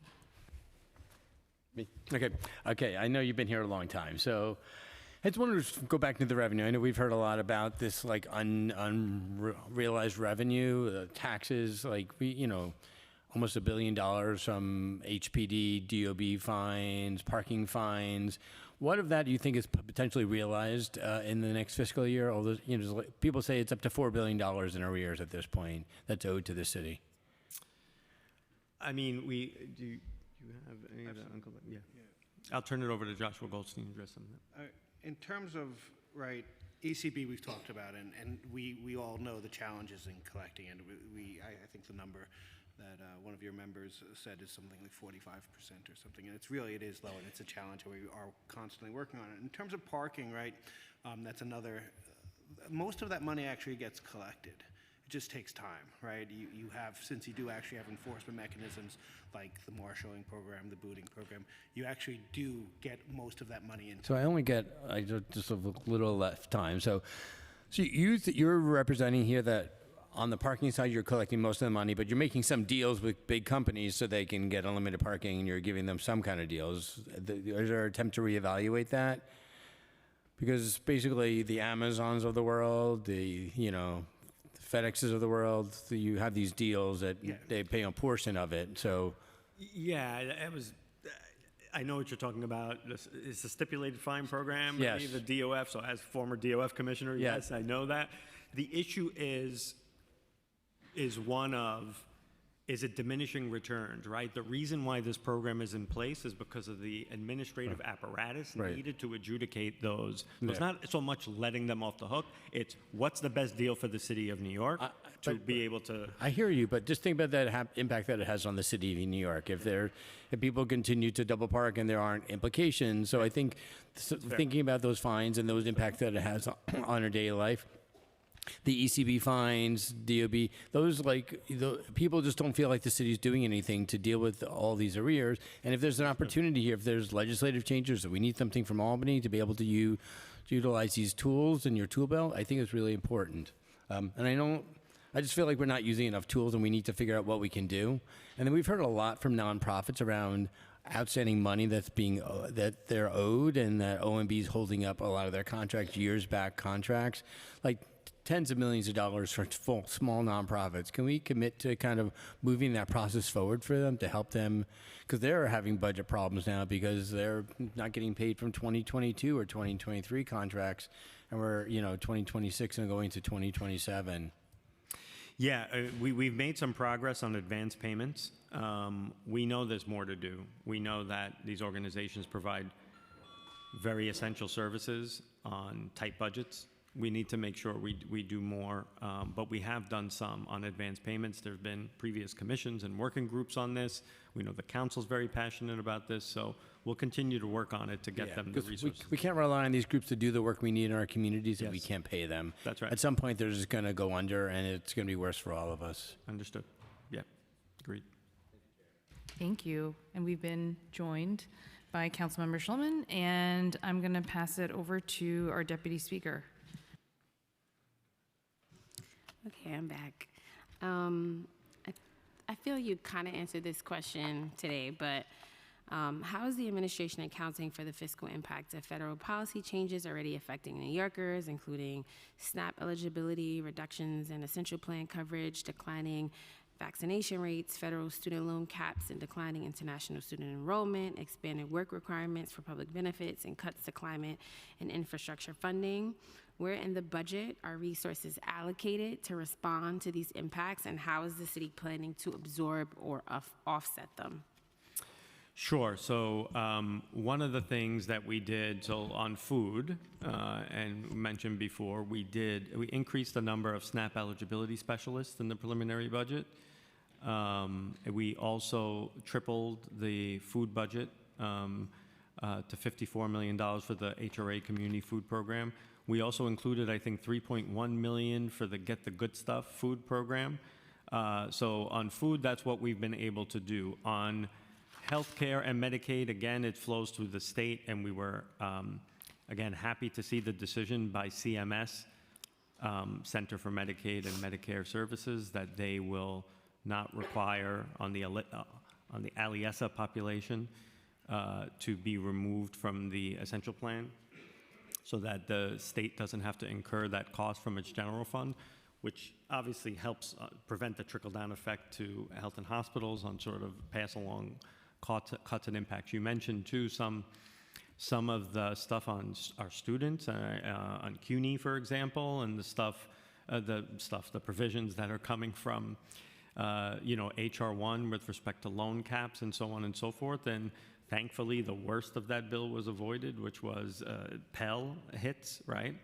So Pell grants are there, but on the student loan side, we know the payment plans are going to become more restrictive and less affordable. So we have to be able to find a way to help with the apparatus at CUNY to help with that loan counseling, so that outstanding debt doesn't just accumulate and accumulate. So in the exec, those things will be reflected. We're looking at that for the executive budget, given the fiscal challenges, along with other needs in all of these other areas. But we have made progress on SNAP and food in the preliminary budget, and we hope to build on that in concert with the state, because the state's done a lot here too on food. Thank you. Why does the administration continue to project lower costs for waste export and organics processing than IBO estimates? And then given the rising costs, why are out-year projections flat or declining, effectively creating a funding cliff? Yeah, it's something we're actively looking at. I think the reason is we're looking with DSNY to actively manage what those savings ideas that were out there, right? So the chief savings officers are looking at that, but also savings that have already been in place about staffing needed at the export facility. So it's something that we have a policy intervention to actively manage. It's not like we know the expenses are going to increase. We're trying to manage them and have it plateaued. Okay. And I did not have this question already written down, but Department of Sanitation budget, it's the lack of transparency, and I think this goes back to the hill that I'll die on for the next 4 years, which is around budget equity and how unequitable our budget process is as a city. It's so hard to even figure out how we're even allocating money from a user-friendly, average New Yorker perspective. As you know, OMB is perpetually not in compliance with the charter that mandates way more units of appropriation than you all ever do budget to budget, which really doesn't even allow us to make an assessment on whether or not you are truly allocating or generating revenue in equitable ways, because we can't even see it or see it in real ways, obviously through coding and a whole bunch of other weird things that people have to do behind the scenes in spreadsheets. Some things can be ascertained, but it's just really not transparent ways. So to the sanitation budget, is there a way for you to disaggregate the budget by way of garages, garage to garage? Can you share how much a particular garage is getting in Midtown Manhattan versus South Bronx versus Staten Island? It's a question that the former deputy speaker actually asked many times, and Department of Sanitation nor OMB could ever really provide clear information on how money gets spent from garage to garage, and clearly we can't see it because that is not how the budget looks visibly to us, because there's no specific units of appropriation by a geographic location. Yeah, we're happy to look into that specific area. I think there was a brief conversation that we had about this. I think it's the deployment, the nature of the deployment of the uniformed sanitation personnel, that I think that the results of that may be skewed because you can move around the various pieces. But let me come back to you on that. I think that was Yes, and equally to and- that point, yeah. around the metric for like regular cleaning. So I know Department of Sanitation has a metric to determine tonnage when like a new building comes, regular trash pickup, and resources do get allocated to adjust if you have more population in a particular community. There is like some type of methodology that they use, but there, as far as I know, given my many conversations with chiefs in Department of Sanitation, there is no metric to determining how to allocate resources by like just regular cleanup.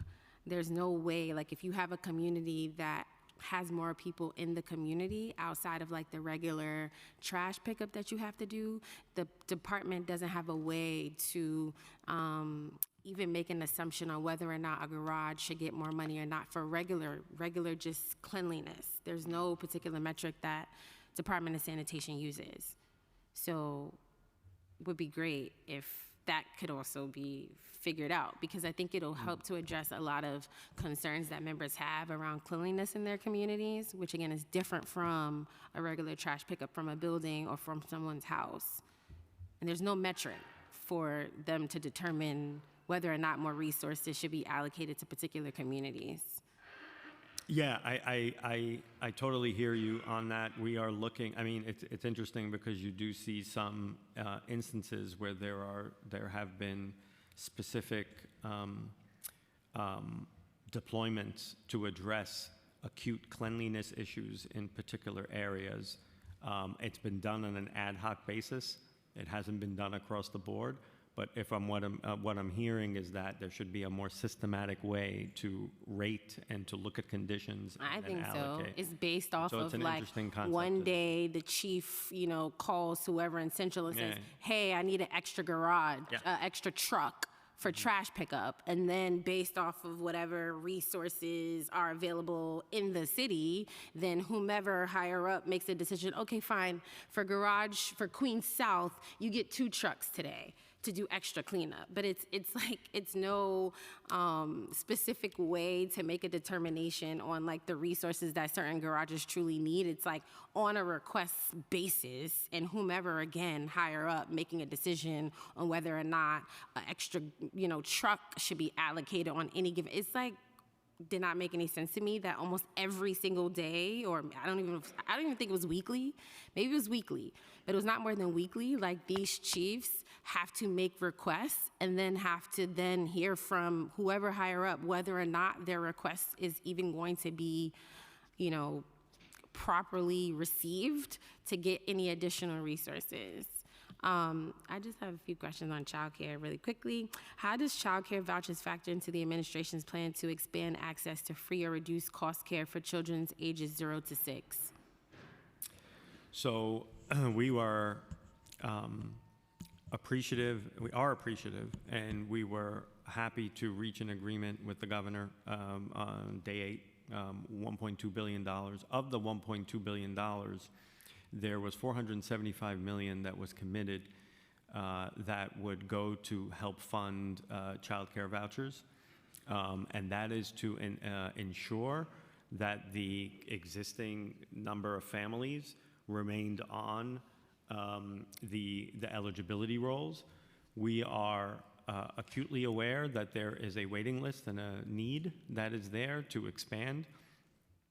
There may be additional state dollars that end up coming through, which we're hopeful for, and that we are hoping is enough so that we could start to reach families on the wait list. We don't know if it will be enough. The program's already operating with a cliff that we funded, like an unbudgeted amount. So we're looking at making sure that we can continue just with the current eligibility rules. We'd love to get to a point where we're reaching additional families. Yeah, so to that point, what level of voucher utilization is projected in the out years? And then exactly what you said with additional state funding and also the existing wait list that you just noted, how does the administration plan to scale across and ensure eligible families are served? Yeah, I mean, I think it's all of our goals to make sure that it's served. It's a question of budget, and we have to figure out how we're going to be able to fund that. Clearly, we got there on making sure the 475 $475 million helped us with the current eligibility. Again, if there are additional from the child care block grant funds that are statewide, that we'll find out if more of it is coming to the city. If it's more than what the current cost is for the eligibility families, we can then hopefully move forward to expand. And lastly, not really a question, but like a statement of, just thinking about something. I just had a conversation with Deputy Mayor Kirsten. I think I'm saying her name correctly.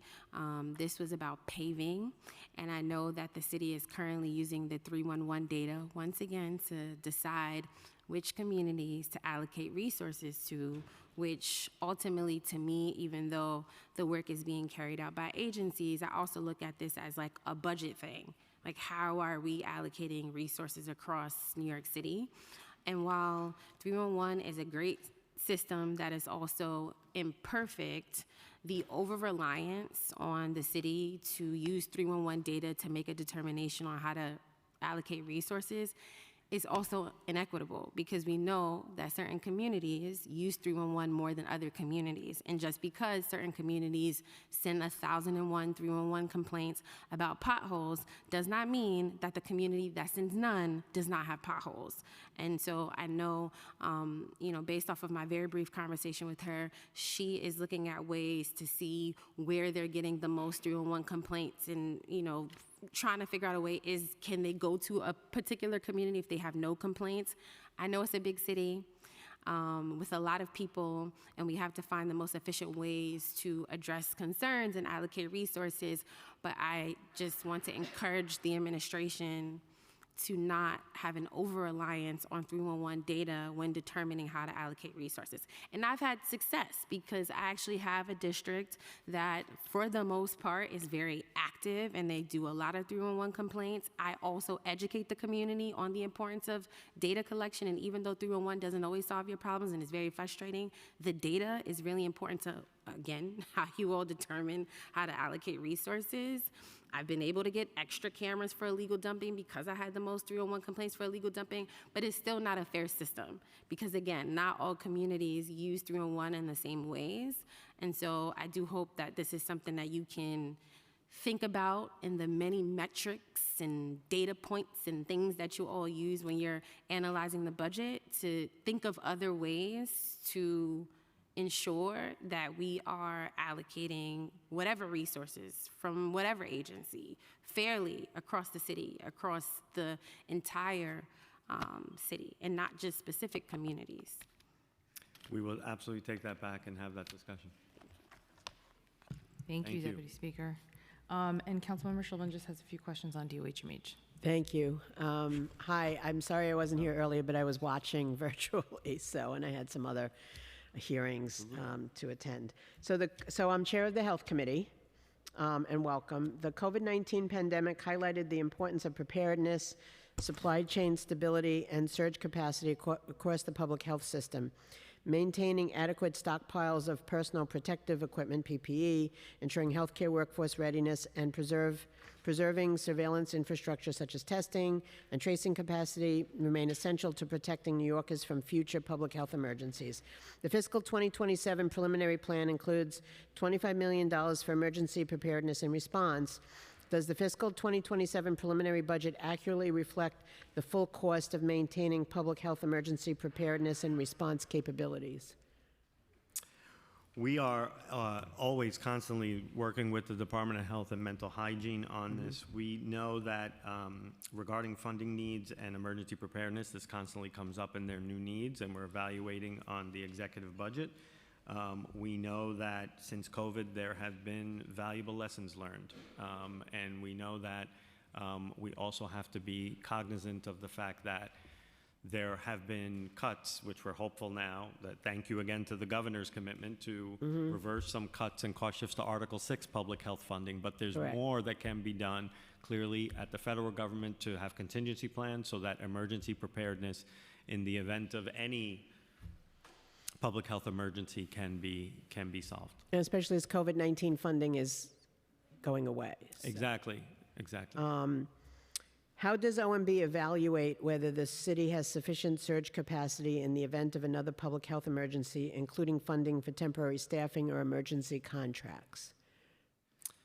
Well, we, again, engage with the Department of Health and Mental Okay. Hygiene to ensure that we know what their needs are and what preparedness means and what they need to be well-resourced. I think that they have plans on the books. We want to make sure we actualize those plans and what the resources there are. Obviously, we have a budget Right. challenge. We need to make sure how we can get there in the executive budget, but it's a priority. Yeah, because we, as you know, we can't rely on the federal government anymore, and we have to be an entity unto ourselves. And I know that the Department of Health just recently joined the World Health Organization on its own.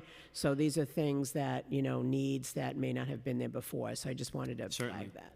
All right, thank you very much, Chair. Thank you. Thank you. Okay, we are nearing the end. So I just have a couple questions that I was asked to ask in terms of education.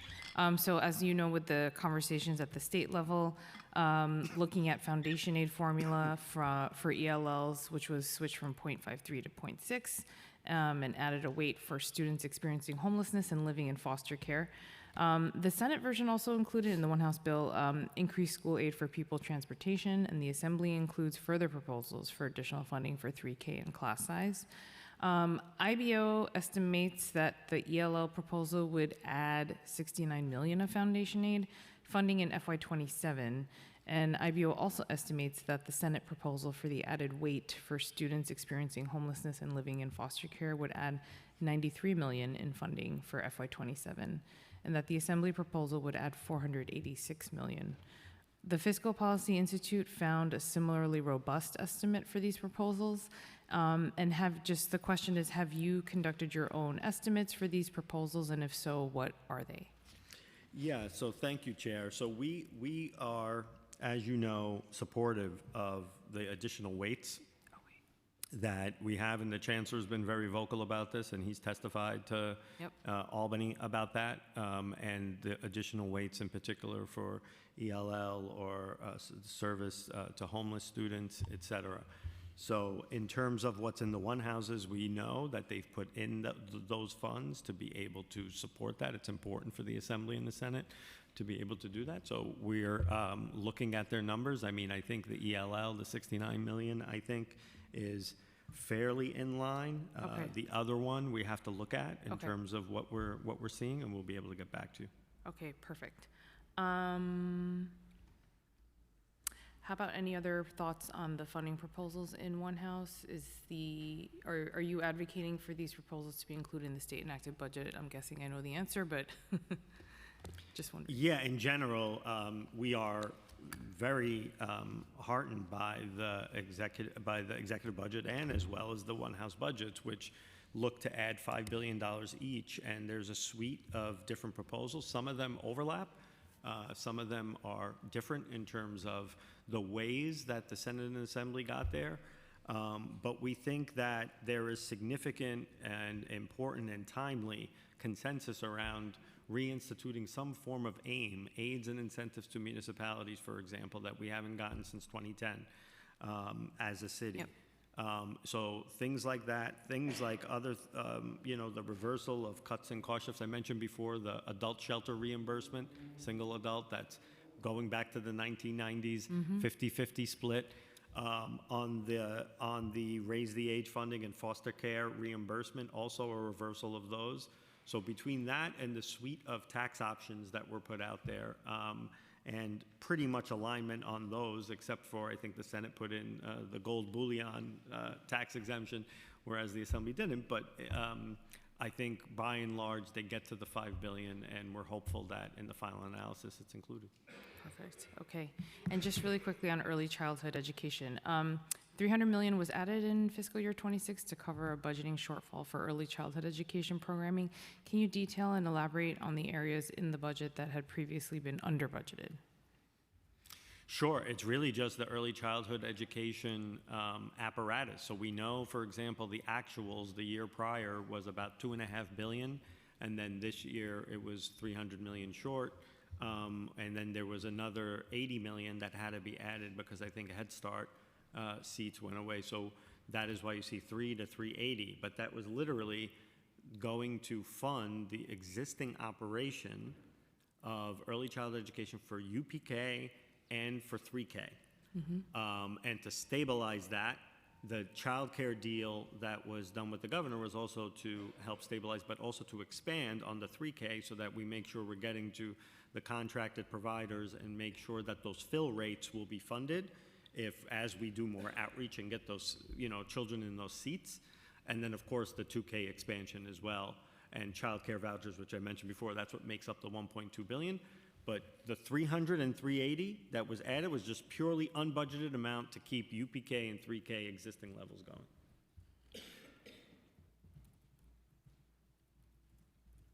Okay, great, thank you. And then how would you use this, the budget for that amount? Sorry. That is, I think, a number of things, including that there is the appropriate staffing in the early childhood education department to make sure that we're doing the kinds of outreach to communities that we need to do, the painstaking work of making sure that invoices are processed and that vendors are getting paid and that we understand what the fill rates are in each of these communities, and citing and everything else related to how to have a robust early childhood education apparatus. And it had taken some hits in the pegs over the years, but clearly as a main priority of the administration, we're making sure that they have the resources they need so that it's a functional program. Okay, so just to clarify, so you have 235 million for new UPK, or 3K? Yeah, so the 235 million is part of the state agreement. That is really funded for the expansion. So as some of the way the contracts are these set up, it's like if you reach over 70%, I believe, in fill rate, then it triggers another level of funding in the contract. So we're trying to figure out if our efforts are going to be successful, when our efforts are successful, I should say, that those fill rates and those students in those seats, those 3-year-olds, will then trigger contractual requirements for more payment. So that is where it ties into expansion, and a piece of that was also to fund some of the collective bargaining increases that had to go in that weren't for a segment of the early childhood population or workers. So that was the 235. Okay, thank you for that. And was the full level of the early child care providers contracts not previously reflected in the budget? There was under budgeting. Okay. I just want to quickly go back to Councilmember Brewer's point, and this is something that is more state related, which I know, but I can't help but think that if we were to work on this to fix the issue around the daycare programs, because I used to run one. I will say I don't think all of them are bad, because I think there are definitely a lot that are great, but there's been fraud, I think, that we've been trying to flag for the state on this issue since what? At least 2010 or before, right? Which is literally decades of Medicaid that could have been recouped from if there was actually more oversight on a lot of these adult daycare programs. And so just wondering, and this is a conversation for future, but I would love to look at this a bit more, because I think those Medicaid dollars are going to be crucial for us to look at more carefully in the future. And maybe this is something we can collaborate on, because I think that's going to translate to more dollars either in the state budget, which will trickle down to the city budget. So definitely want to take a look at that with a fine tooth. Yeah. Okay, and then just my last couple questions. For the salary history ban and salary caps that the city has, so the council has heard there are current non-union city employees who are being told that when they are offered new positions at different agencies and switch over, even if it's in the different title, grades, OMB caps the new salary that the agency can offer to no more than 10% the applicant's existing salary, even if the salary range goes higher than that amount. So is that true, or if not, and would this run counter to the 2017 salary history ban that was passed by the council? We typically, the 10% cap is applicable to existing employees that are staying within the same title and assuming additional responsibilities. There are exceptions that are made on certain circumstances, but clearly, when you talk about current employees who are promoted to new titles that are subject to the contractual salary requirements of that title and not restricted to the 10%. So that's what we know. If you're hearing something different, we'd love to clarify what that is, but it's really about existing employees, existing titles, not going to get a new job at another agency. Then you're subject to the salary band and range of that is, and won't necessarily be subject to the 10%. Okay, yeah, because we heard that it's when they move agencies. So if that, I'll let you know if there are specific incidences of that, but yeah. Okay, so really quickly, I know that there were a few council members that had actually asked this question, because I think oftentimes we pass legislation, and so I just wanted to ask for the record, if OMB is willing to commit to fully funding all the enacted laws in the budget, and if not, what is the admin standard for determining which laws are actually implemented? Because I know that there are some that are tied to funding, and so just wanting to know how you plan on making sure that you're meeting the laws. I know that a couple council members had asked similar questions related to this, and so I just wanted to ask more generally speaking about laws that are passed. Sure, and just speaking in general, I mean, I think that one way or the other, expenses has to match revenues. And so it just comes down to sort of the fundamentals in the budget, how we're able to comply with legislative mandates, comply with other needs that the city of New York has to continue core government operations. And then at that point in time, you understand what is for discretionary investment. And at the end of the day, expenses have to add up to revenue. So in some cases where there are mandates, there are opportunities as well to be able to understand how we're going to balance and make the trade-offs. It's going to be more expense reductions, which could be through savings. We don't want to cut services.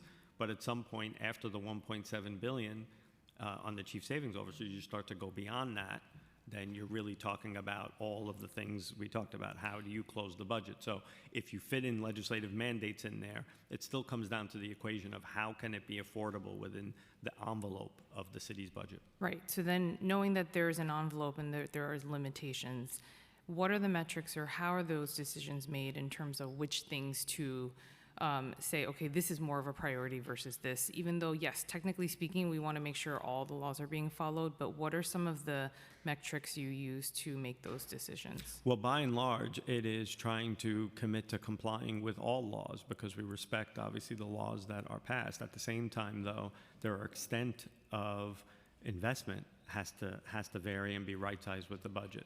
So it may not be full-scale implementation. It may be a phased approach, right? It is as much as the expenses will dictate. So, but of course, if there's a law on the books, we have an obligation to see if we can make progress on it, but it may not be fully available, fully compliant, because the trade-offs may be cuts in other areas that weren't the intent to begin with to cut. Right, exactly. So if you could, if at all possible, give us some sort of idea or sense back to the council, because I hear what you're saying, and obviously in a much smaller scale when I ran my nonprofit organization, pales in comparison obviously to the size of the city's budget, but I think the concepts of it are very similar, right? You have to meet payroll. There are certain expenses you have vendors that need to get paid. And there have been tough situations where, because of the contracting process, cash flow became a huge issue for us, and we weren't sure if we were able to pay staff. So I feel like, but in that sort of, budget, there are ways that you prioritize when to do what. And so I'm just trying to get a better understanding of how that decision gets made. Sure. Yeah, so if you can provide something, that'd be great. And then also, what recent changes in the economy has OMB observed that led to a noticeable increase in the sales tax revenue forecast? Yeah, I'll start and I'll ask Josh to come in, but what you've heard this term often, you have a K-shaped economy. Yes. Yeah, so you see consumption at the high end and the high earners are driving a lot of that. You also see inflation inflationary pressures, right? Which are driving, so you pay more for something, you're paying more in taxes, right? And also driven by higher sales taxes that we're seeing from purchases from tourism. So those are the three main drivers. I don't know if you would add anything, Josh. Got it. Okay. No, okay. And sorry, just going back to my previous question, can you identify any laws recently in the last 2 years that were not fully funded? And can you provide that list to the council? Just an example of 2 laws not fully funded. We'll go back and look at it, and we'll obviously come back and have the conversation. Okay, perfect. Oh, did you have another question? Okay, sorry. I'm going to pass it over to Councilmember Narcisse for a question. Quickly, Chair. One of the things that we're dealing with sanitation department, those trucks, I don't know what to say about it. Do we have an extra budget? How that we decide to which station we're going to have different trucks? And to tell you honestly, New York City, we have a problem. It's not being clean. So I want to know, Mr. Director, do we have a plan to look into sanitation? Because sanitation represents us. When you come to New York City, it has to be clean. And we have this problem we're dealing with. And if we don't look into it, New York City is not going to be clean, and sanitation represent us. Even the look of the trucks, many of them already they should be out somewhere, not running in New York City. So do you have anywhere you can squeeze to increase funding to make sure New York City's trucks are in repair and the folks that doing the work is being done? Do we have anywhere room to wriggle when it comes to funding for us? Well, thank you, Councilmember. The Deputy Speaker also raised this issue about how do we know how a budget is allocated to different garages across and cleanliness and so on and so forth. So it's an issue we're going to look at and follow up. But in general speaking, yes, investment in sanitation is needed. Clearly, the snow budget, it hasn't snowed for the past 5 years. This year we got hit with a lot of snow. The snow budget, which is based on a charter 5-year average per person in the city charter, was like $84 million. We had to add $100 million for snow removal because the sanitation snow budget didn't have it. So we are looking at ways that we can invest more in sanitation. And hopefully it stops snowing, so more of that can be for that. But to your point, in all seriousness, it is important that we look at cleanliness metrics and see where we can make more investments. And the trucks themselves need to be a good presentation of city services at work. This is power wash. Do we have any funding for that too? Because the New York City, if we don't clean, I'm a nurse, I'm a registered nurse. So cleanliness means a lot. Yes. In New York City, in order to present ourselves, we have to put funding towards sanitation. Point blank. We have to do more on that one. And in school, right? I love school. My public school enrollment has been declining in recent years. How is ONB working with DOE to right-size the budget in a way that reflects current enrollment realities that I would like to see? In every community, especially, we have to review our community, make sure that we have equity in resources when it comes to our school building, public school. And I'm done on that before the chair kick me out. Yeah, the Chancellor Samuels addressed this in his testimony a couple of days ago. No decisions have been made on the so-called hold harmless funding. It's something we're looking at and reviewing along with DOE. We obviously want to make sure all schools can get their adequate resources, but no decisions have been made on changing hold harmless at this moment. You know why I'm concerned about this? Because usually the black and brown communities, the vulnerable communities, feel like the resources not coming to them. And our children, I think that's one thing I would say, that's the right of human being in New York City. Every child deserves the best quality education. So look into that for me so all the resources can be allocated fairly and certainly equally. Thank you, Chair. Thank you. Thank you. Okay. People keep coming back. We got Councilmember Higgs. I'm very sorry, Chair, but thank you very much. First and foremost, well done. You answered many of the questions, even though I wasn't here. We were watching, so I just have two Thank you. questions for you. As a follow-up question to the Office of Mass Engagement, are there any other agencies that either can be consolidated or develop new agencies to lower costs or increase operations with similar existing budgets as a method to offset short or long-term costs? I mean, I think it's the effort of the chief savings officers that we're looking at ways to do that. We want to make sure that we are being smart about the allocation of resources. And again, there was a question before about shared services and looking at ways to Right. do that. So yeah. Is there a place in which we will get a report from the cost-saving officers? I'm sure this was being asked already. I'm so sorry.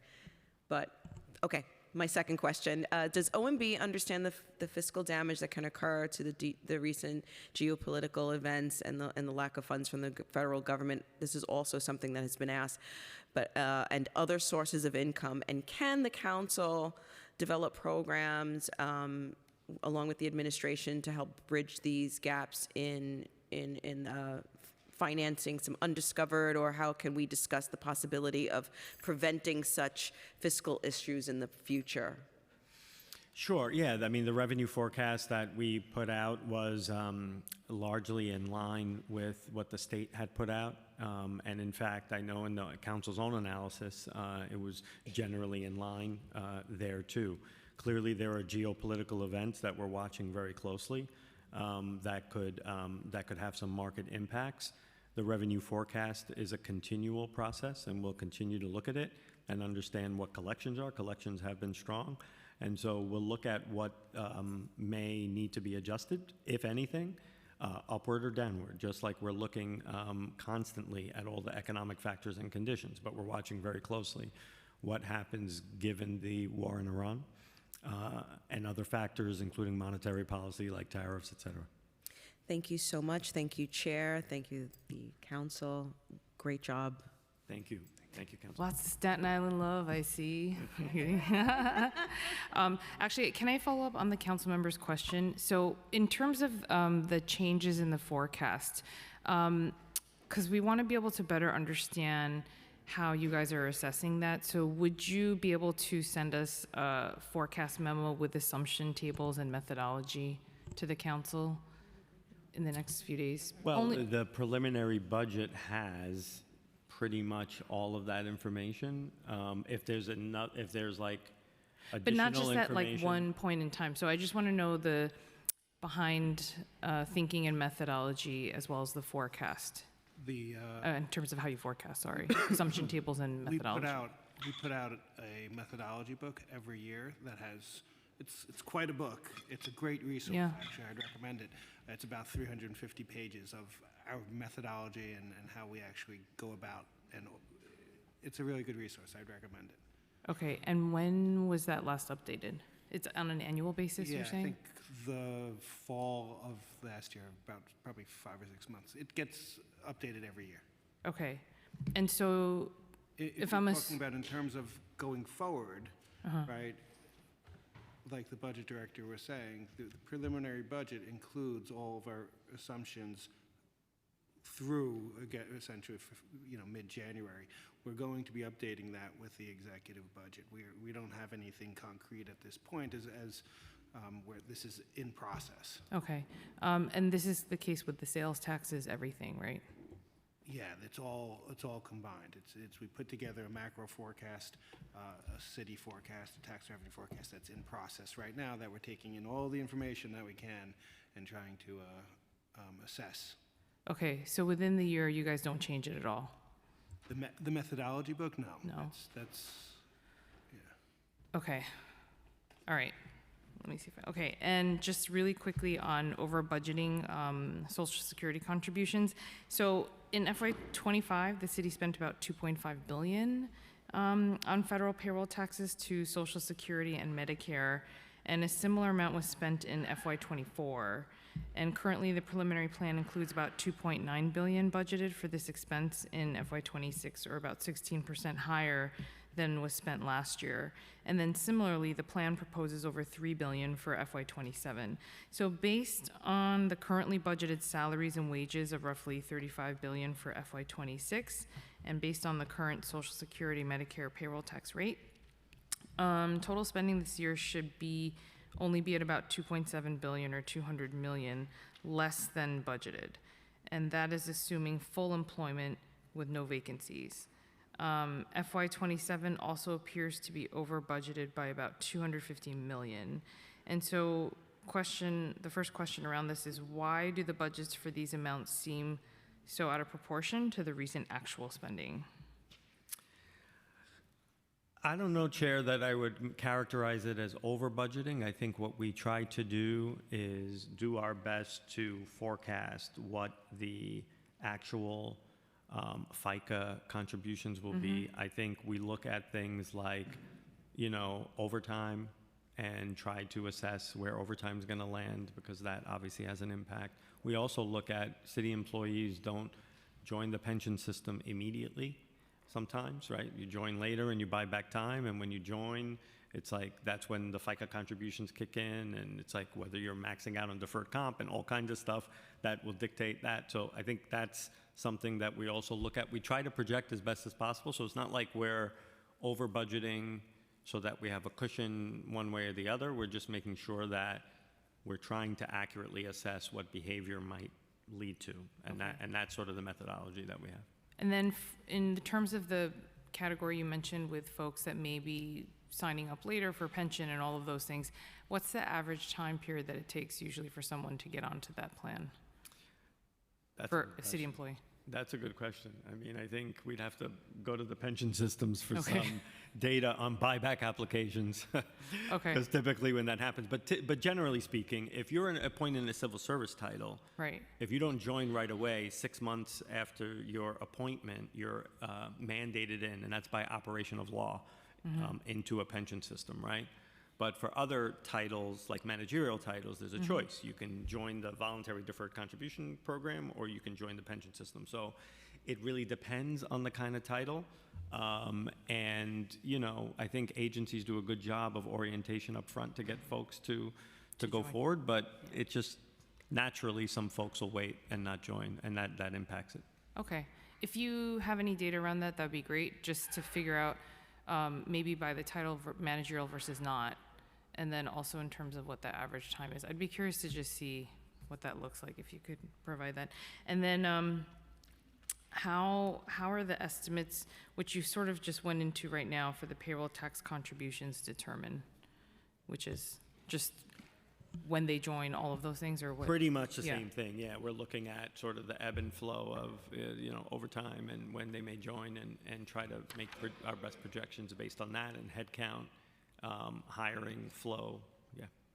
Okay. And I think this has been mentioned a few times today about how property tax inequality, obviously the system, I think both of us share on both sides of City Hall, recognize that the process itself needs to be reformed. And so just wanted to know if you could share what property tax reforms your office has considered, maybe in your previous role, I don't know, or how would they affect the budget, and how would they help New Yorkers who are unfairly burdened?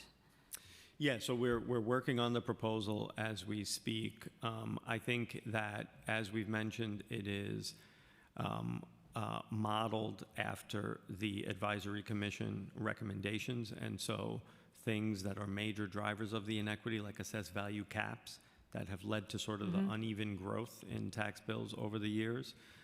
Looking at that, looking at fractional assessments, but then, so those are the structural reforms, sales based on co-ops and condos versus comparable rentals, and then looking at it from there to say, if you do the structural reforms, how can you layer on homeowner relief programs for primary residents?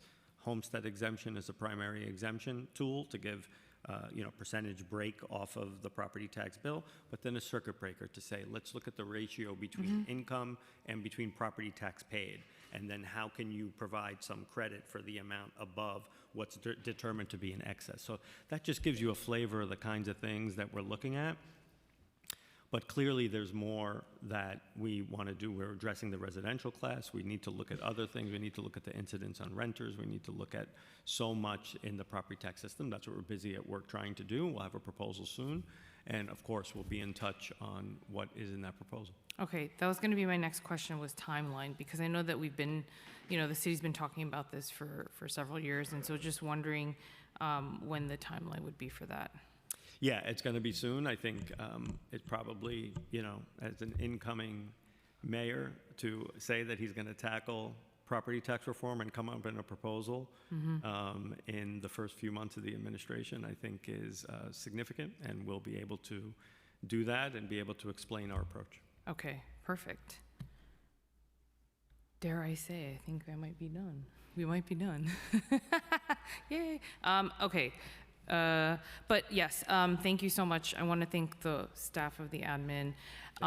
Godspeed. I will keep praying for these chief savings officers, because it seems like we're putting a lot on their shoulders, but we look forward to seeing that report and obviously ongoing conversations. So Thank you so much, Chair. I appreciate it. And with that, I'm closing out today's hearing.